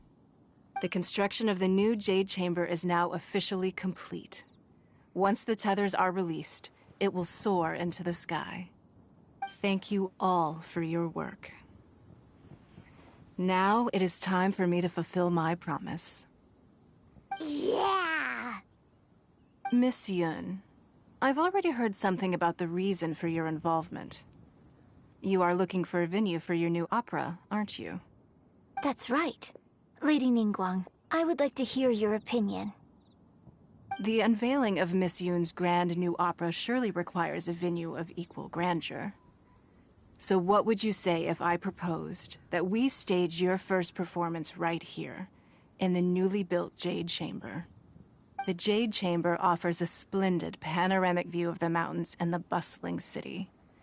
It is fitting for the finest performance to be hosted in the heavens. Thank you, Lady Ningguang. Then I will prepare my props and other articles shortly. Please allow me to bring all these aboard the Jade Chamber. You're quite welcome. It's truly what a good opera deserves. Oh, a traveler, Shenhe, Paimon, I'll be leaving now. Do come and see my play when the time comes. You're next. What is your question? I should clarify. I do not know your brother's whereabouts. Please, don't waste your question on this matter. Wow, you're a mind reader, Ningguang. Oh well, guess Paimon will ask a question then. Managing a successful business is not as simple as you might think. Capital, connections, sensitivity to the trends, and instinct for what is a good opportunity. All of these traits are crucial. If you want to know how to make money, I will honor our agreement and give you an answer. But that is not to say that it will work for you. Wow, Paimon hadn't even asked the question yet. Your question was written all over your face. Now look, you helped me rebuild the Jade Chamber, and I intend to repay you handsomely for it. So I promise you that should you one day require financial assistance, you may seek employment here. I will pay you at the highest rate of remuneration. Oh, great! So next time we run out of Mora, we just need to come to Ningguang? No more questions from us. Shenhe, you got a question? Me? Yes, this is a group effort. Thank you. But I don't have anything to add. Are you sure? This is a once-in-a-lifetime opportunity. I'd urge you not to squander it. Yeah, just don't waste it. Hold on a second. Paimon can probably think of another one. Lady Ningguang, do you think I can ever fit in Liyue Harbor? Now that is an interesting question. Liyue Harbor is very inclusive. As long as you respect the rules here, you will not be turned away. So, the key is whether or not you yourself can develop a sense of belonging in Liyue Harbor. A sense of belonging? Yes. To become fond of a place, to feel perhaps someone you've met or something you've experienced here. In short, everyone needs a reason to stay. I hope you can find yours soon. I see. Hey, what's going on? I just went to see the fleet. I'm a little later than expected. Come on, Beidou! It's your turn! Do you have a question for Ningguang? Me? Nah, I ain't got any questions. She forced me to help out, so I figured I may as well get involved with the contest. Ningguang, don't forget what we talked about. It's not gonna be easy to deal with. I don't think my fleet can take it on their own. Don't worry. I have made preparations. The wound dressings are ready, and the Millilith have set up an ambush. Glad to hear it. Watch your back. Stay alert. Beidou? Ningguang? What are you talking about? You'll see when the Jade Chamber ascends.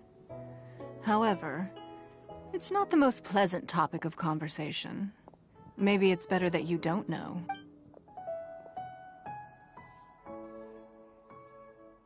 When I first set foot in the Jade Chamber, I stood at the edge of the platform and looked down upon Liyue Harbor far. At that time, I dreamed that one day the Jade Chamber's shadow would be seen in all 7 nations of Teyvat. My wish has not changed to this very day. However, it is not only out of consideration for myself that I have built the Jade Chamber anew at this time. I hope the Jade Chamber will always float in the skies above Liyue Harbor, bearing witness to the prosperity and peace of the human world. And I hope that you can all witness it with me. Let the Ascension ceremony commence!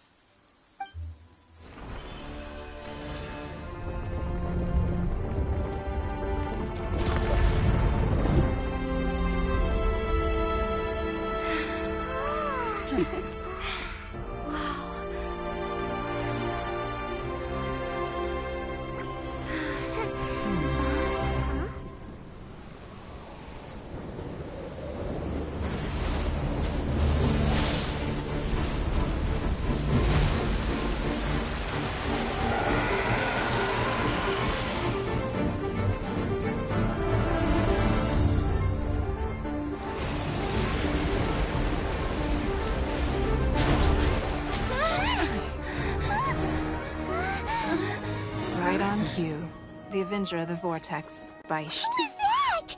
Osial's wife, final follower of the Overlord of the Vortex. Sounds like you knew this was coming! Beidou sensed something was stirring in the deep. She warned me months ago.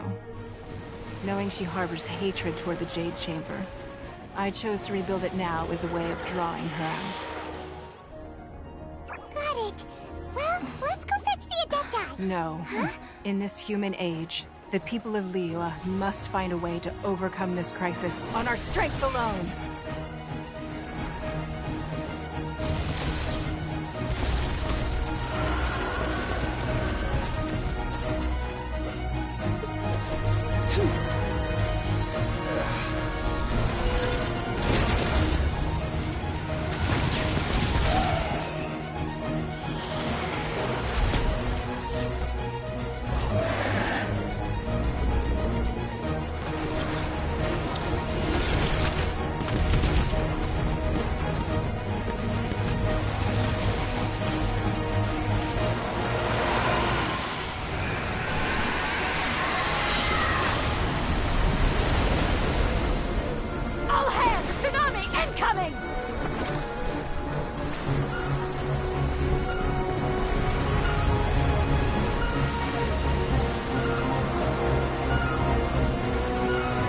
What's that?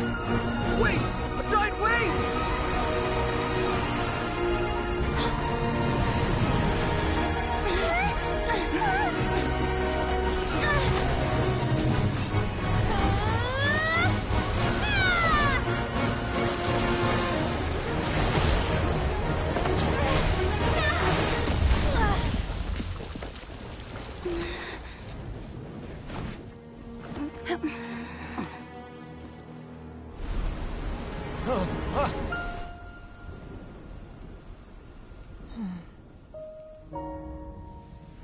You are a cursed child.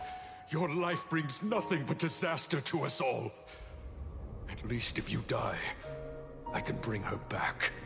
The day you learn how to use your strength for the good of others is the day that you can truly become part of human society.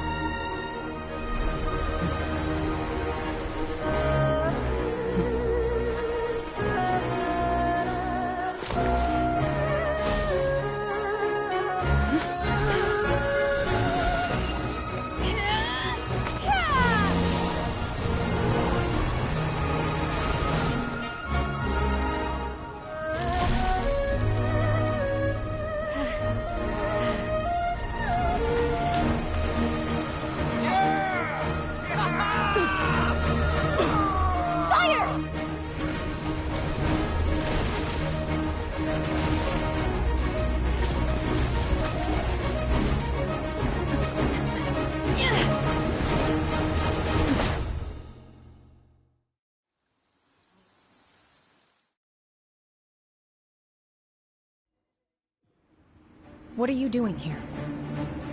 We can't let you be the only one taking this risk!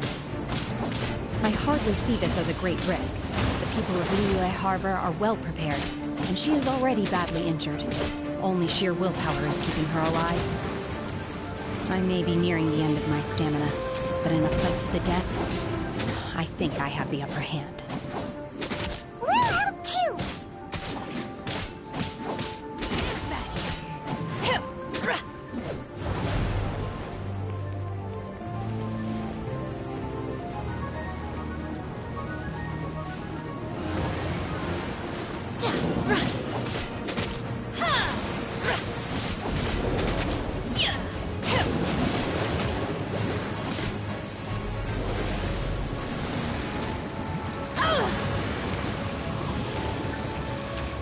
I shall not yield!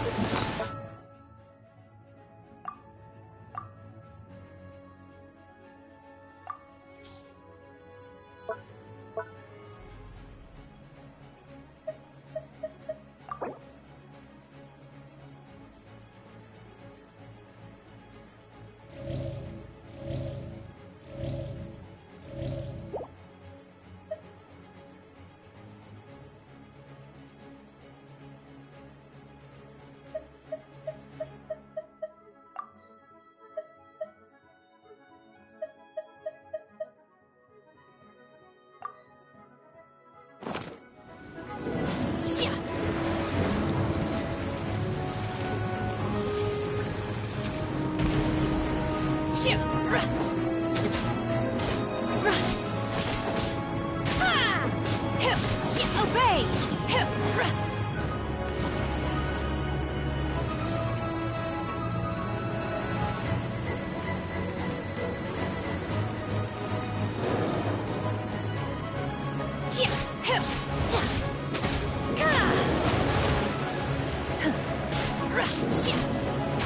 Manifest!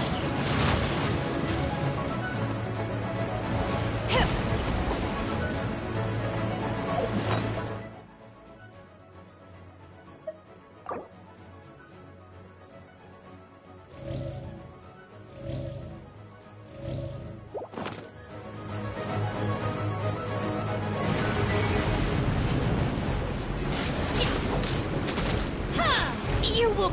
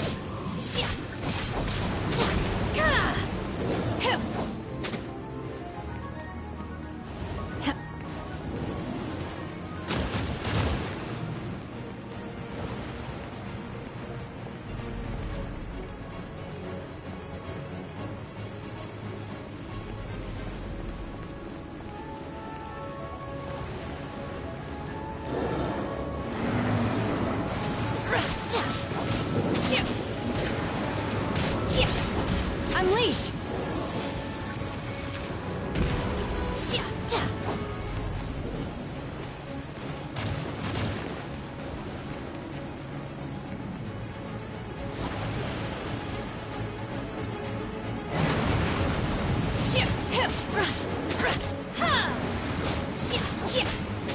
In your dreams!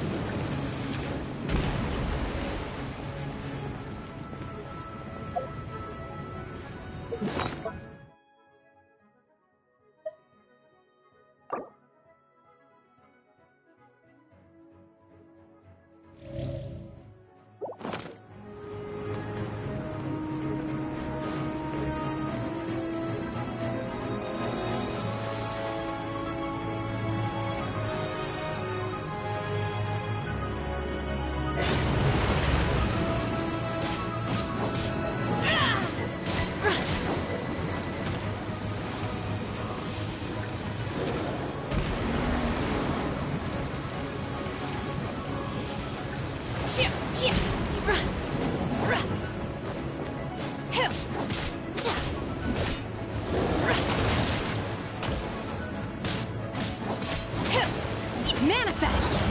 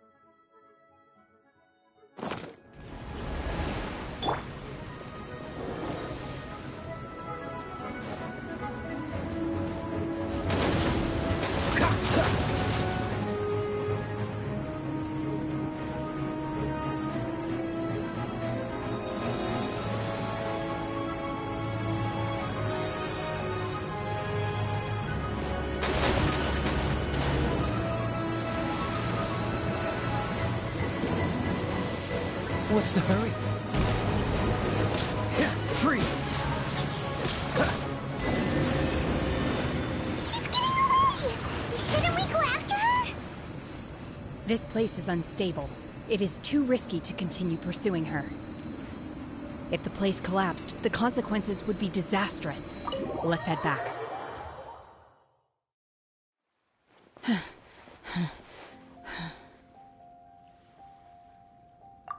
I'm just a little exhausted. Otherwise, fine. I wanted to deal with it myself. I didn't expect you to follow me. Don't worry. She's not coming back anytime soon. After an injury like that, she'll likely seek refuge somewhere else. How did things go underwater? It's been dealt with. She was injured before entering the water. It didn't take too much effort to finish the job. Good. So the crisis has been safely averted. When you visit the... Lady Ningguang, the fleet reports that the sea monster has left Guyan Stone Forest and... Thank you. How are the Millilith? Thanks to the medical supplies you prepared and Lady Keqing's command, of course we owe huge thanks to this young lady for her help. On behalf of the entire Millilith, thank you for your service.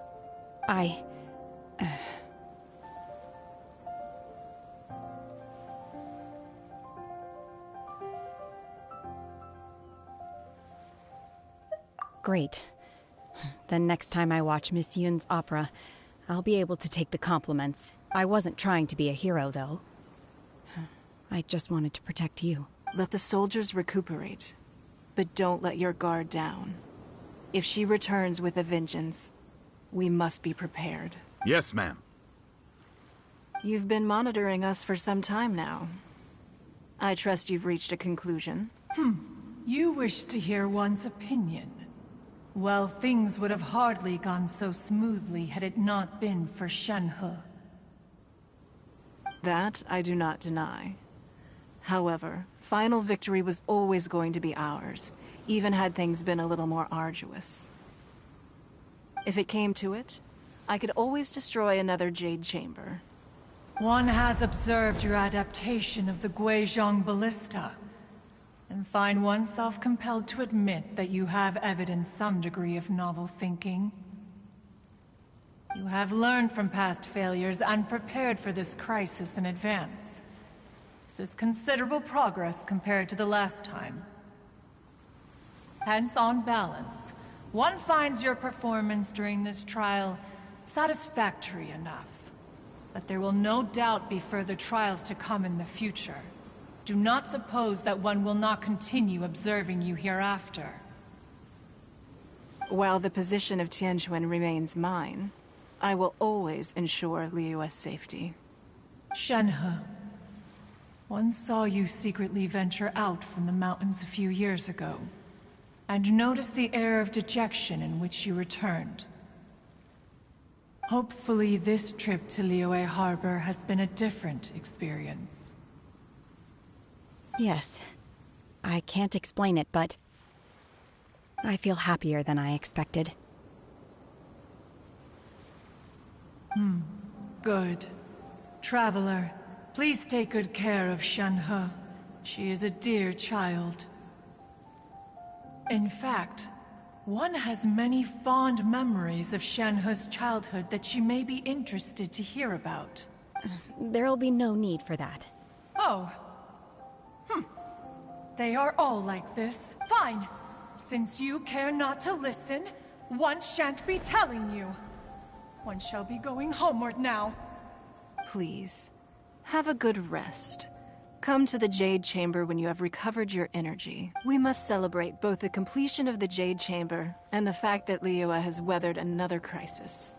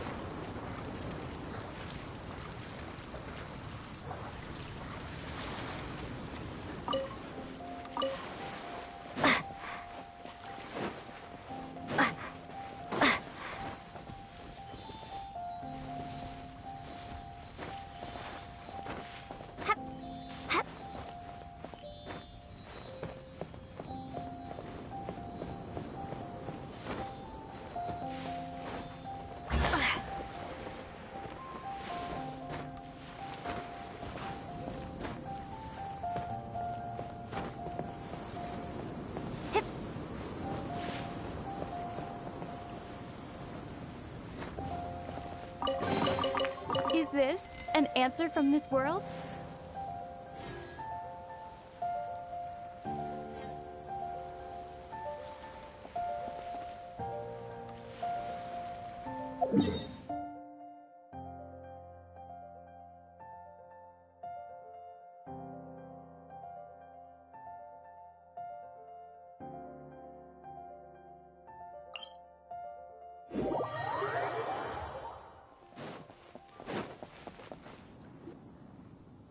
Wow! Everyone's already seated! It's Paimon's first time attending a banquet in the Jade Chamber. The food here looks amazing. All of you here are my distinguished guests. I am determined that each of you thoroughly enjoys yourself. Those who don't drink alcohol, please, help yourself to other beverages. Fine wine is a delight to the senses, but it is far from the only one. I trust you will find the marvelous view from the Jade Chamber to be an equally gratifying indulgence. Have you heard? Miss Yun's going to be performing today. Sure have. Honestly, it's the main reason I'm here. I've never missed any of Miss Yun's performances, and I don't intend to start now. I hear she's going to perform The Divine Damsel of Devastation today, the one written by her father. I've been so excited that I've barely slept the last few nights. Hey! Look! Miss Yun is going on...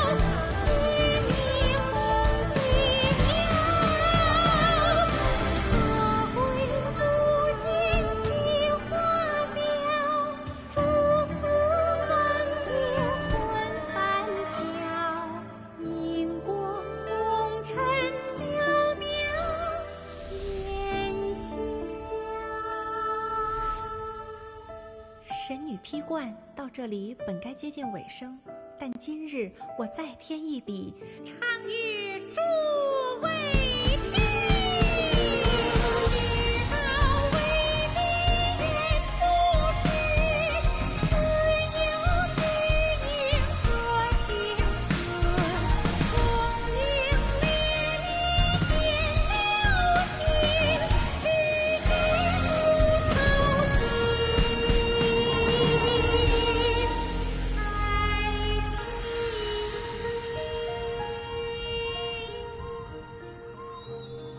彼时鹤归，茫茫天地无依靠，孤身离去。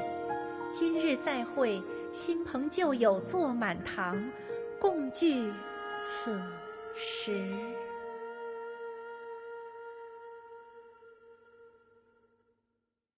What did you think? Personally, I thought I sang rather well. It was beautiful. Paimon wants to learn too. It was wonderful. Also, thank you. You're welcome. Thanks to you, the Divine Damsel of Devastation is a more nuanced tale than ever. The play has an ending, but life goes on. I believe you will find a way to fit in Liyue Harbor. Thank you. I think I've found the opportunity I needed to change. Ms. Yun, here you are. Great to see you. Huh? Hey, this young lady with the white hair looks like some kind of VIP. Yeah, that's it, like an Adeptus. Wait, you're the girl from the opera, aren't you? The divine damsel herself. And look who else we have here, the illustrious traveler. Well, I'll be. This was definitely worth showing up for. Let me pull up a chair, all right? We'll all have a friendly chat, get better acquainted. Alternatively, you could leave us alone. That is, if you'd prefer to finish your drink via the orifice of your own choice. Uh-oh, this feels all too familiar. Shenhe's back. Hey, what are you doing? Calm down, Shenhe. Calm down.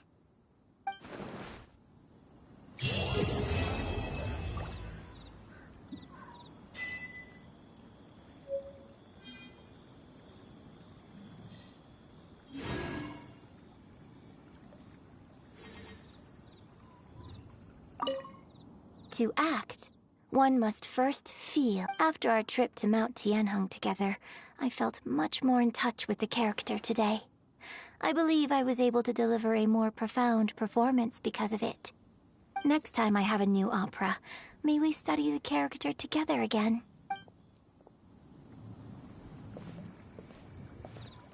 Now that I think about it, I'm glad Master sent me here to deliver the sigils. Otherwise, I wouldn't have had the chance to meet you. I'm sure I have much to learn from you in the future. You've made an exceptional contribution toward the building of the new Jade Chamber. I will not forget this. I shall be sure to repay your kindness at an appropriate juncture.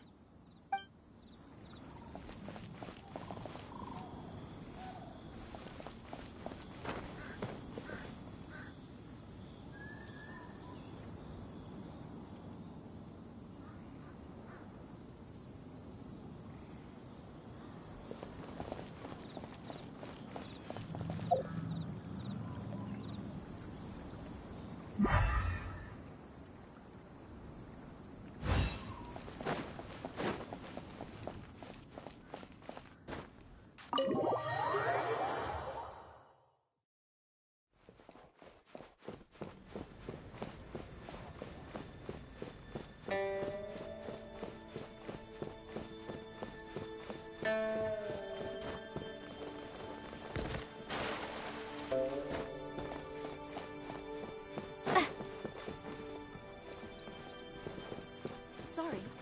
Anything business related?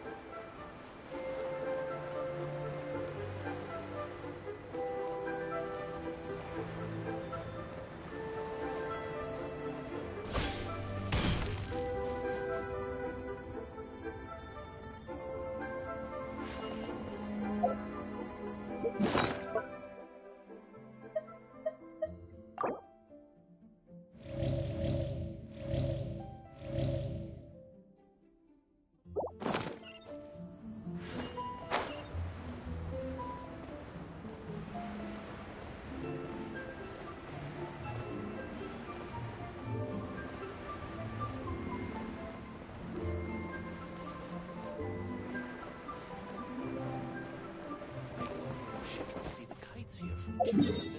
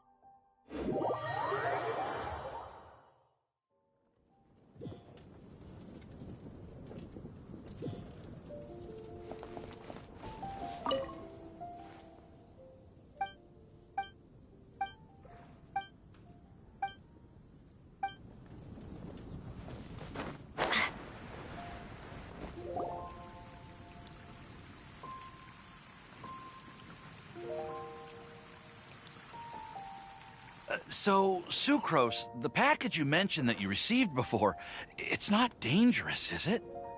You need to be careful when you're opening packages. I once had a friend mail me some research materials, and all the bouncing around in transit caused a reaction.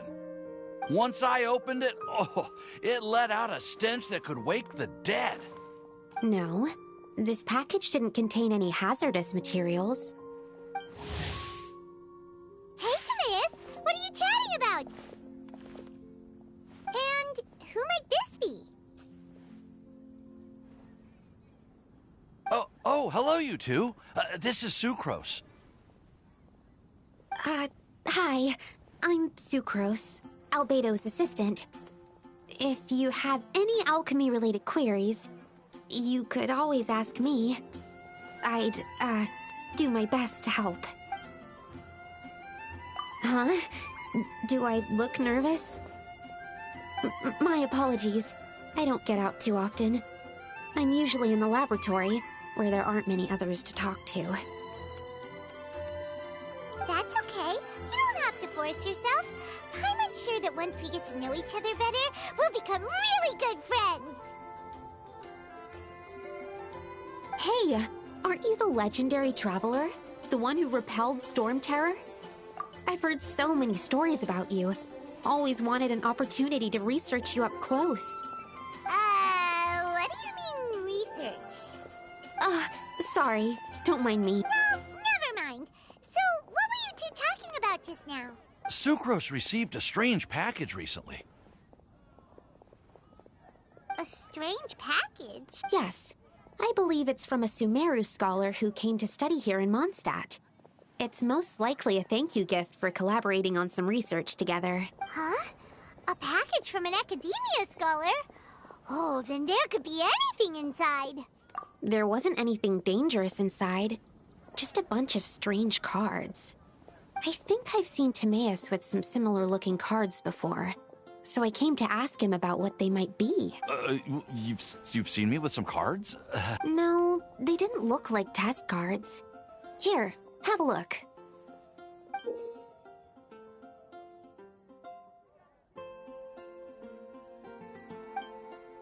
Oh, you meant these?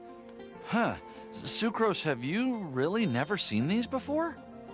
No, never. Recently, I've been spending all my time up in the mountains working on cultivating pentatonic sweet flowers. Why? Is this an area of research that has started trending in the alchemical community during my absence? You could definitely say that it's trending, but not as an area of research. It's a card game that's been getting really popular these days. It's called Genius Invocation TCG. Genius Invocation TCG!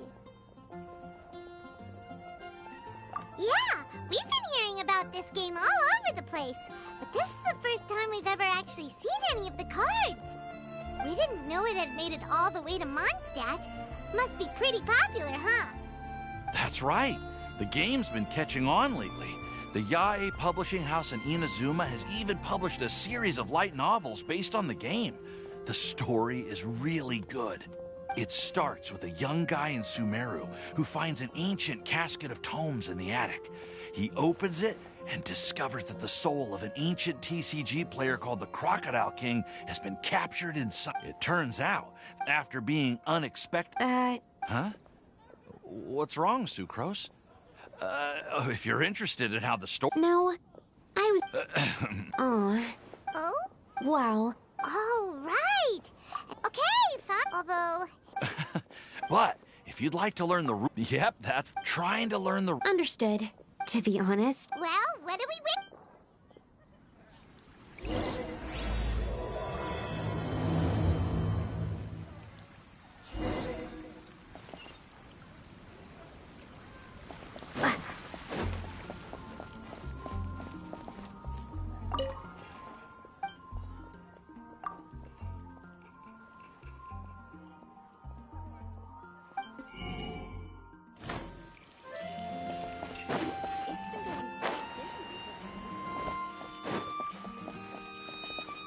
Ad Astra Abyssosk. Welcome to the Adventurers Guild.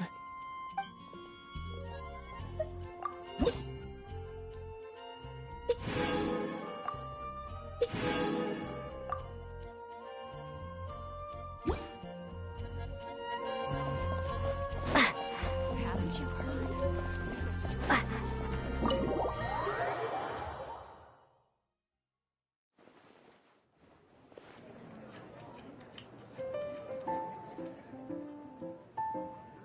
Welcome to the Cat's Tail.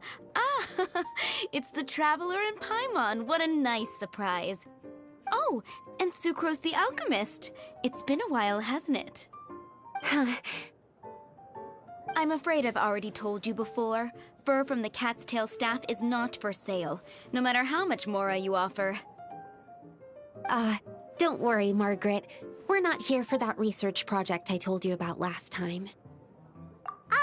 Sucrose, what kind of experiment were you trying to do with the cat's tail? Oh, I just wanted to test out some hypotheses, and I needed some materials. But, we can talk about that later. Actually, Margaret, we're here to learn more about Genius Invocation TCG.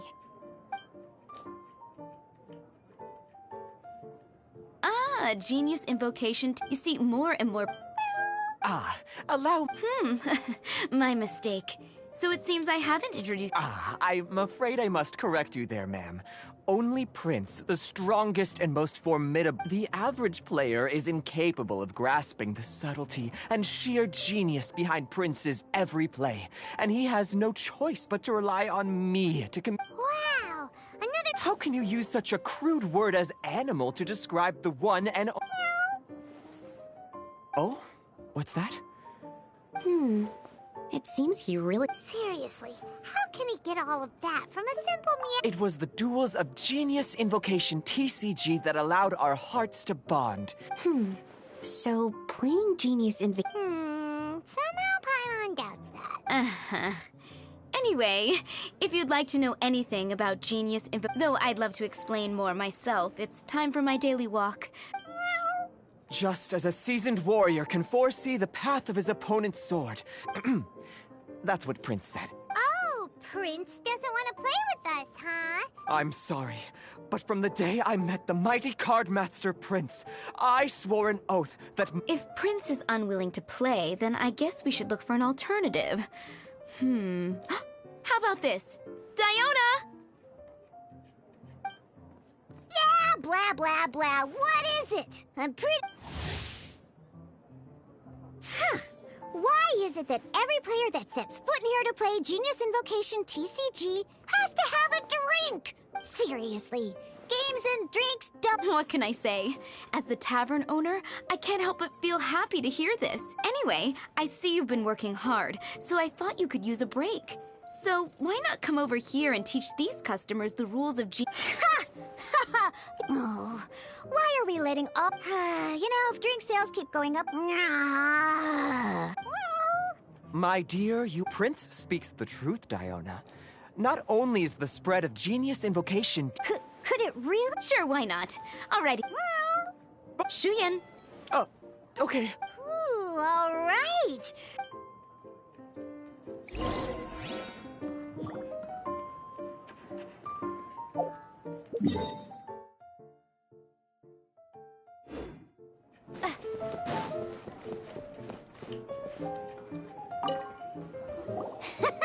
Okay, let's...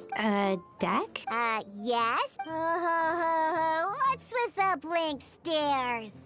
Come on. Don't tell me you came to learn Genius Invocation TCG without bringing any cards. Yeah, we need a practice deck. Can't you just let us use one? There's no such thing. Okay, let me think. Oh, that reminds me.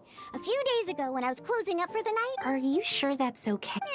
It's already been a few days. Oh, okay, yeah, I got them here with me. You know. All right, so now we have 2 character cards. Yep. So, are you ready to start? All right, then let's begin.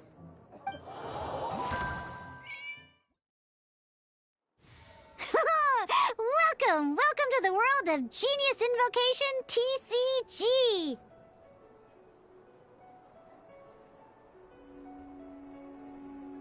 Simply put, this is a game where you control character cards to duke it out with your opponent. Pew, pew, pew!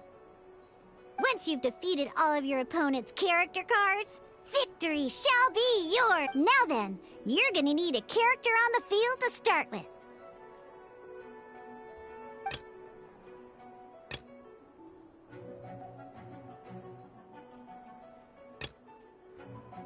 Let's finish this, swiftly. First, we roll...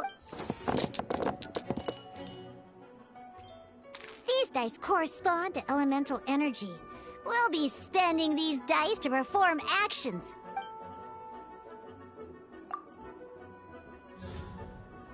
Once the roll phase is over, you'll enter the action phase, where during the action phase, you can spend elemental dice to perform various actions. Of course, the most common action is to use character skills.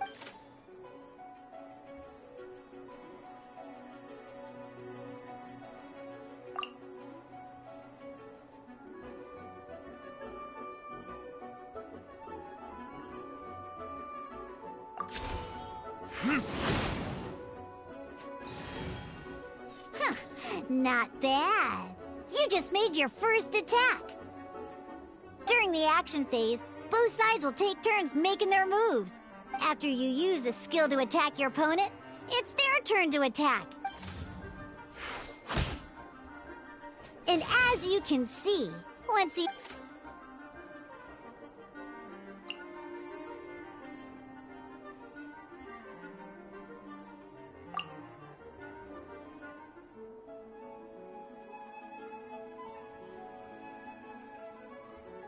Now, these are Omni-Element dice. They can be spent on any move regardless of the elemental type. So, we're gonna use them to pay for the pyro dice needed.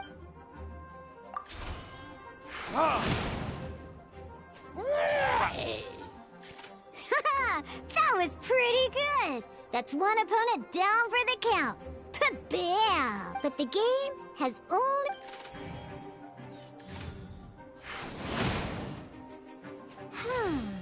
As much as we'd...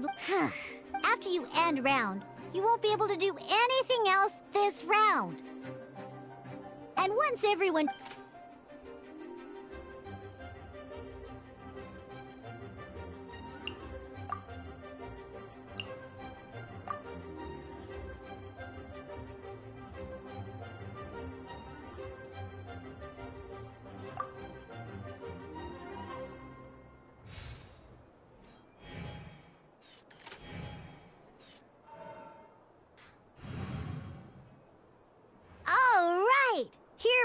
a fresh new round.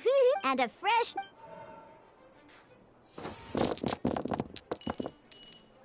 Ooh, that's some terrible luck. Well, there's no way we'll be able to use Diluc's skill now. But don't worry, since you once per round...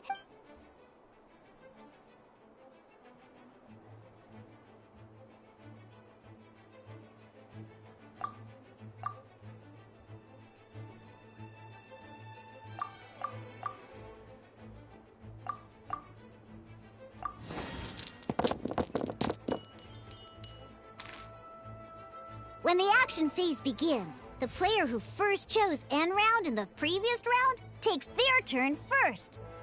This means that since you finished first Alrighty then, let's learn each time you use a skill.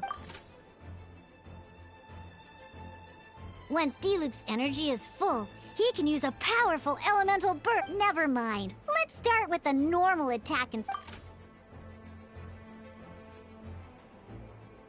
Diluc's normal attack only needs 1 pyro die and 2 other dice of any type. In any case, your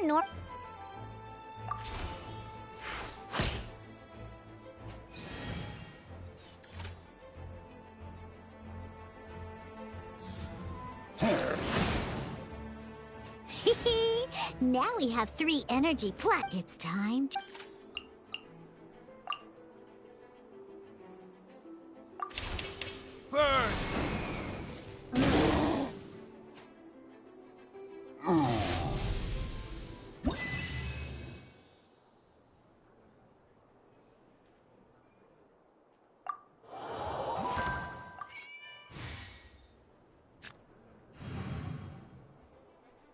In an actual game of G. Next up, it's time for your second character card, Kaya, to take the stage.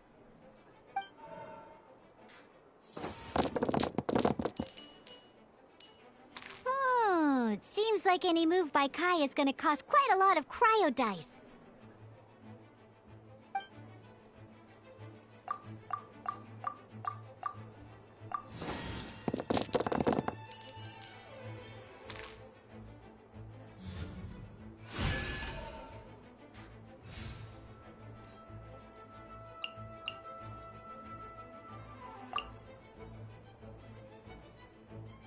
When you deal cryo damage, you'll cause your target to be affected by cryo. Dodge this!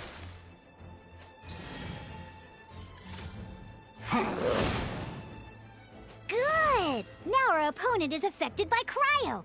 This is a good time to learn about elemental react. Different types of elemental react. At the moment, Oh, that reminds... Normally, we can only use the active character skills. Now, if we want to use the skills of our standby character, we'll have to switch them to the active character. In this case, we'll have to switch to Diluc. You can spend 1 elemental die of any kind to switch a standby character to the active.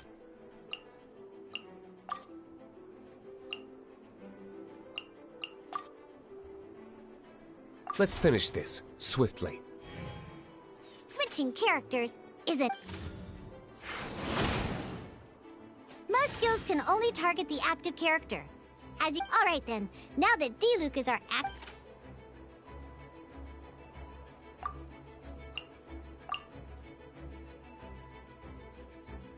Because the opponent is already affected by cryo, dealing pyro damage triggers the Melt Elemental reaction.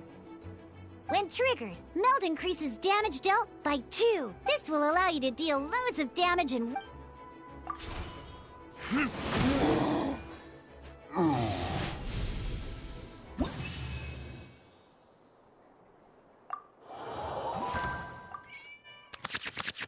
Alright!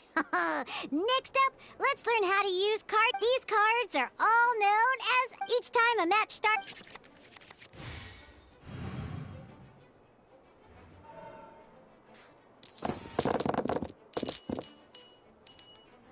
Uh-oh. Looks like we don't have any elemental dice we can spend to make an attack.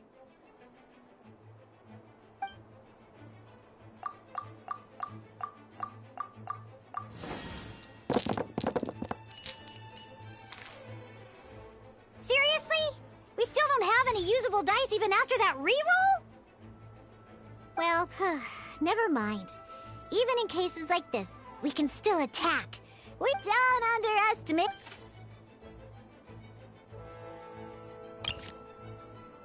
So playing this action, some other cards will we'll cross that bridge when we get...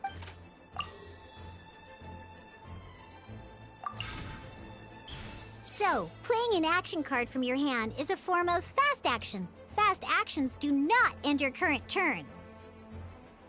Simply put. But wait. Well, not by discarding what...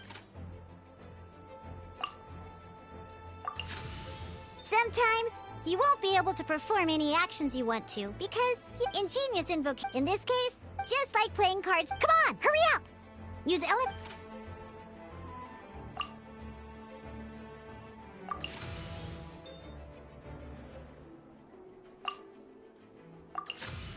Well, would you look at that? Finally, we now have enough elemental dice to use Searing Onslaught!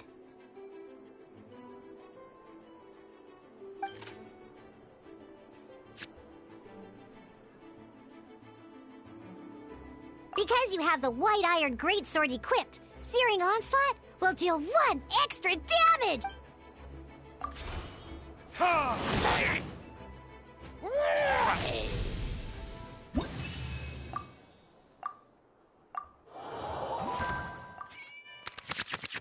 Now come! At this time...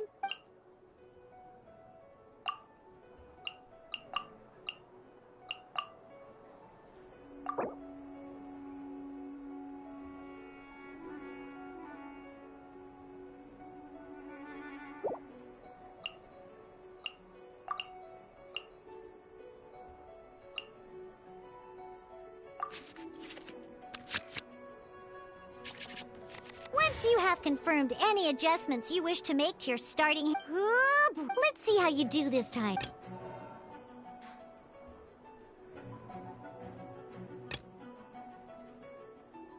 This will be interesting.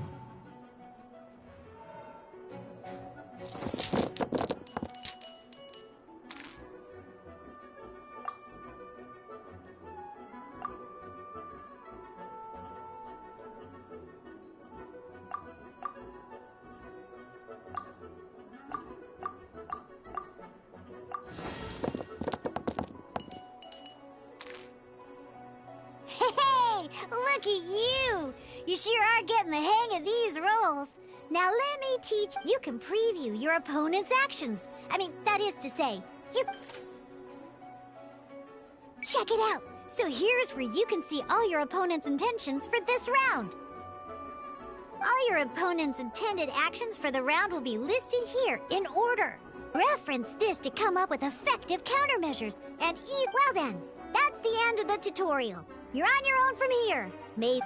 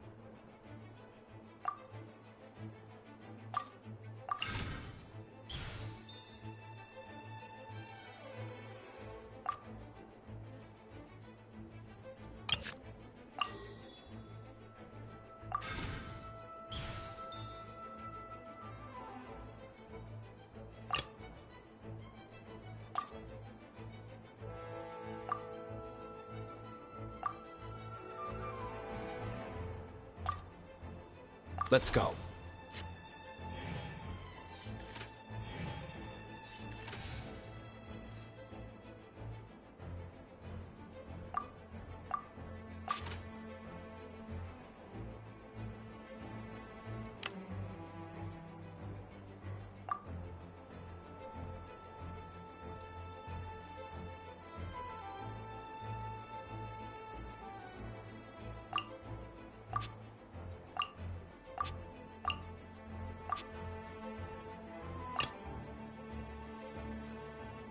Ready when you are.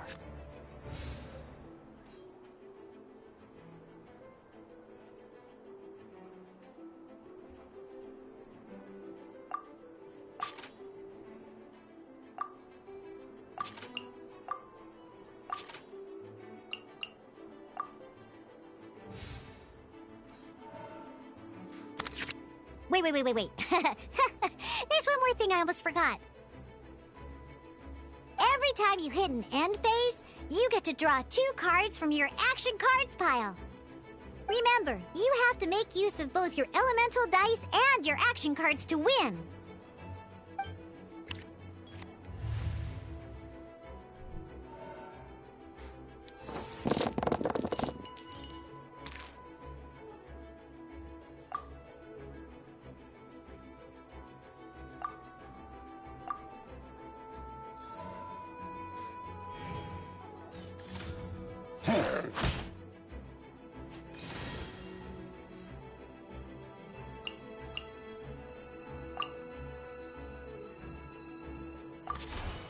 Freeze!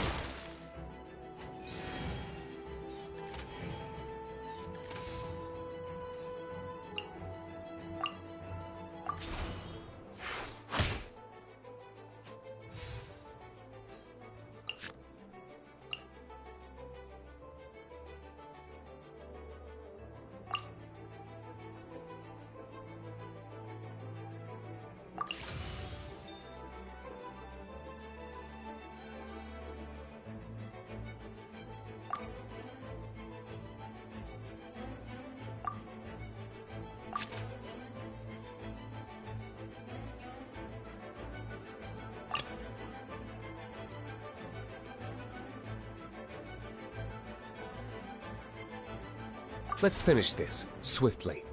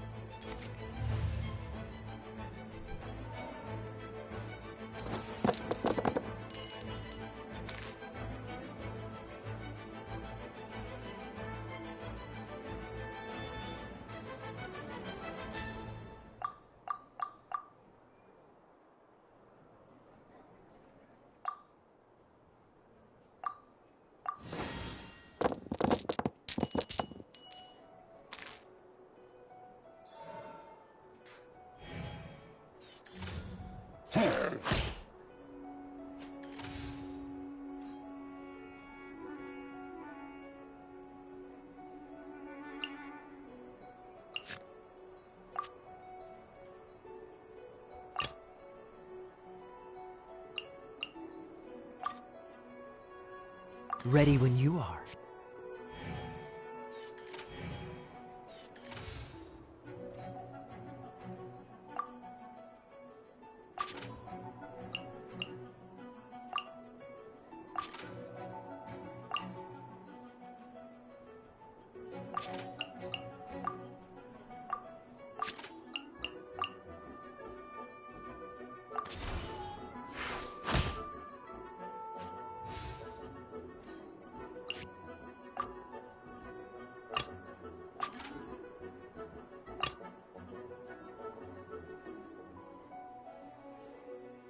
Let's go.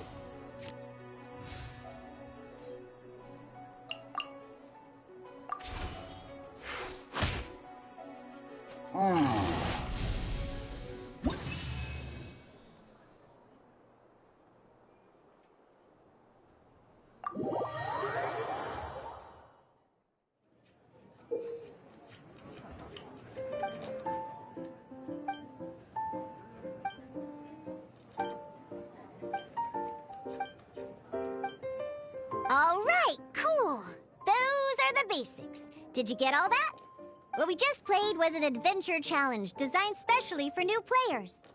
Genius Invocation TCG can be played in duel mode, where each player brings 3 character cards, or in adventure challenge mode, with a fixed deck for each challenge.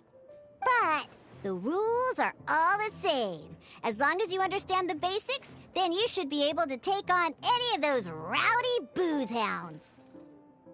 Although I feel there are still many details to grasp, I think I understand the basic premise of the game now. That was quite the detailed explanation. I didn't know the Cat's Tail's famous mixologist had such an eclectic skill set. What? Oh, when did you get here? I stepped in while you were in the middle of your explanation. I hope I didn't dampen the mood. You snuck in without making a sound! Anyway, what are you doing here? The Cat's Tail is a player in Mondstadt's alcohol industry. Naturally, you have some collaboration with my winery. I'm here today to discuss a few items of business with Margaret. You might still catch up with her. Never mind. Wait! It's Diluc's character card!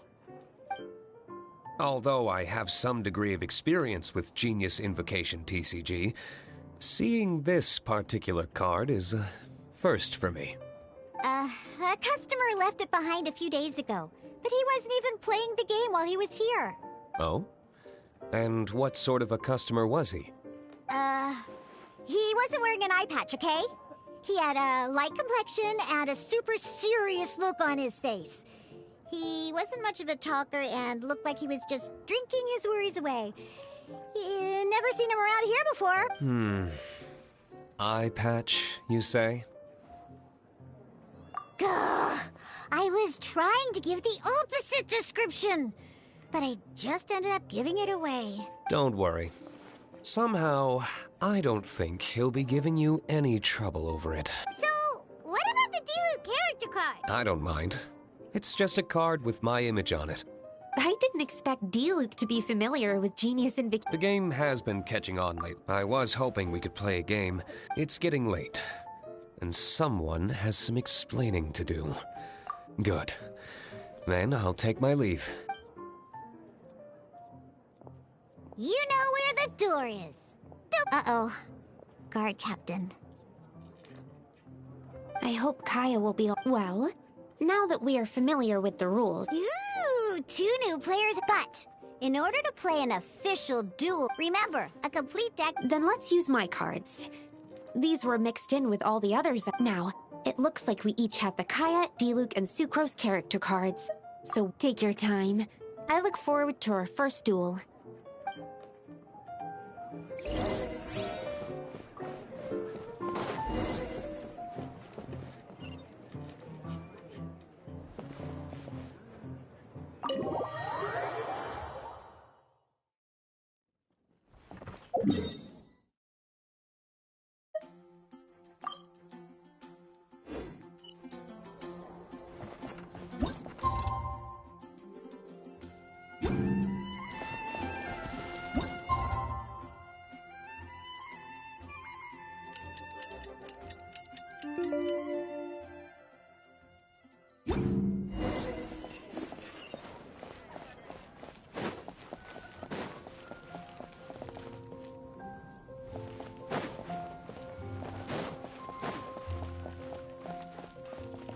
Ad Astra Abyssosk.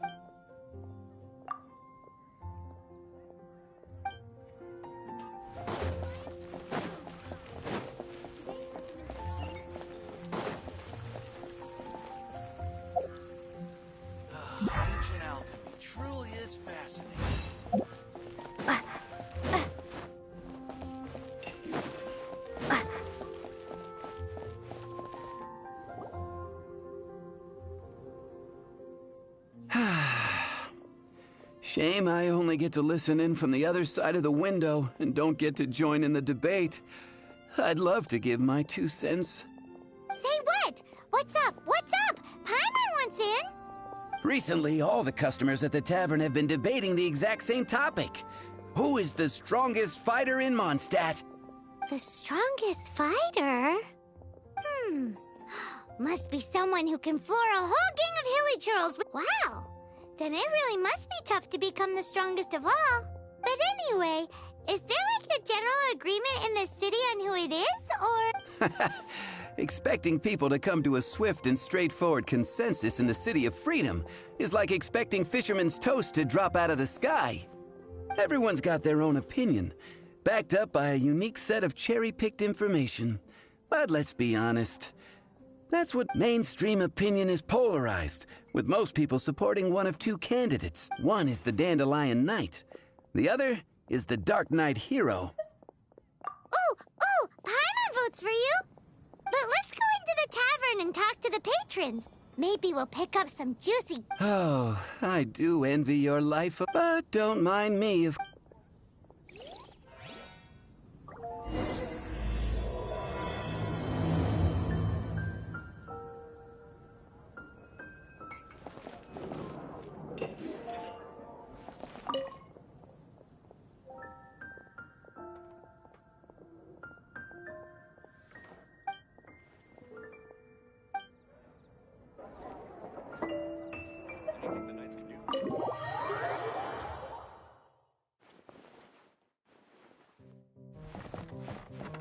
What'll it be today?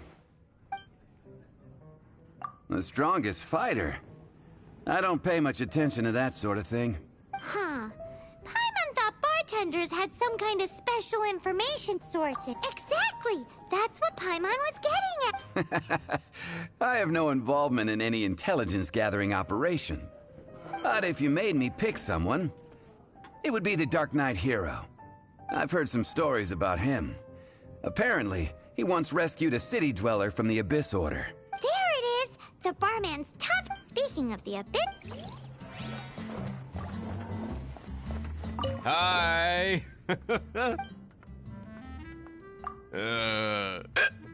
The strongest fighter of them all? That would be Jean, obviously. Why? And she could wipe out the 3 otherwise, we wouldn't have... It's true that Jean makes people feel... Meanwhile, this guy is drunk... Hey, I'm doing some adventurers training. You want to know who I think the toughest fighter? In my opinion, Guildmaster Si... What? Do you think you'd be Yeah!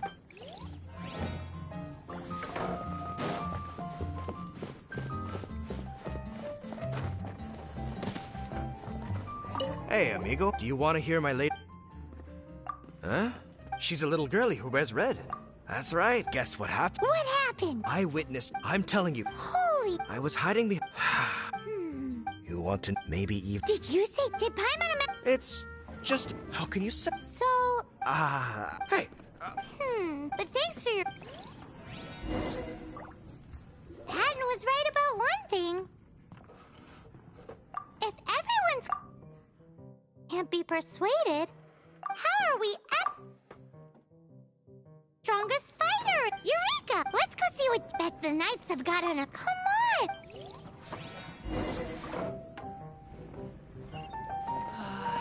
Even if you...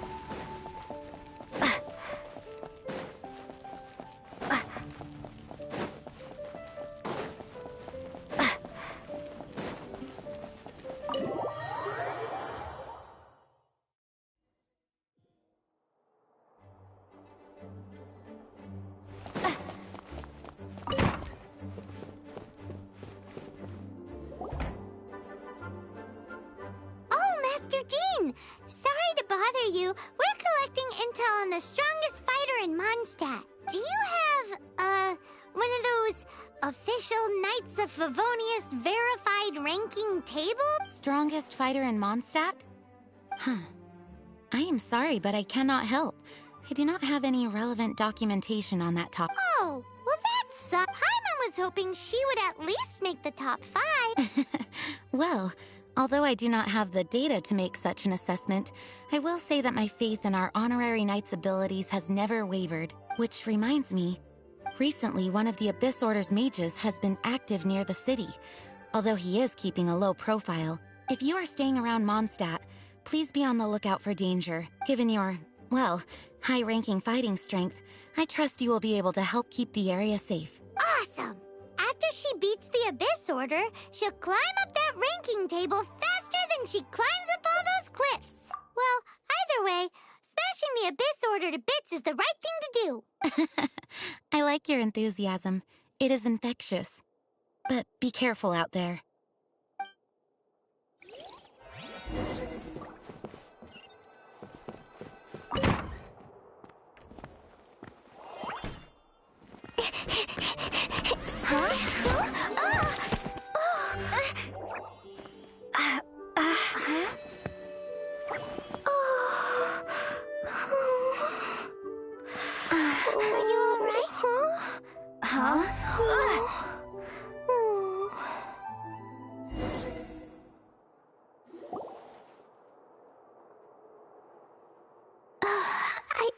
I'm fine. Hey, look!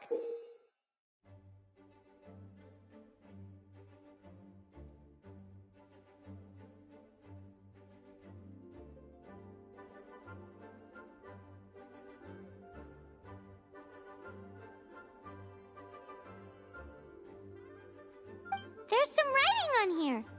Explosion inside city wall. Grounded be thy woe.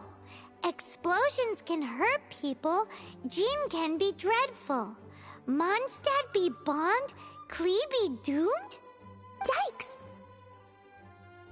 Mr. Kaya wrote these down for me. They're, survival rules. Survival rules? Yeah. Rules that I must absolutely never break under any circumstances. Otherwise, something terrible would happen. Yep. Ah, I forgot to introduce my name is Klee. And Paimon's name is... I've heard all about you guys. Wow, more recognition, yay! I heard it from Amber. But I'm dealing with a big emergency. The treasure I buried in the Whispering Woods. It's... Did you say buried treasure? Exactly what Paimon... Lost treasure is a big deal. Let us help you find it. Yay! Thanks, you guys. Here's where the map says the treasure should... I also put a wooden sign in the ground at the place where I buried it. Paimon is starting to understand how this treasure went missing so easily. Come on, Miss Honorary Knight. Let's go.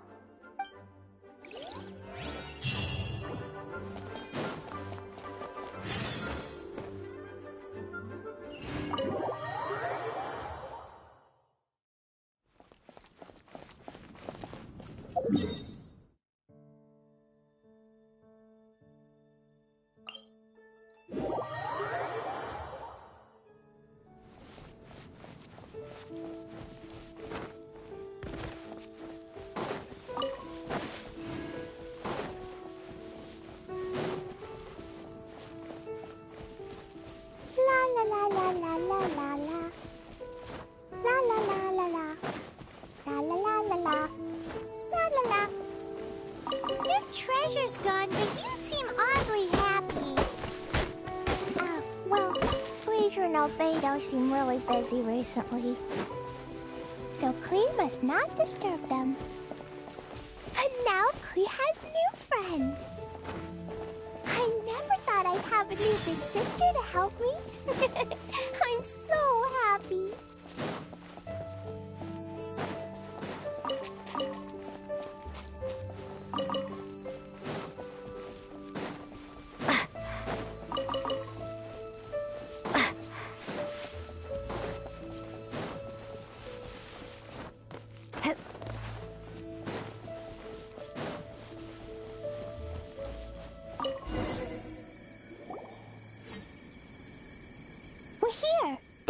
place. Look, this is where my huge treasure was buried. And where there's now a huge empty hole in the ground. It's an abyss mage! Hey, maybe he's the one Jean was warning us about. What's that in his hand? My treasure! What? I see the little girl has brought her friends with her. Time for a change of plan. Hey, you! If you think you're so tough, get back here and fight! What's an abyss mage? I play in the forest all... La la la la la la la la. La la la la la. La la la la la. We're here! Look! And where there's now a huge empty hole... It's... What's that? What? I see the little girl has brought... Hey, you! If you think... What's an abyss mage? I play in the forest all the time, but I've never seen one before. He looks so cute. So... Game's up! Now hand it over! Oh, you fools think I would give this up so easily after what I've been through to acquire it?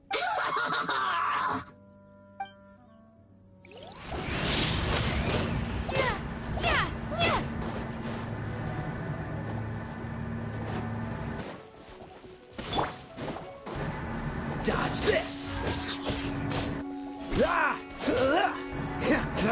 Oh, so sorry.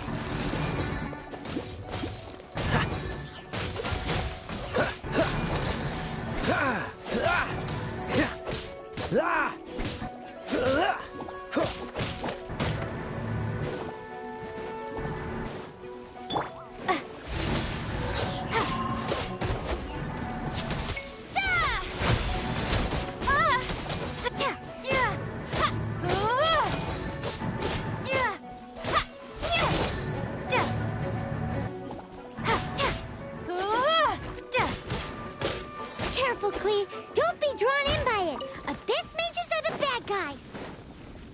Oh, that's right. Grandmaster Jean says that stealing is wrong.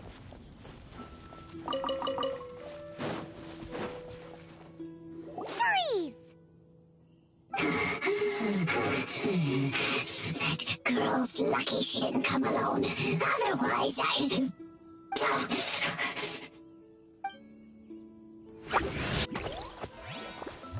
And Kate!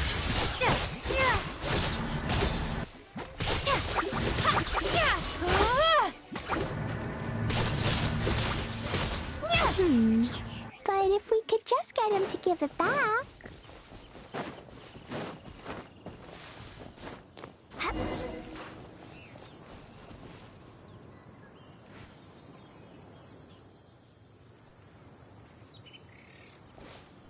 Where'd he go?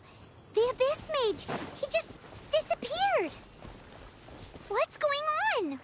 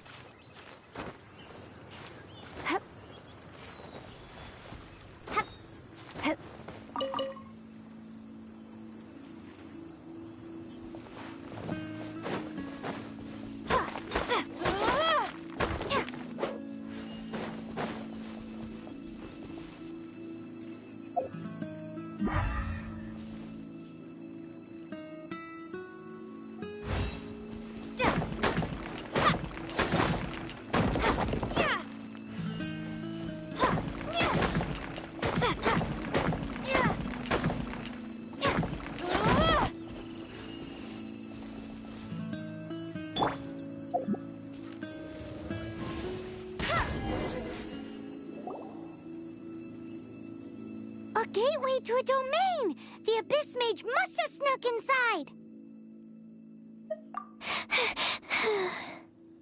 Klee, do you need a rest? Why don't you wait here while we get your treasure back for you? No! I'm coming with you. It's my treasure that Mr. Fluffball stole, and it's up to me to get it back. Don't worry, Clee is a big girl. Come on, Miss Honorary Knight, let's go!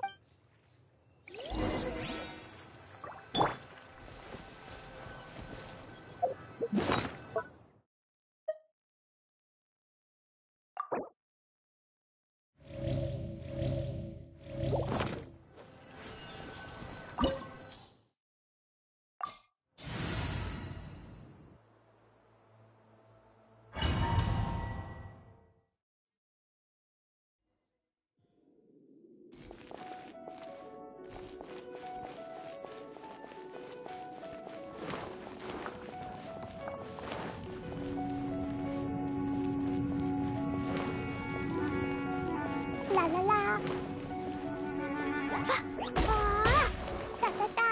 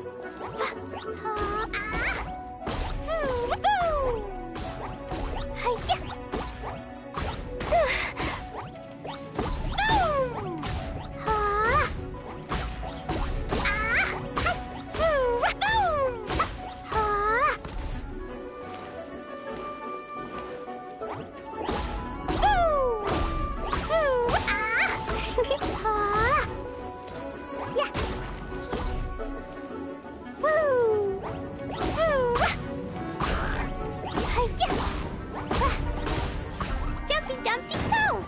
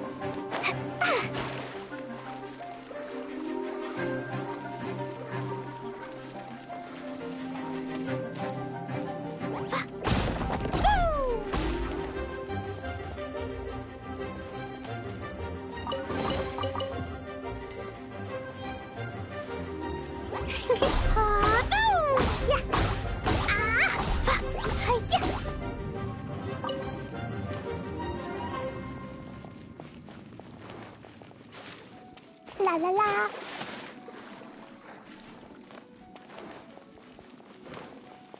Woo! Ha!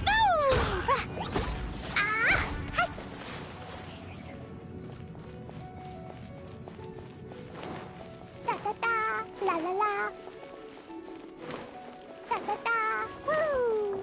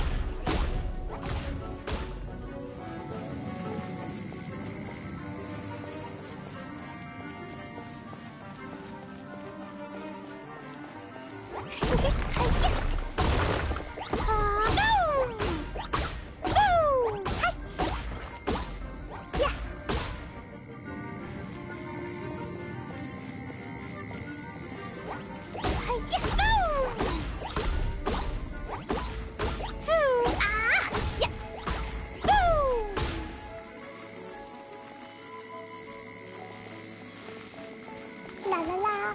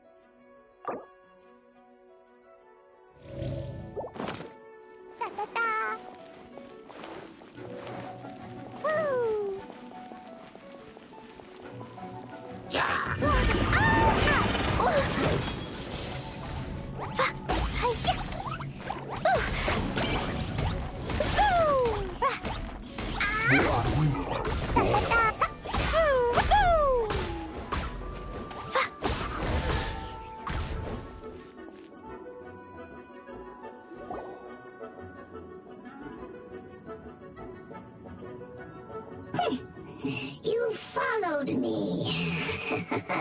I must say, I'm impressed. But this is as far as you will get. Oh yeah? What are you gonna do?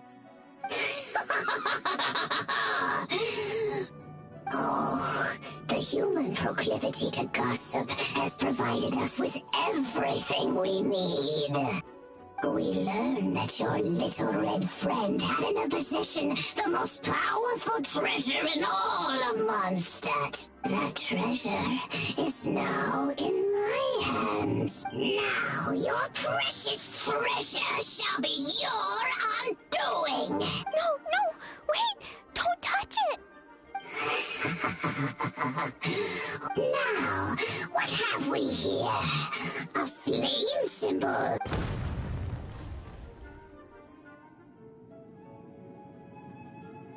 No! I broke the survival rules. Explosions can hurt people. Jean can be dreadful. This is it. This time, I'm done.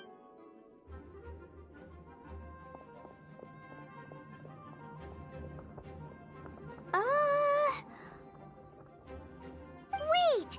So Klee's treasure is a bomb? No wonder Klee was rumored to be the strongest fighter in Mondstadt. Paimon, for one, is never picking a fight with her. Hold on. Why has she gone and run off? Seems like it. Well then, let's head to the Knight's headquarters and report to Jean.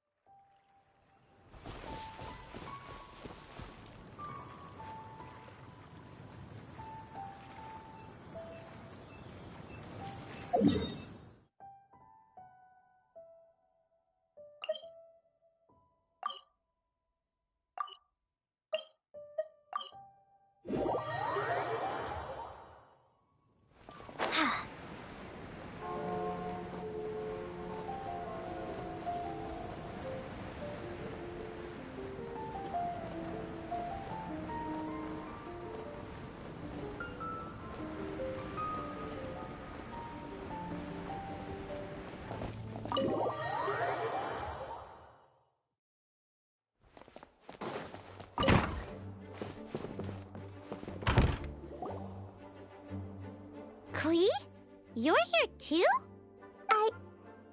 I turned myself in. Huh? My bomb. I hurt someone. I broke the rules. I'll never see the light of day again. Klee, I need you to answer me. You said someone was injured. Why is that? But Mr. Fluffball was only a thief. He didn't deserve to blow up. Hey, come on now. Paimon already told you that the Abyss Mages are the bad guys. And actually, they're the worst kind of bad guys you can imagine. Mr. Fluffball was a bad guy on purpose? Mr. Fluffball is the enemy of humanity. What? I don't get it. This was an oversight on my part.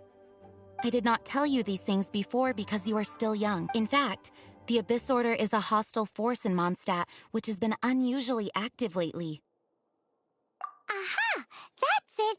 Paimon understands now! They were tracking down poor Klee because they heard rumors about... Just like the way Paimon's first reaction was to try and get her hands on... So, does that mean... In light of your contribution on this matter, I will allow... Ludiar passed him? Whoa! Miss Honorary Knight, you... Whoop-de-doo! Except what? Klee, where... Were you trying... I wasn't! She's giving us that look that means play along. Klee? I'll see myself to solitary confinement. Paimon bets Klee must get bored in there all by herself.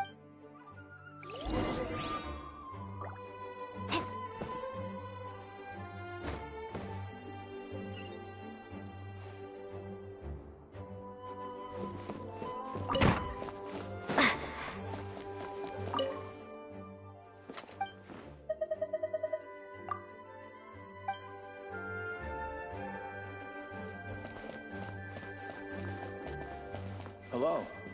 May the Animo Archon protect you. Guess who? That's Paimon's voice I hear. Ooh, yes, please! Wait, no. Anyway, while I'm grounded, I'm making an extra special new treasure.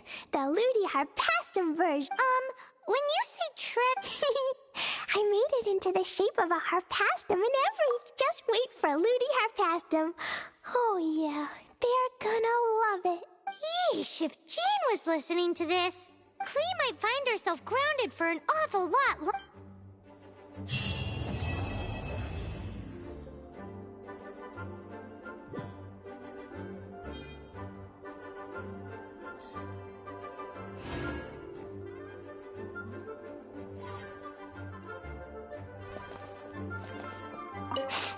I'll be more careful next time. I've heard that the event... Yeesh! If Cyrus, he would be begging Jean...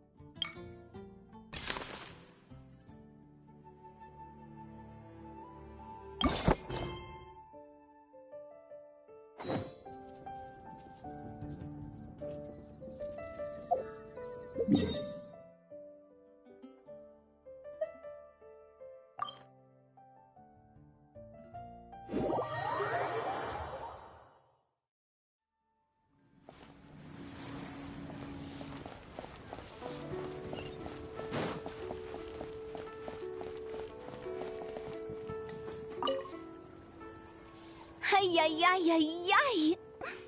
Xiangling, you smell wonderful today.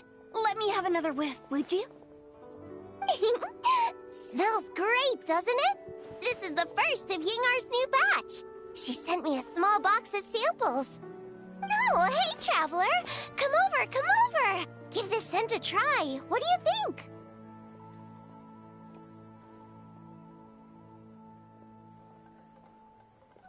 Not bad. Got it in one. Your nose is as sharp as mine. This scent really... Ding, ding, ding! That's right! Just a few days ago, I was passing by Yingar's place and saw her looking all worried, so I asked her what was wrong.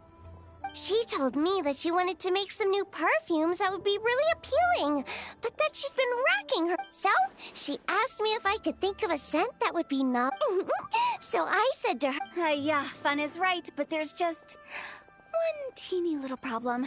The longer you smell it, the louder your tummy starts to grumble. Hear that, Zhongling? That's mine going, feed me, feed me.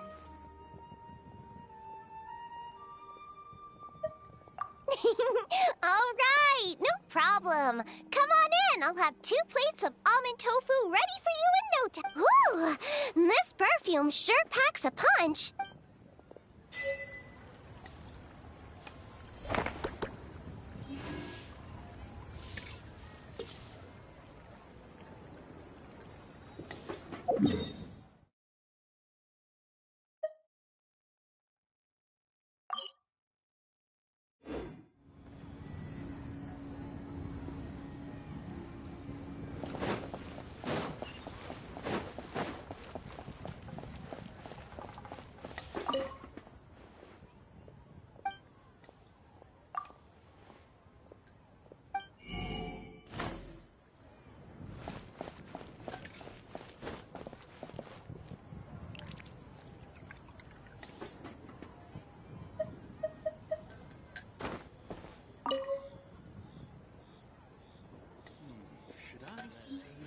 Try something new at the One Mean Restaurant.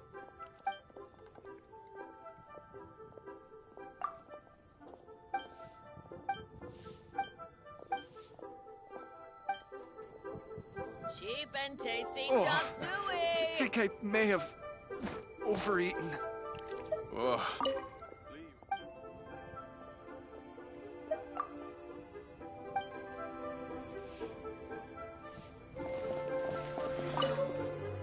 Leo's really got a lot going for it.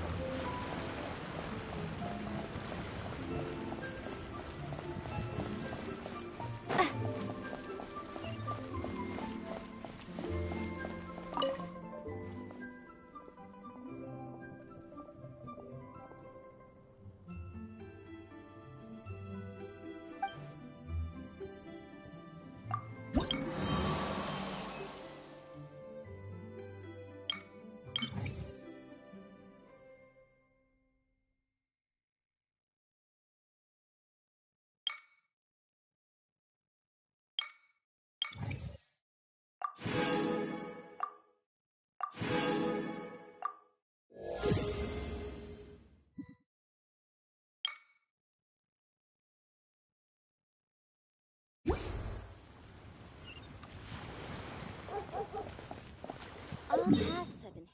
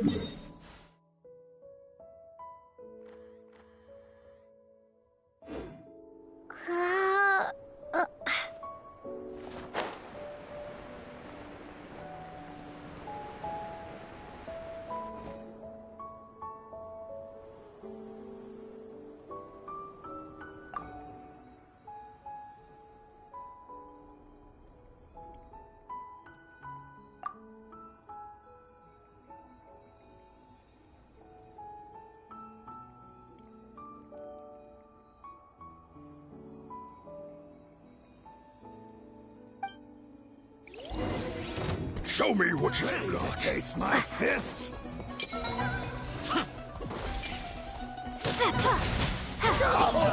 Fighting frog! What?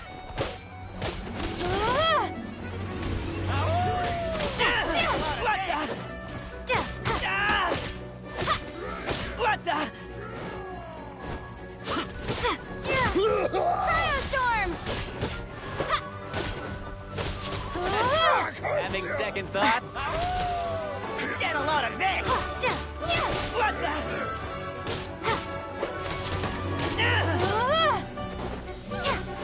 Gotta. Having second thoughts? What the? What the?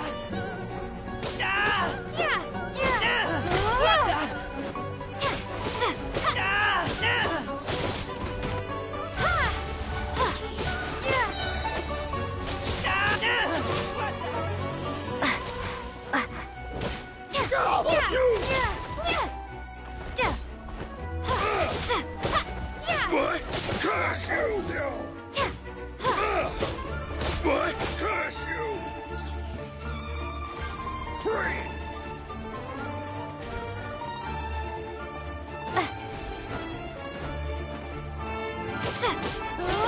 Curse you! Just you wait!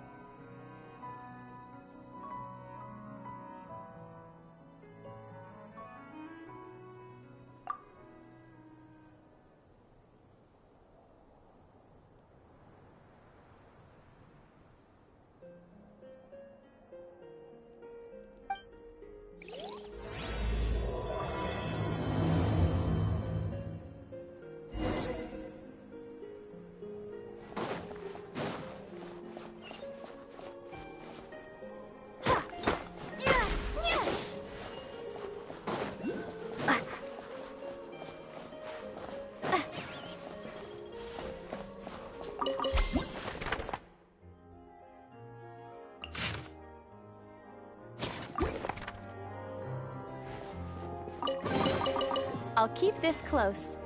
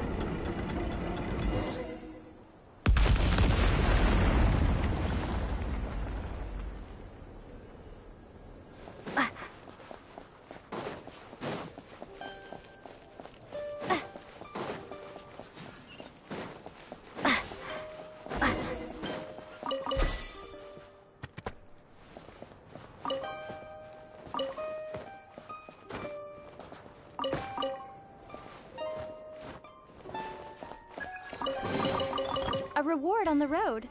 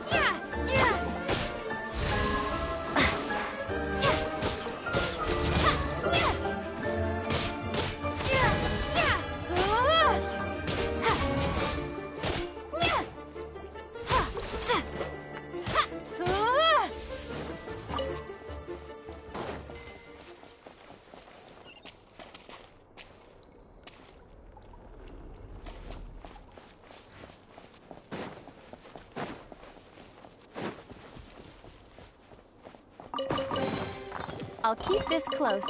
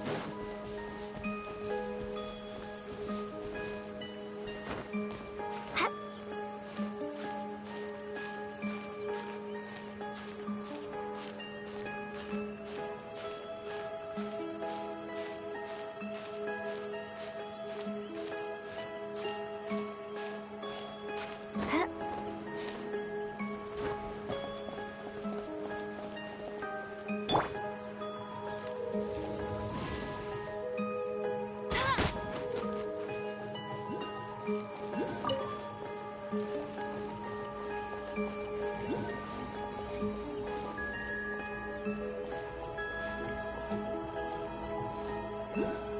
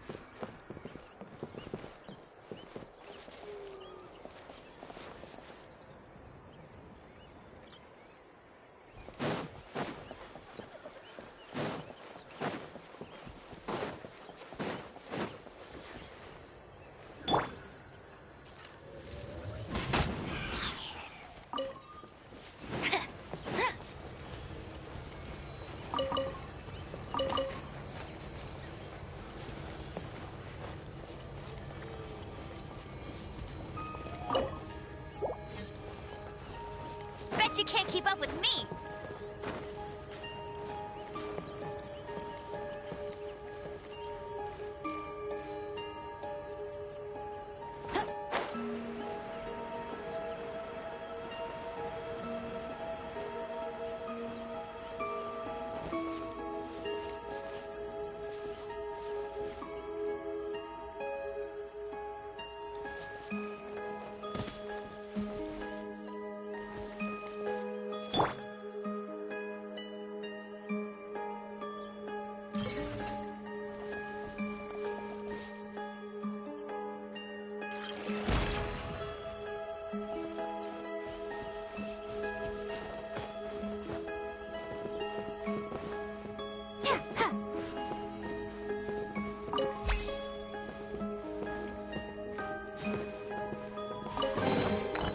this an answer from this world?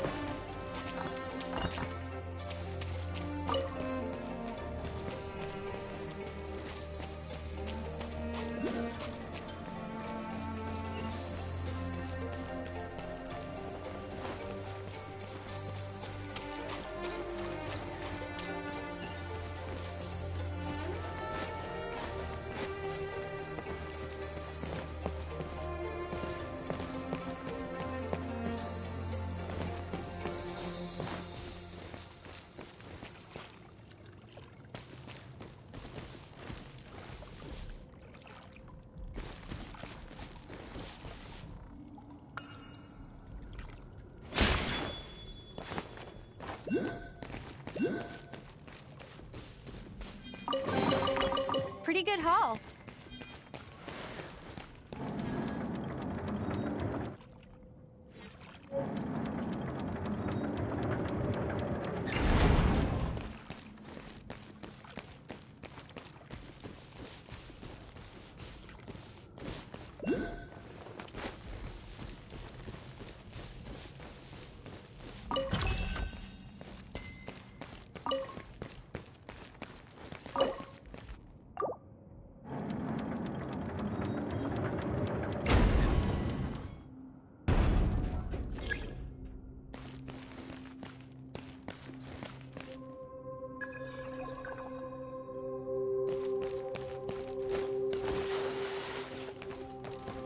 Pretty good haul.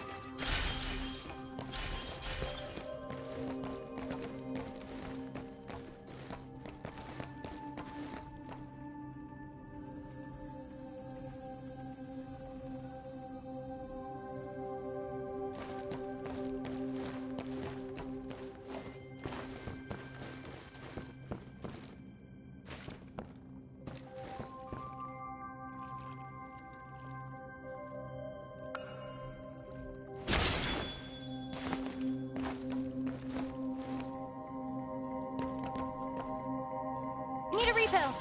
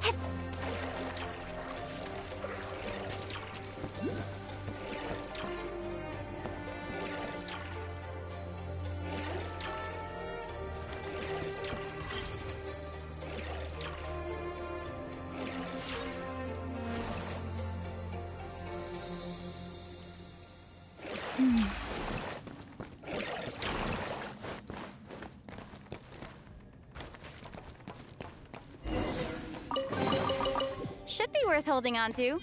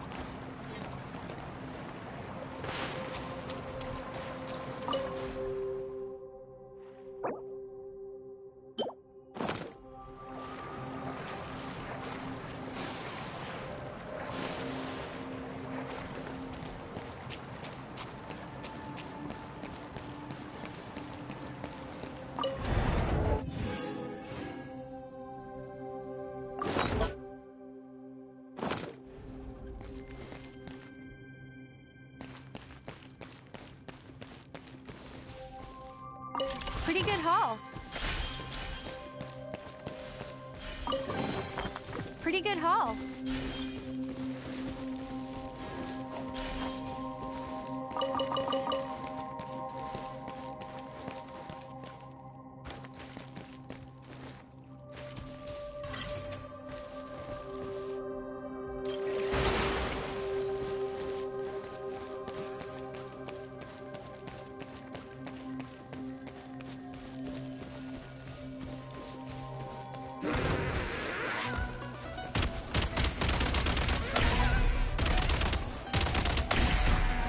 Gotta recharge.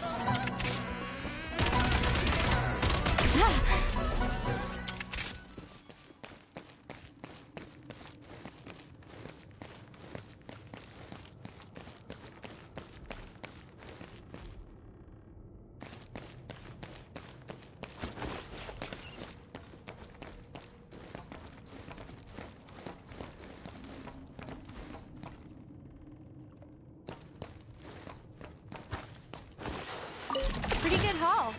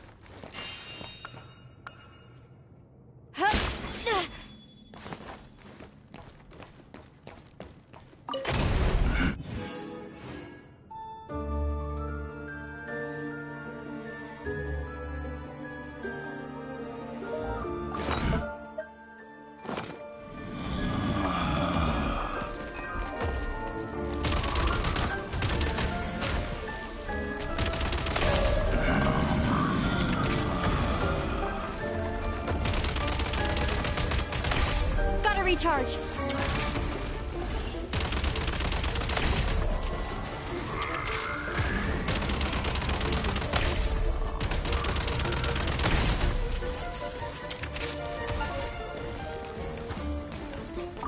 Pretty good haul.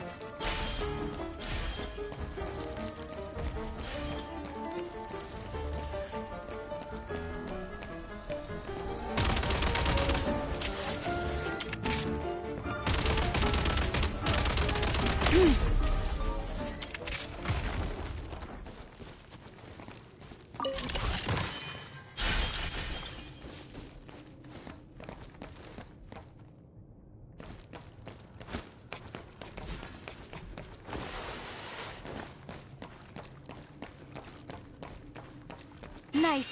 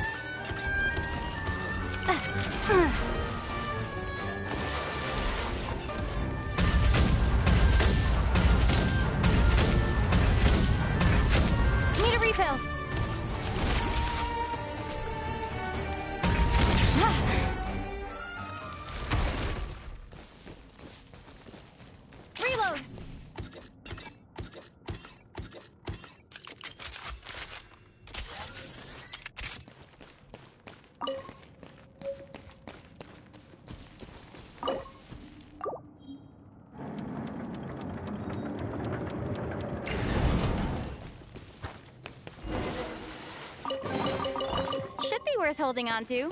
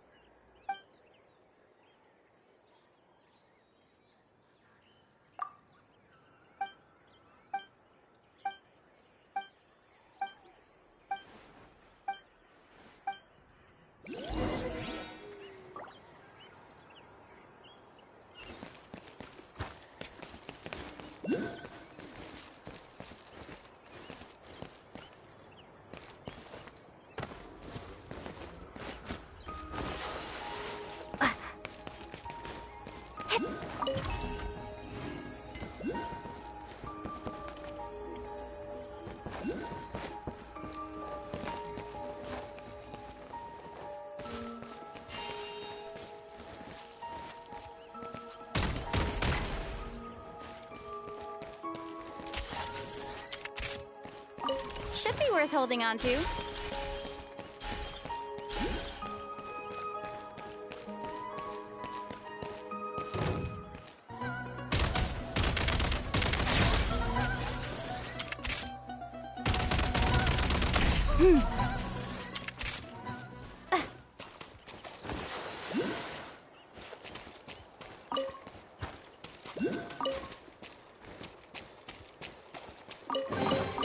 Pretty good haul. Now these will come in handy.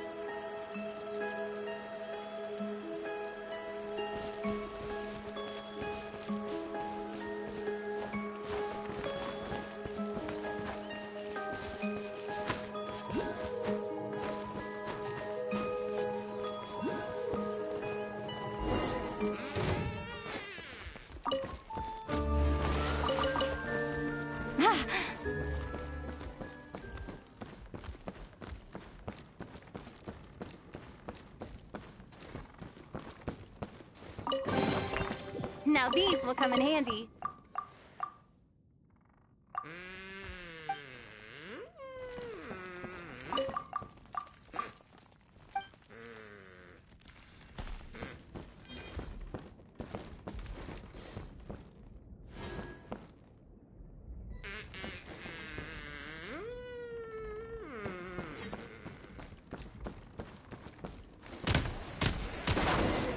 Need a refill.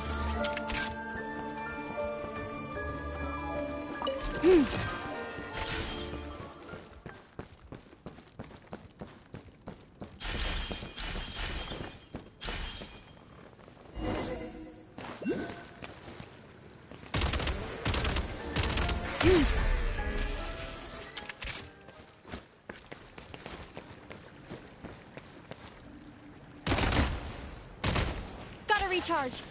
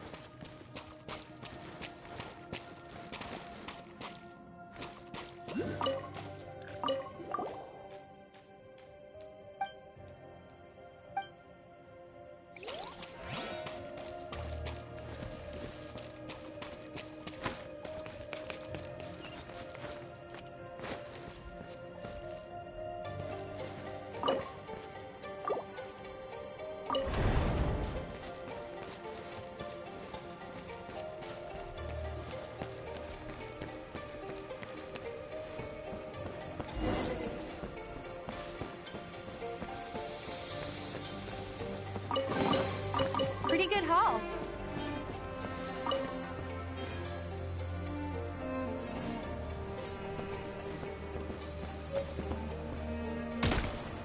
Gotta recharge.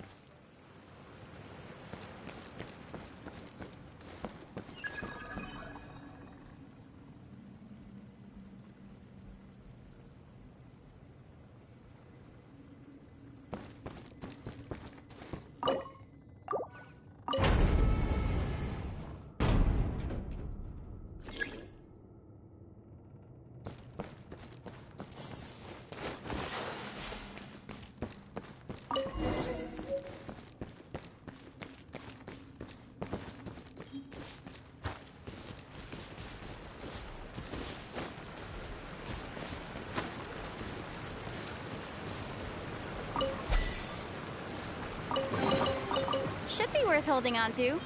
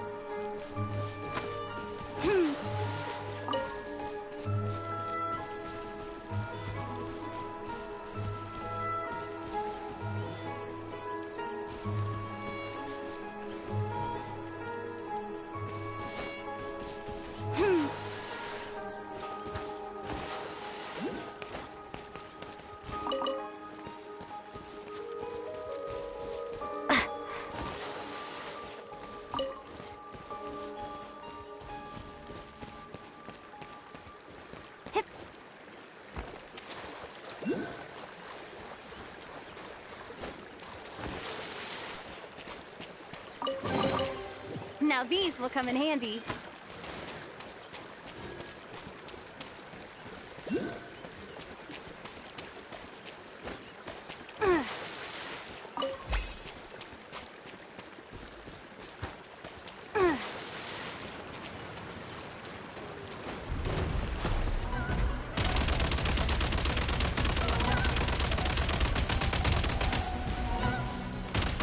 Need a refill.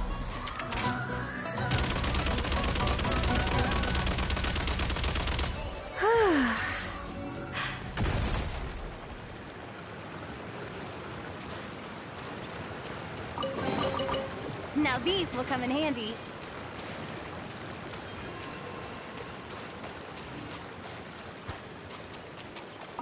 Should be worth holding on to.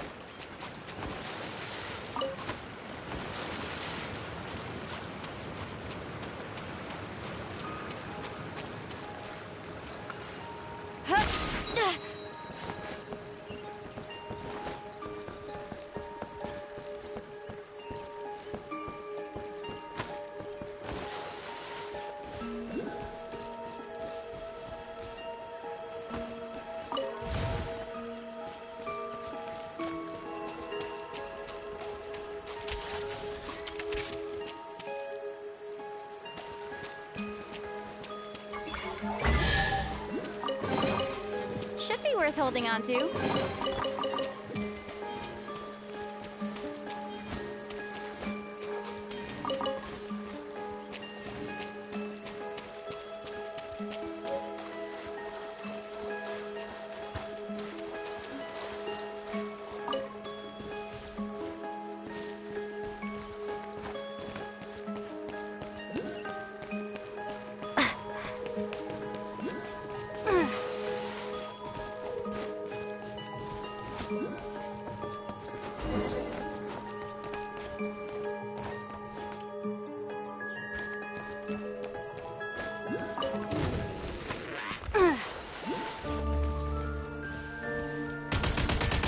Need a refill.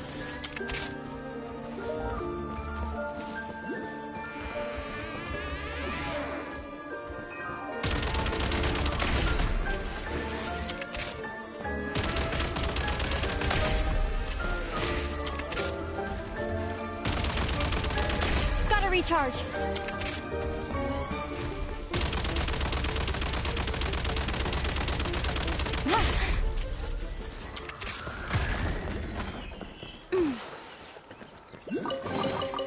Pretty good haul.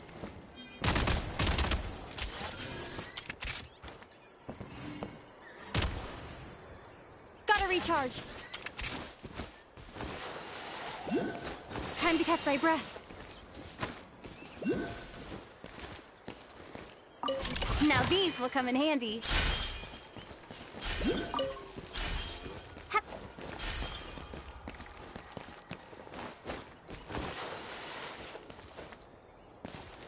Should be worth holding on to.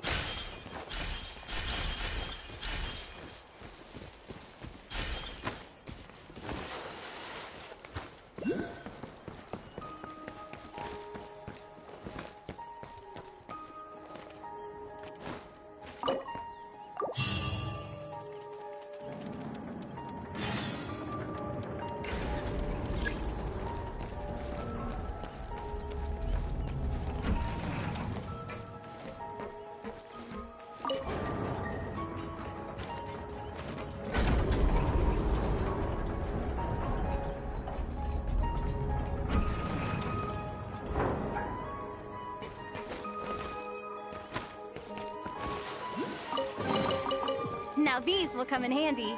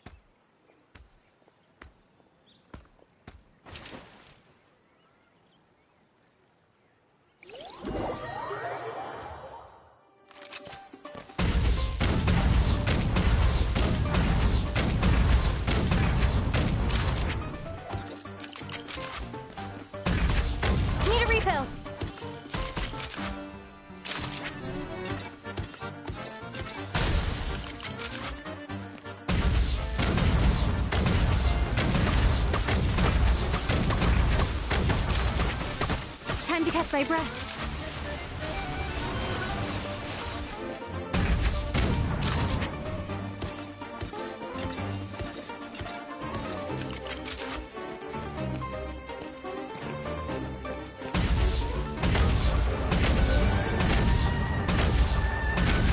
Gotta recharge.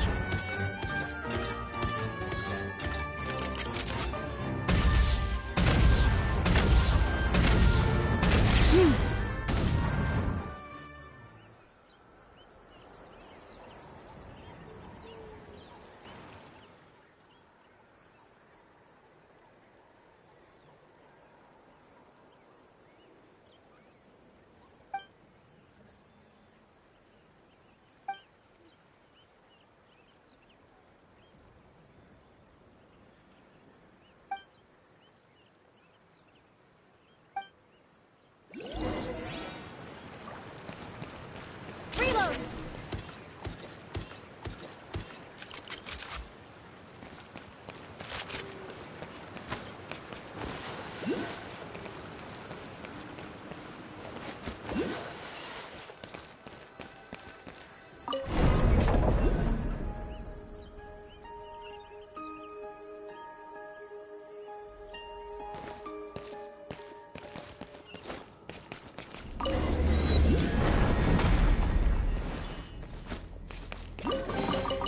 Now these will come in handy.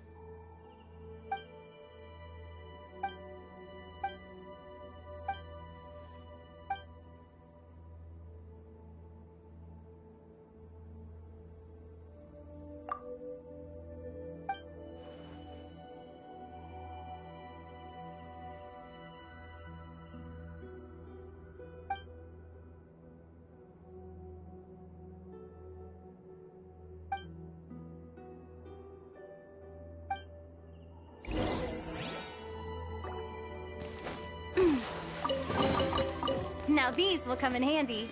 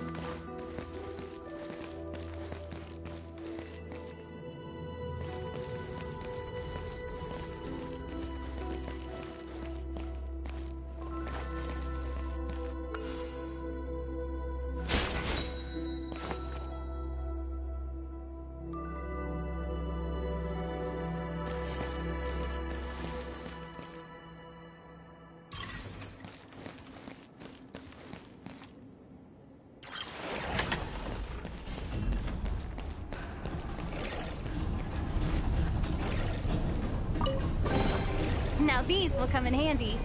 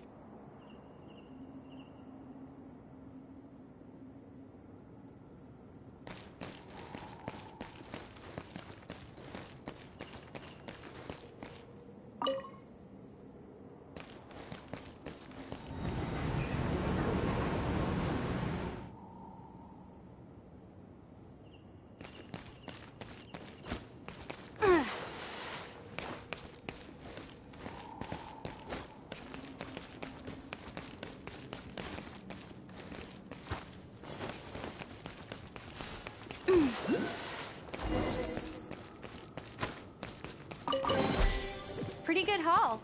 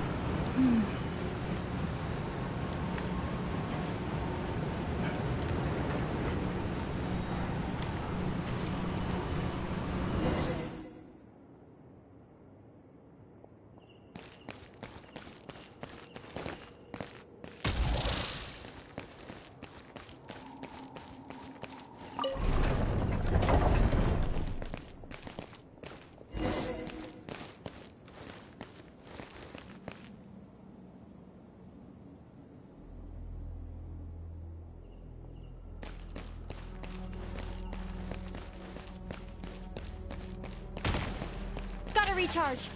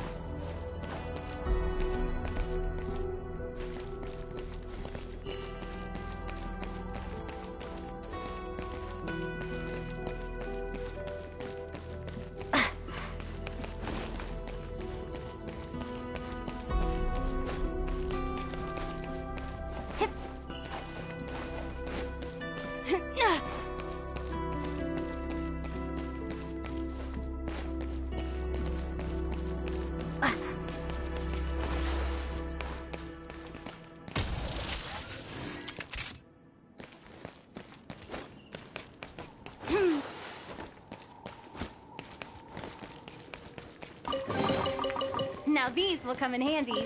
Now these will come in handy.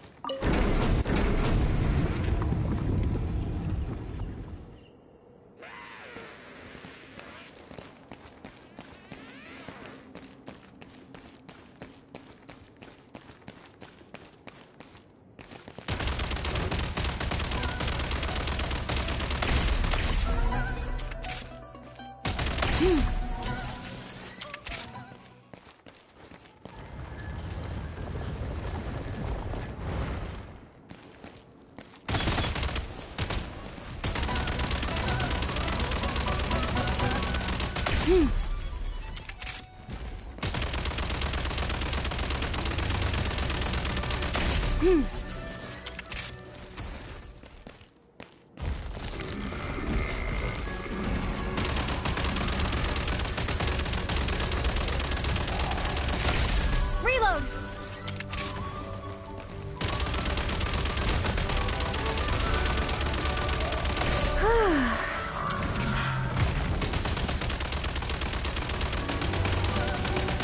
Gotta recharge.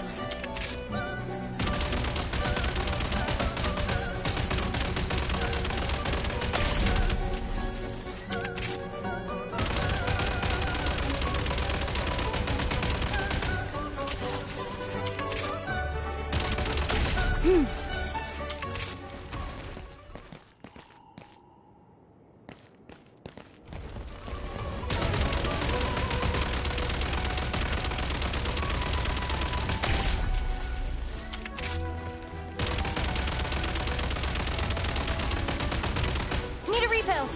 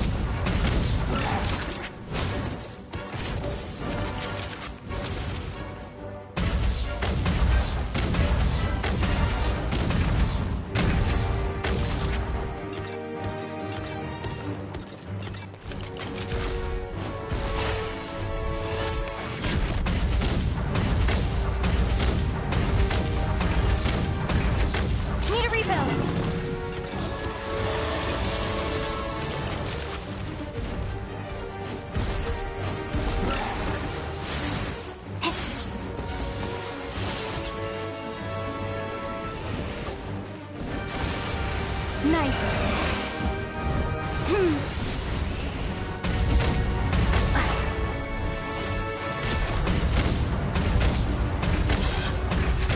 Need a refill.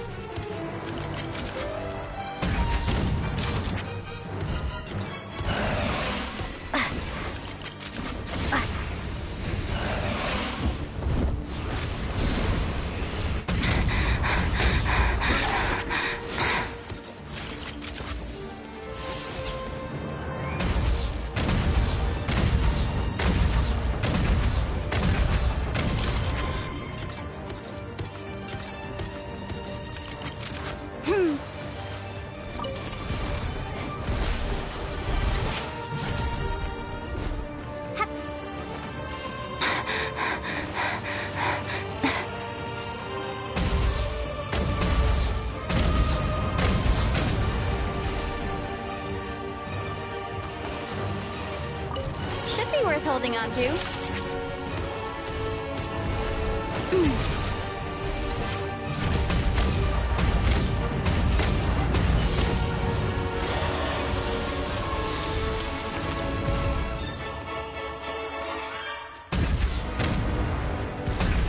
Gotta recharge.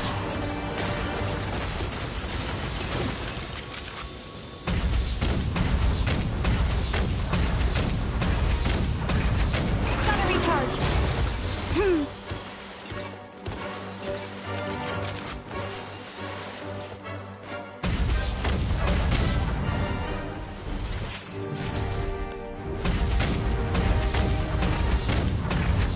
Reload.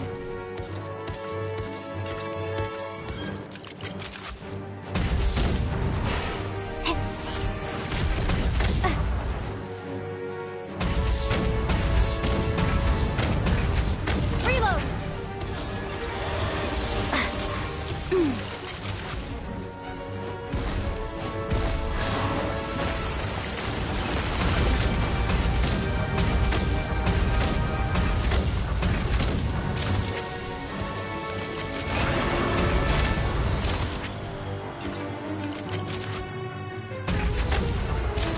Gotta recharge.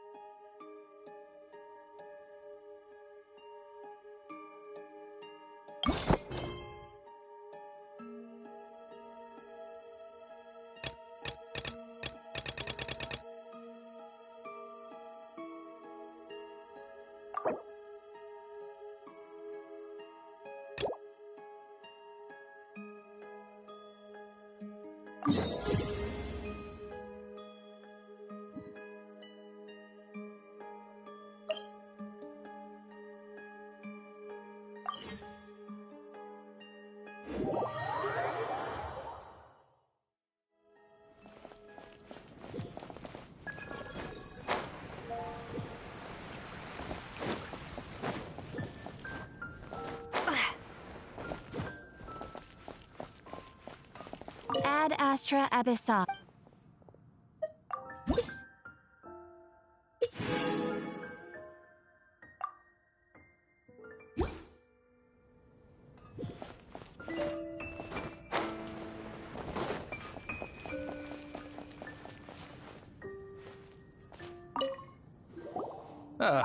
Honorary knight. Is something the matter?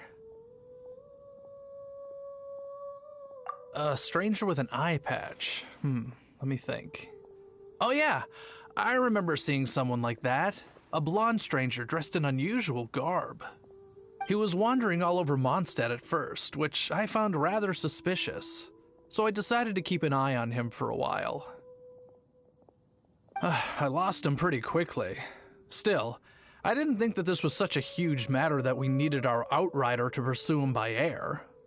As long as Master Jean is here, there's nothing to fear from some suspicious, unusual-looking person. That might be true, but if it were up to Jean, she'd take this way more seriously. That is true. But on the other hand, knowing that Master Jean may overreact to the situation is all the more reason to not tell her, no? Anyways, oh yeah, he was at Wagner's smithy for a while before I tried tailing him. He might have said something to Wagner. You should go ask him. Mondstadt welcomes you.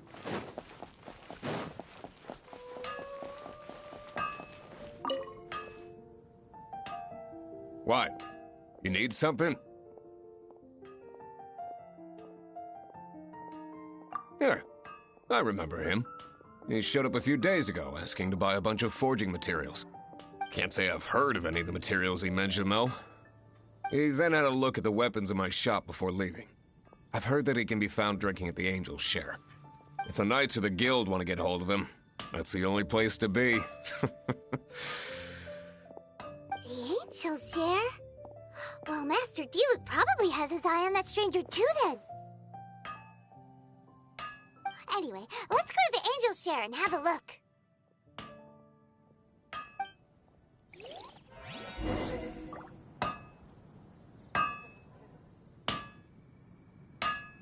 Take your pick. You'll find no second-rate items at Wagner's.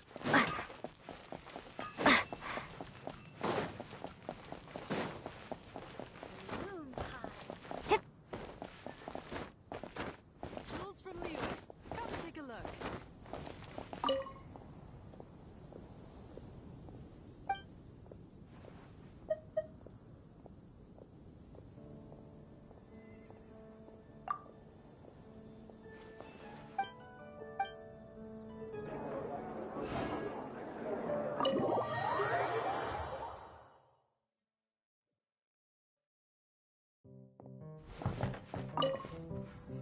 What will it be? Grape juice or apple cider? Hey, Charles! Have you seen a blonde stranger who wears an eye patch around here by any chance? That I have. He comes here every night. Just a drink, though. Doesn't order anything else. He even sometimes mixes his own drinks after he orders them. I don't know anything else about him, but from his selections and mixes, I'd say that he's quite the connoisseur. And what's Master D-Luke's opinion? Why, I just gave it to you. Quite the connoisseur. Investigating everything as always. Guess that's... If you're looking for that gentleman, he ordered some new bottle of wine in advance yesterday. So he should be here today, too. There's too many raucous patrons on the first floors.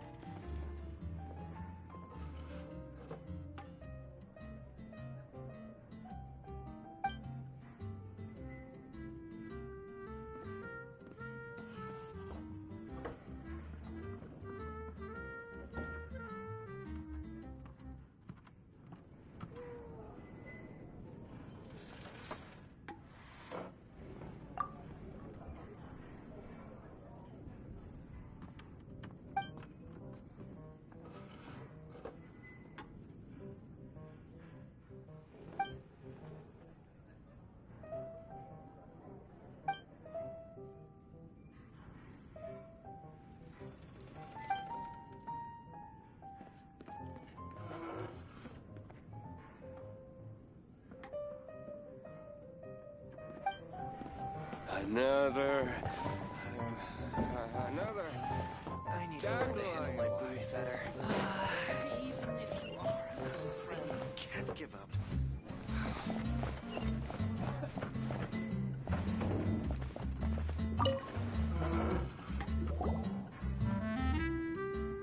Ah, welcome, sir. The wine that you previously ordered is here. He's really here? Let's go downstairs and have a look.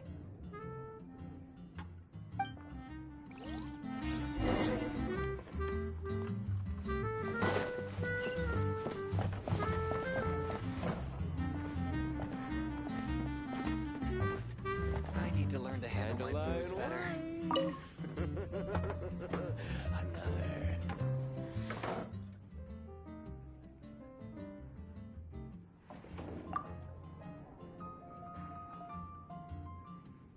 Wow, he's got no intention of paying us any mind, huh?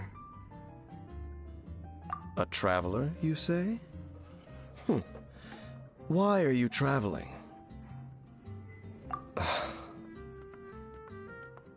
Well, that's as good a reason as any. So, guess we've broken the ice. What a weird guy.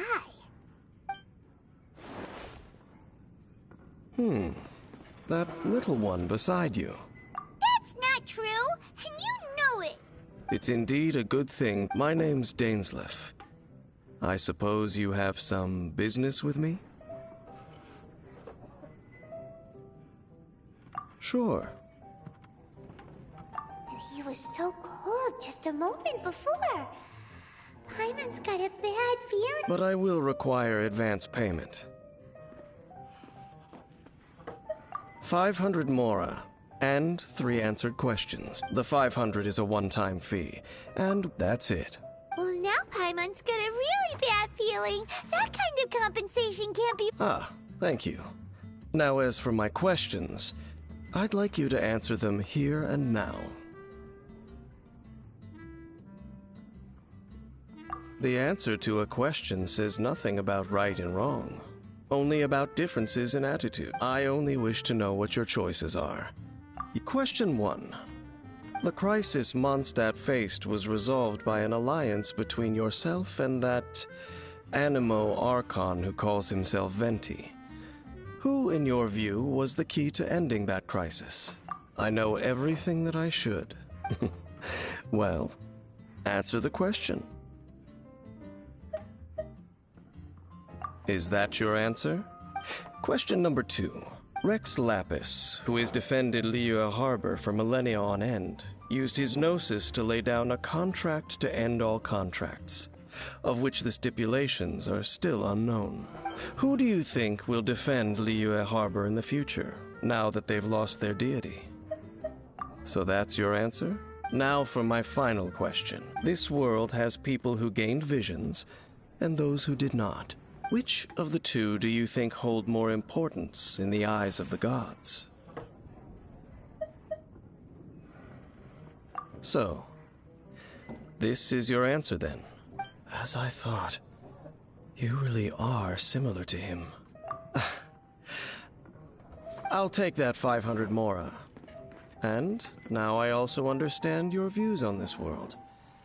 As we agreed, you may now commission me. That said, I only take commissions related to the Abyss Order. Like you, I am currently on a journey. You intend to find your sibling, while I wish to oppose the Abyss. Ugh. Those creatures that serve the Abyss are the fangs and claws by which the Order spreads chaos in this world. I have come to Mondstadt this time while on the trail of an Abyss Herald. An Abyss Herald? An even more twisted abyssal being, one that commands the Abyss Mages. Oh, that's right!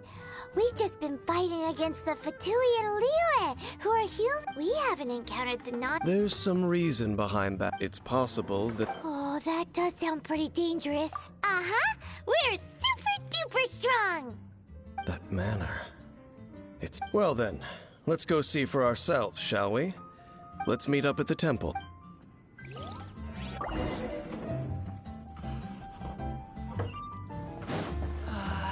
Even if you are a close friend.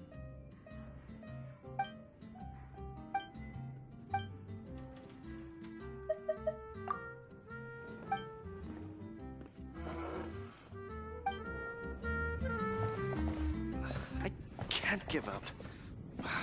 What would you like?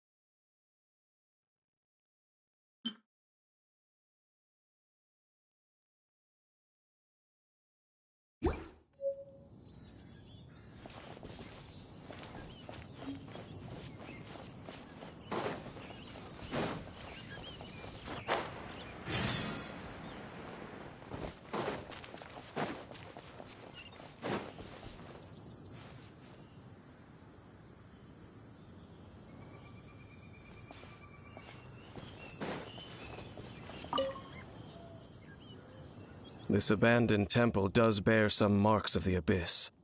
The falcon of the west. Though it can soar in the wind. Hmm?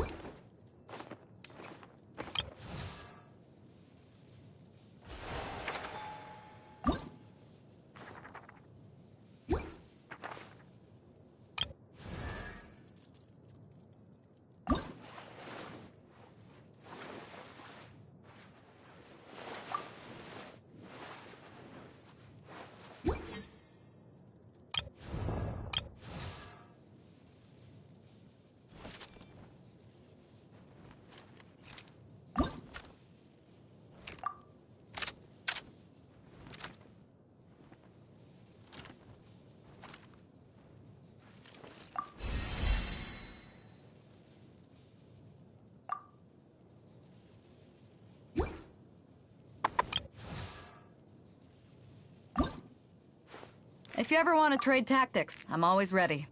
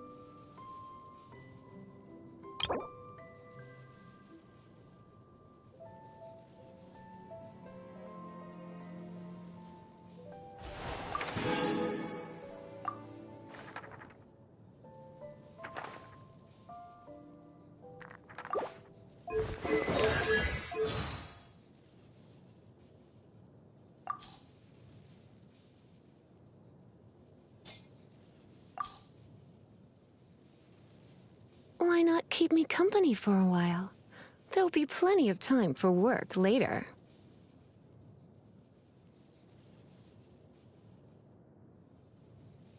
Surely you don't want me working overtime. That would be no good. Ugh. Oh my. This is really...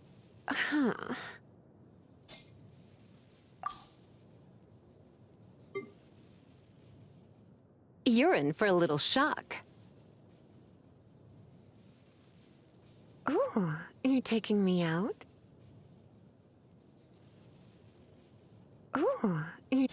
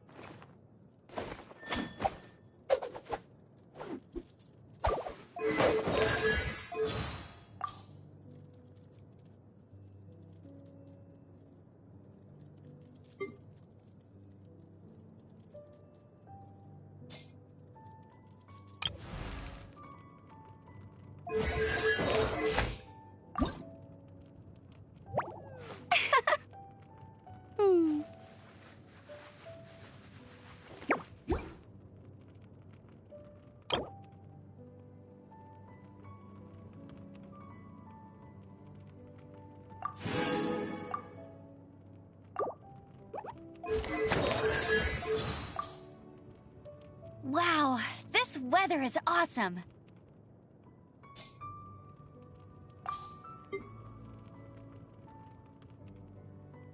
Outrider Amber.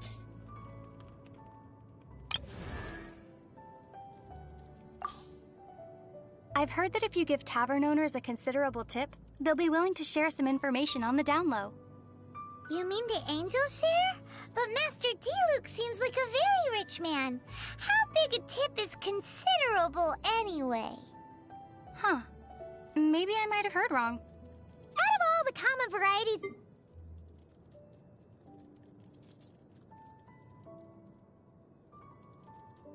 There's still a long...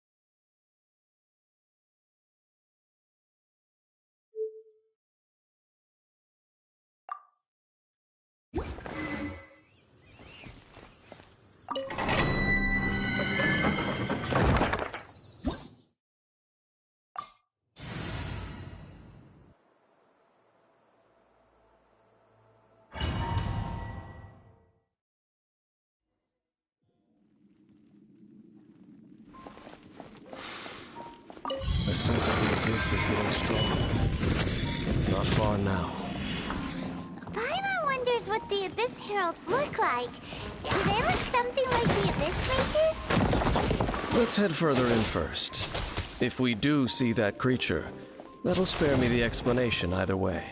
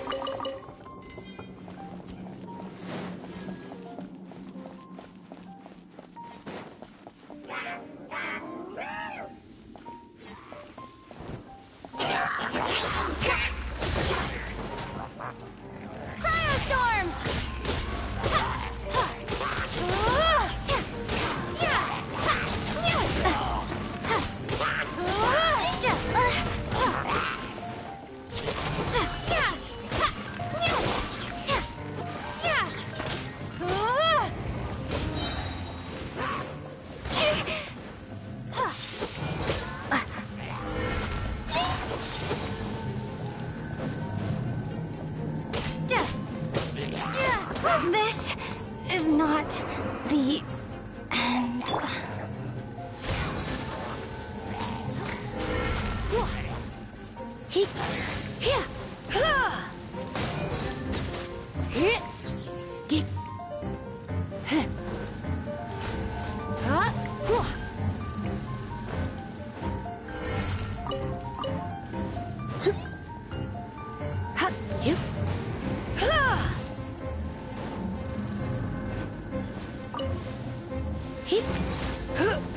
Come a little. Let's spark things up a little.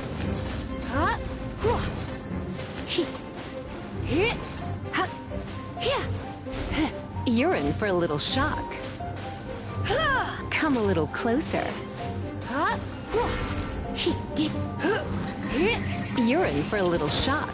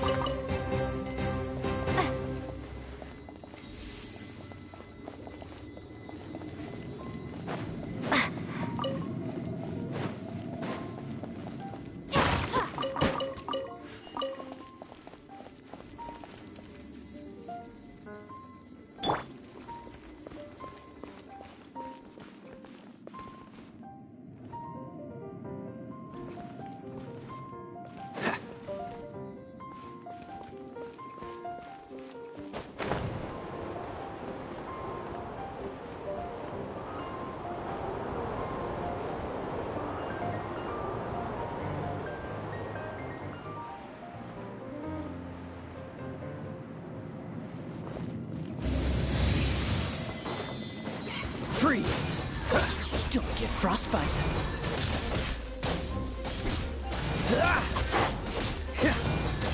Dodge this!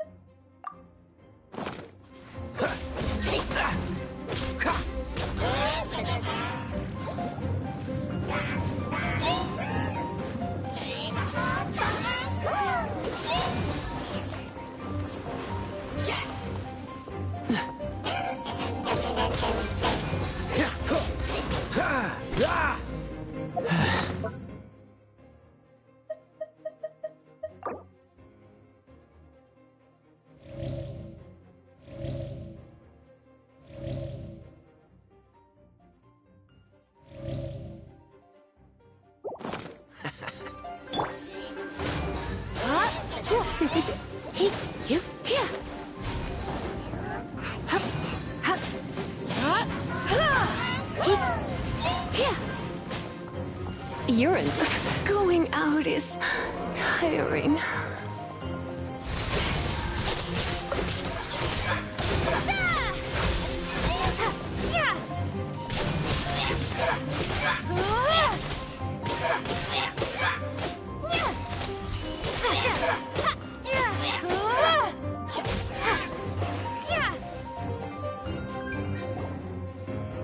Just a few Abyss mages? Seems like that herald might have already left. The Abyss. It is chaos, and it is also destruction. It is a morass of inconceivable madness that encroaches upon this world's very foundations. That is why even the Dragon of the East, a servant of a deity, was unable to resist its corrosive powers. And the creatures of the Abyss desire nothing less than the overthrow of a world ruled by the Archons. You seem to know a lot about the Abyss, Dane. Well, we do have some history. I suppose that's as far as chit-chat goes. We should head to Wolvendom. Judging by the traces I'm following, their next appearance may be within the territory of that old wolf. Perhaps we may find our Abyss Herald there.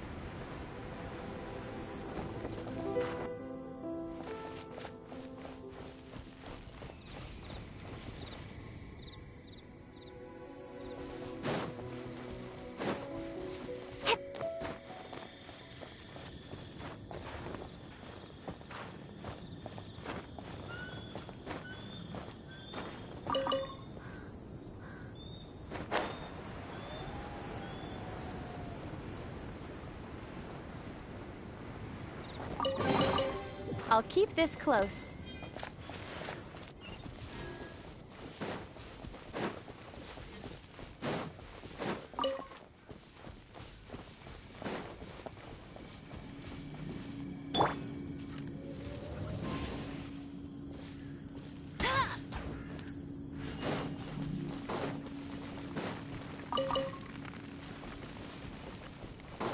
Well, we're in Wolfendom now. Think Dane's waiting for us up ahead? We should meet up with him quick, in case the wolves decide they don't like him.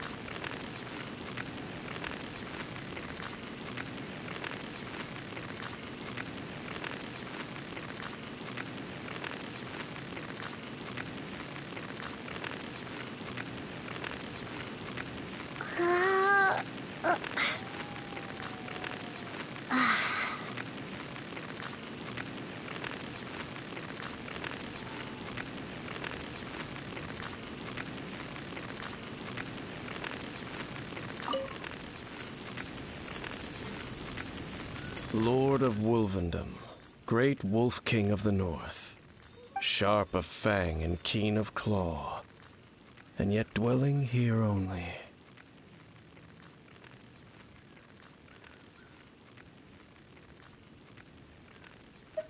No, nor does it know me.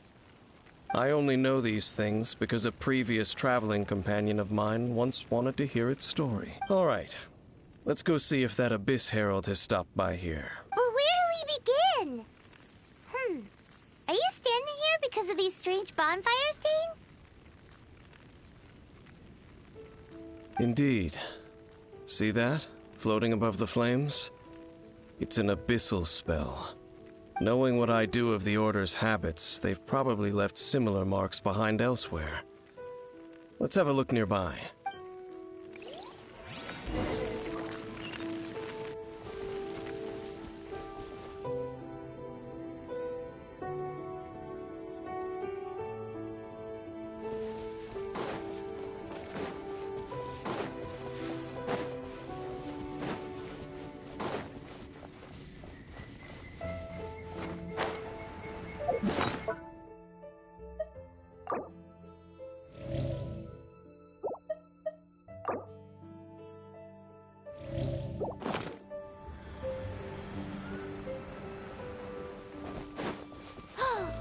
Do you think that those monsters by the bonfire are under the Abyss Order's control?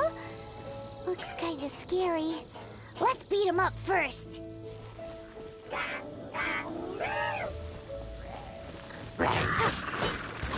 Firestorm!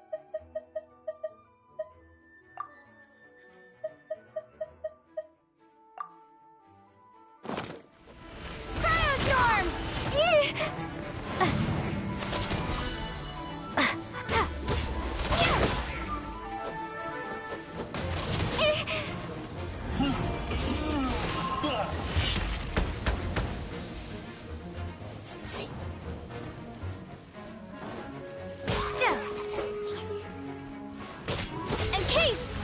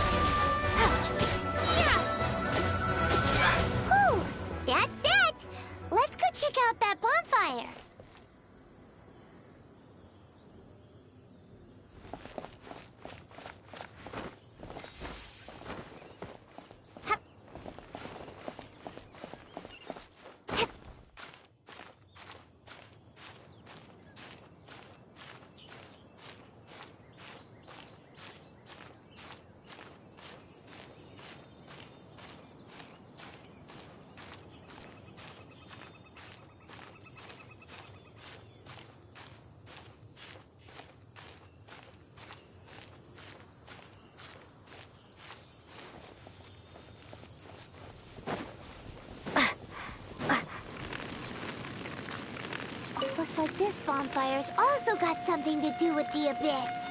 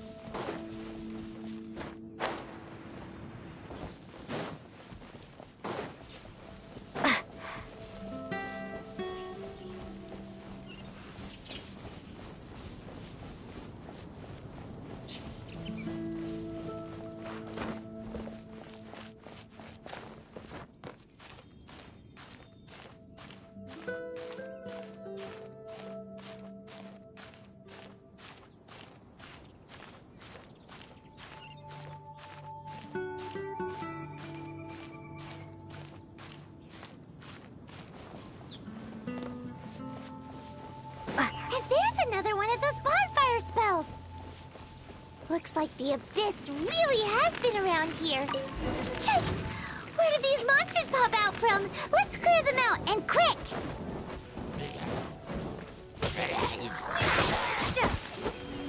Condense! Cryostorm!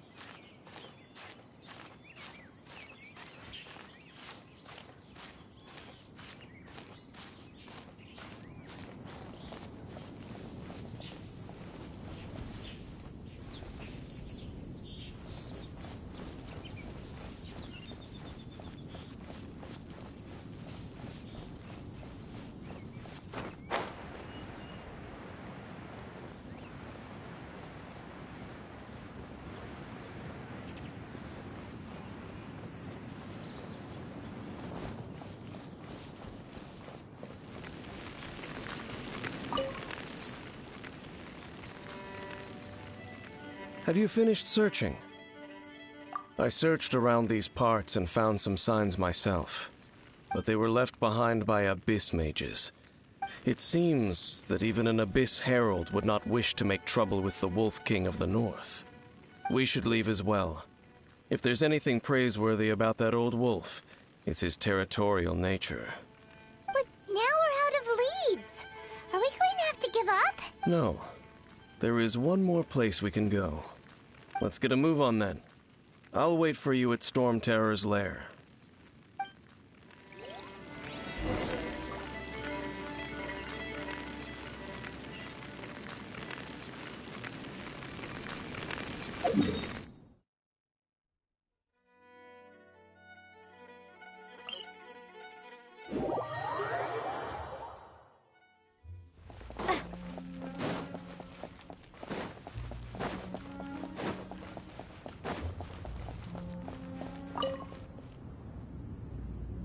I've heard about what happened to you during Mondstadt's crisis. When you came, this place was known as Storm Terror's lair. But I suppose that this place is more lair than Storm Terror at this point. In fact, if my memory serves, this ruin has had largely nothing to do with that dragon for a long time. The first time I laid eyes upon the ruins of Old Mondstadt, the Dragon of the East had yet to fall, much less come to nest in this place. Huh? But Paimon remembers that Dvalin first got in trouble hundreds of years ago. Don't think too much about it. Do you remember the light actuators that once sealed this ruin? If the Abyss Order is interested in this location, then they will not neglect those mechanisms. Let's go see what the situation is at those light actuators.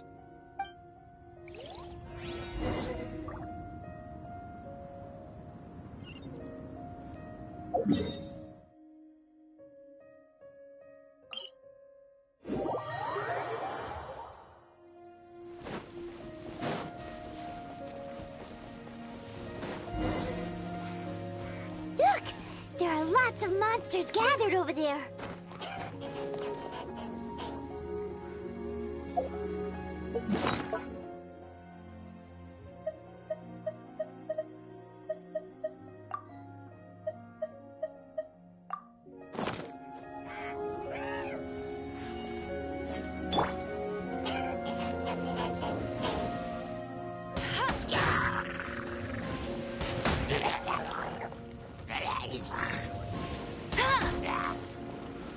Let it rain. And peace.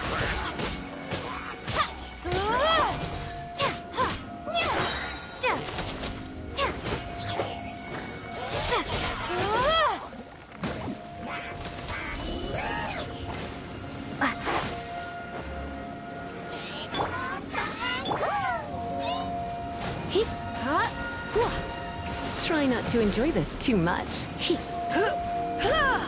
Come a little closer.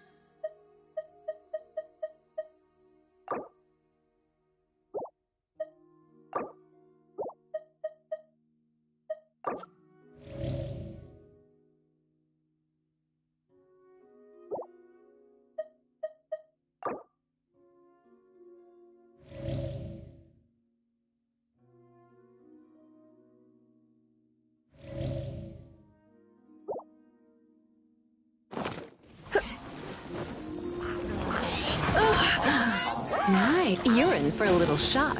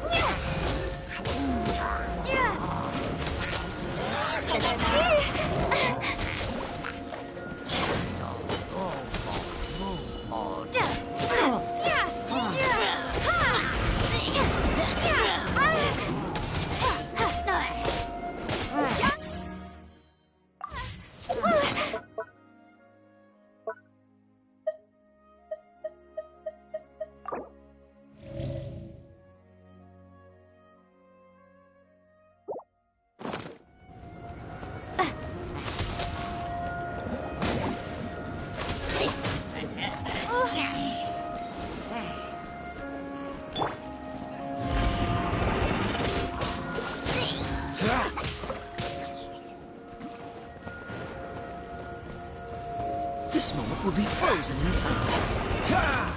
Don't push your luck. Free, don't push your luck. Cool it. I'm getting tired of this game.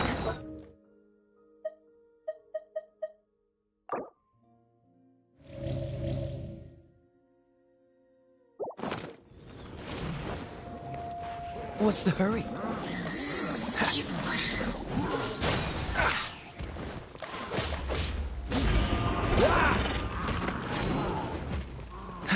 Dodge this! Don't push your luck.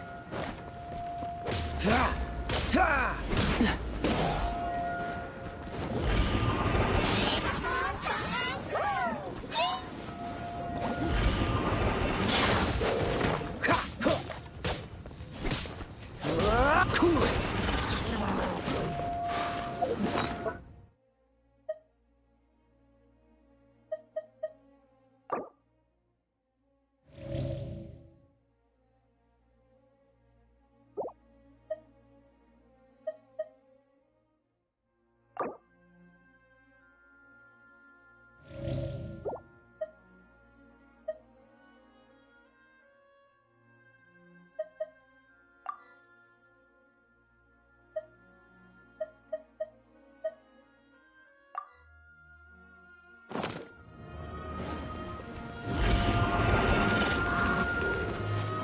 Dodge this!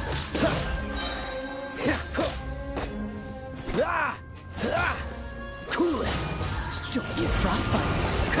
Don't push your luck!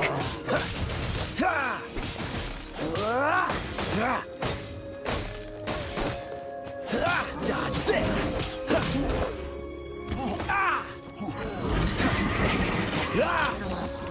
Free!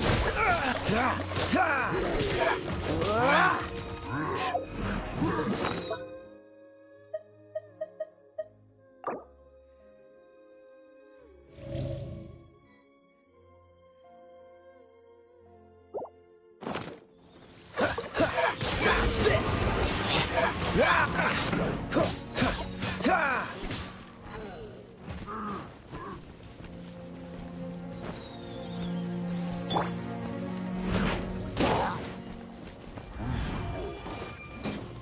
That's cheating!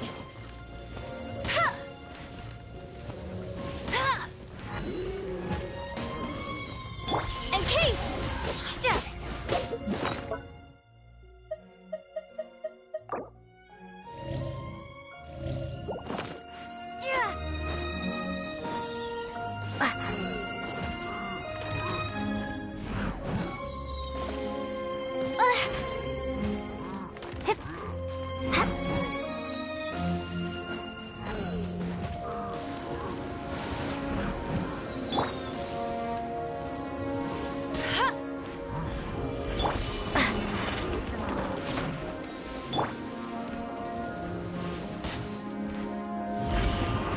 I'll race you there!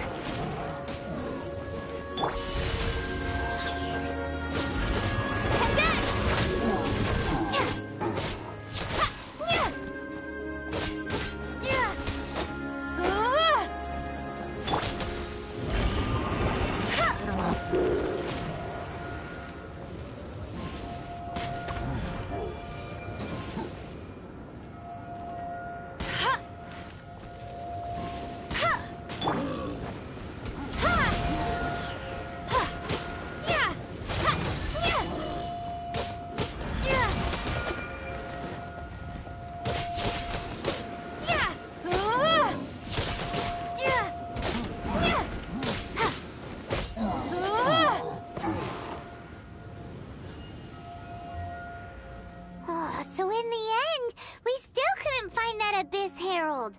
Bummer. I wouldn't call not having to gaze upon such a creature a shame exactly. Still, I do believe that you will come across one eventually. No, you're right. If it's a really powerful monster, it would be best to go around it. How good it would be if all perils one encounters in their journeys could simply be solved by going around them. Once upon a time, yes. I simply have experience from adventuring together with...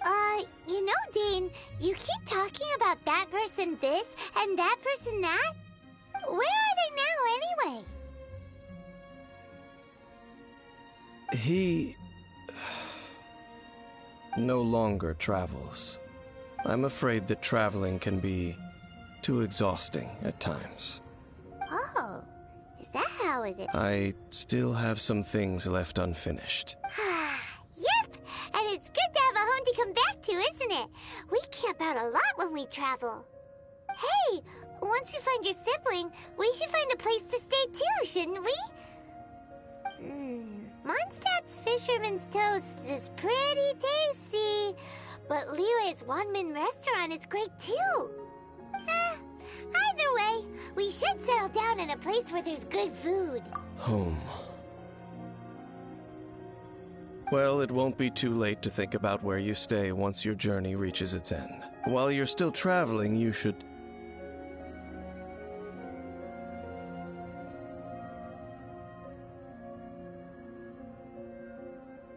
Huh? What's familiar? A familiar feeling, you say? It could be someone you know well. Whichever it is, we should see it for ourselves, and thus see clearly. We can reach the top of that cliff from over there. Let's go.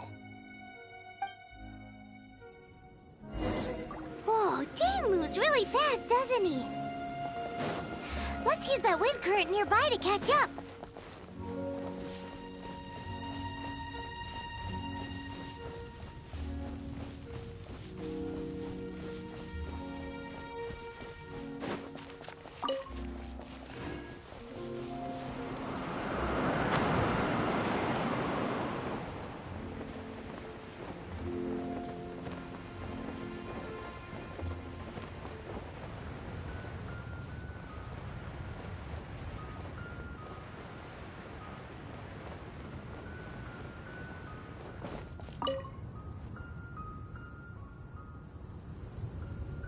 Can you still sense that familiar feeling that you spoke of earlier? But it doesn't feel like there's anything around here. No monsters, no people, nothing. Indeed. There doesn't seem to be anything strange about this place. It doesn't look any different from the last time I was here. My traveling companion brought me here on our previous journey. Me? I merely followed my traveling companion around on that journey. Huh? A ruin guard's footprint. A ruin guard was wandering around here? No peace to be found, even for a single dandelion.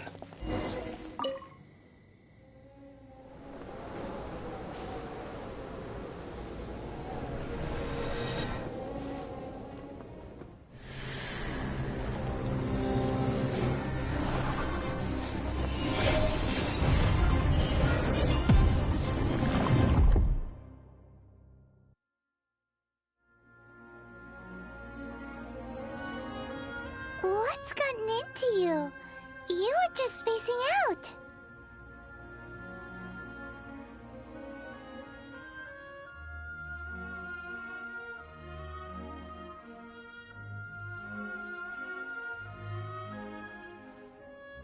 Huh? You mean your brother? But how could that be? You only touched that dandelion. Perhaps that dandelion bears some sort of scent that only you recognize. As for why... You're saying... Do not rush. Vexation and anxiety are the enemy of rational thought. At least you now know that he is still on this world. At this time, the most important thing is the journey Yes. And this is something that you find your kin at the end. Huh? You're leaving? Only for now. After all, I did take 500 more.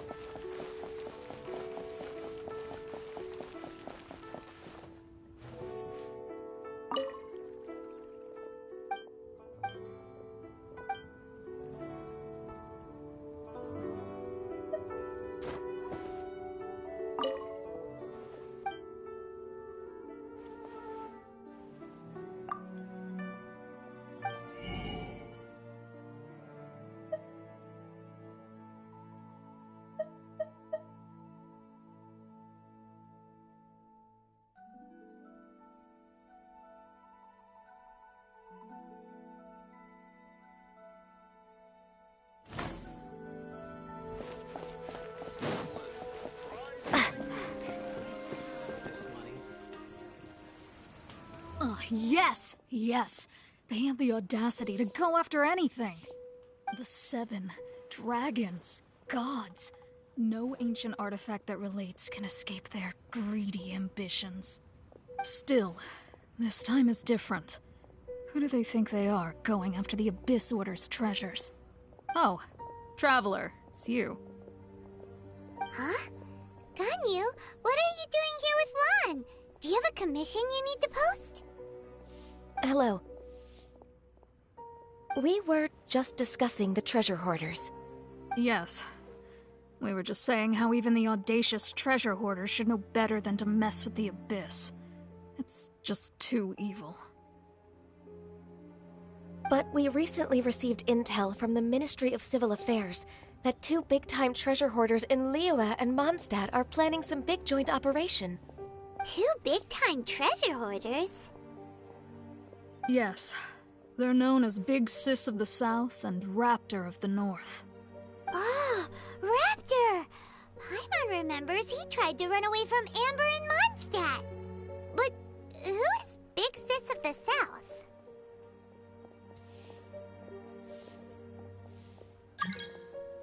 You are correct. She's the head of the treasure hoarders in Liyue. As I understand it, the treasure hoarders all call her boss. Some say that the god of thieves even bestowed a gift upon her for her exploits, making her Big Sis of the gods. But that's probably just a wild rumor. Anyway, the treasure hoarders discovered some previously unexplored ruins that the Abyss Order has been secretly guarding in the shadows. Despite how dangerous that makes it, all the treasure hoarders can think about is what kinds of treasure could be inside. They have already devised a plan. They will send out a decoy to divert the Abyss Order's forces away from the ruins, then send an expert thief inside to steal the treasure. To this end, Big Sis and Raptor have reportedly recruited a certain Grand Thief from Fontaine. Grand Thief? That's quite an impressive sounding title. Oh, indeed. He is an extraordinary individual. The Grand Thief is highly respected in the treasure hoarders, in the same way that we adventurers look up to great adventurers. Ah, so you're familiar with the author of the Tevat Travel Guide, then? Correct. The Grand Thief is someone as renowned as her. So, despite being relative big-timers in Liyue and Mondstadt, Big Sis and Raptor had to put in a lot of work to convince a thief of his status to come and personally oversee this operation. With the major changes in Liyue recently, the Ministry of Civil Affairs and the Millelith already have their hands full. They don't have any time to investigate rumors about treasure hoarder activity. But anything related to the Abyss makes me feel like there is some unknown danger lurking beneath the surface.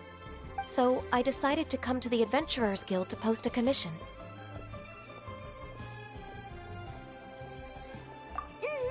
Leave this commission to us. Oh, thank you so much. Good to see this in the hands of a reliable guild member. Well then, good luck. The guild will take care of the details of this commission.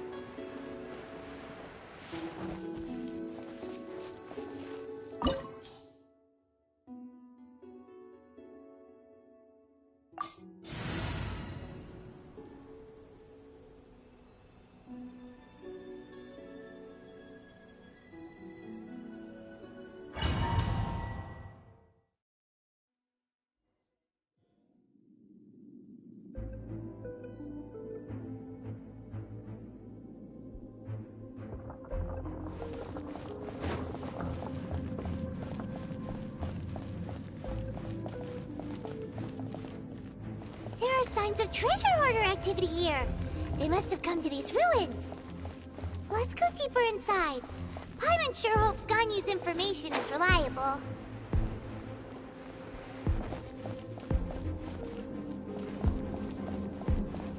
There aren't many guards here. Looks like their plan to draw away the Abyss Order's forces really worked. Storm! Fighting Frost!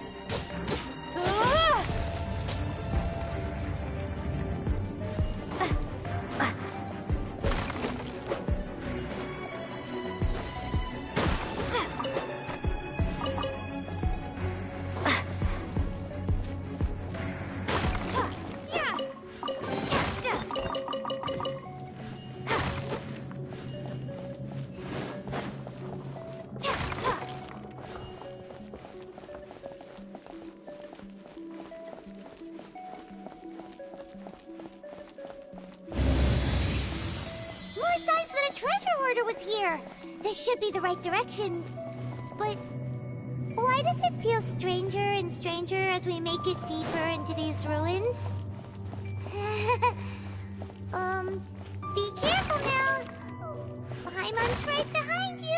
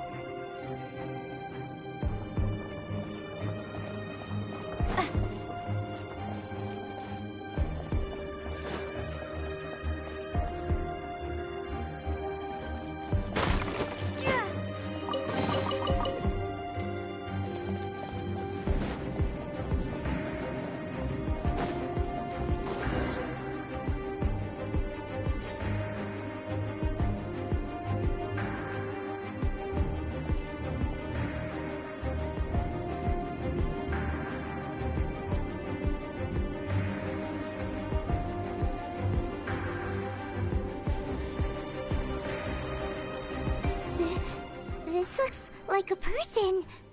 Could it be the Grand Thief?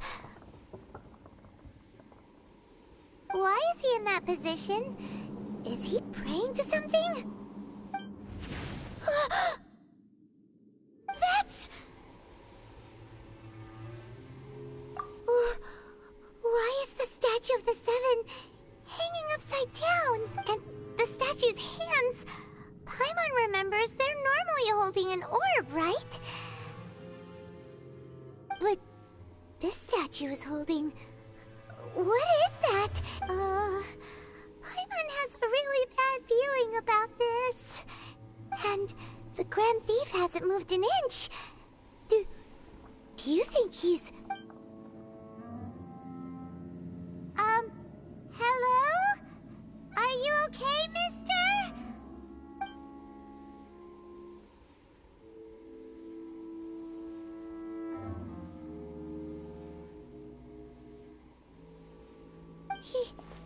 He's dead. Paimon doesn't feel so good.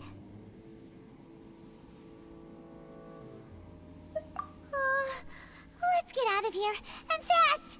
We should report back to Ganyu and Lon. Ah! Now what? We can't stay here! Quick, run!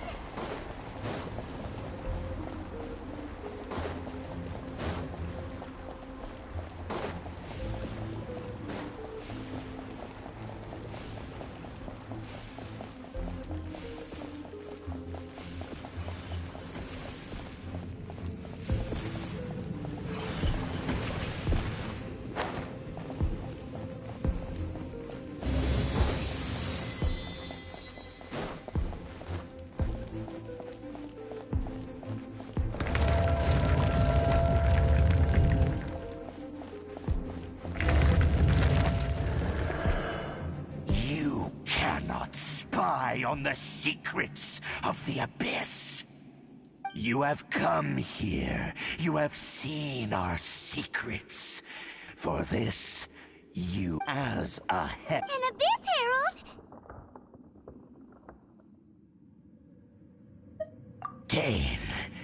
Dainslith. Oh, I thought you were just a couple of pests. Did he send you here to the Abyss? Is unstoppable. What is this power? Pirate's never seen it before. Careful, please don't get cocky.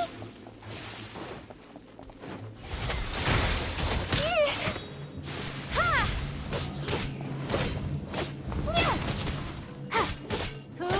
It's a roar!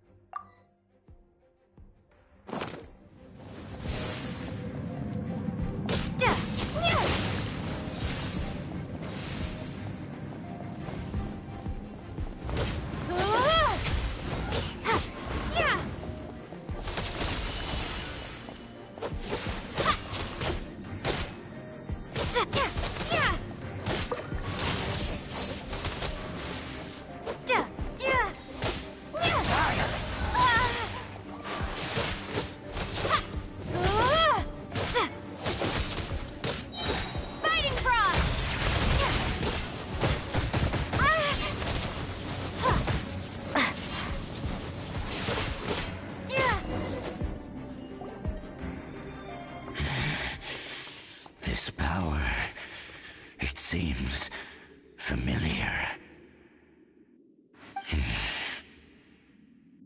I see. So it's you. You are the one. In that case, I shall stay here no longer.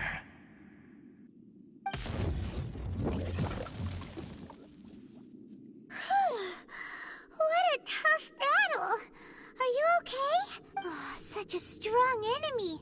Who knew the Abyss Order had monsters this powerful among... Huh? What is it? What are you thinking about? Oh, right, yeah. We're near the exit now. Let's...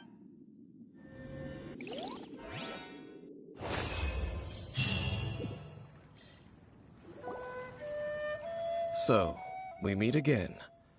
A little sooner than I had expected. Judging by your expression, it seems you just experienced something quite strange. Could it be that you encountered an Abyss Herald in those ruins? Huh? How did you know that? I've been on the Abyss Herald's trail. I didn't expect to find you here as well.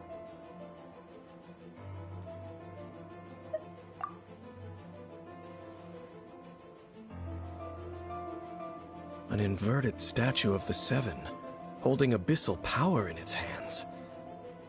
No, I have never seen such a thing during my time fighting the Abyss. Tell me the rest of what happened in there. So you escaped the ruin depths filled with abyssal power, and then?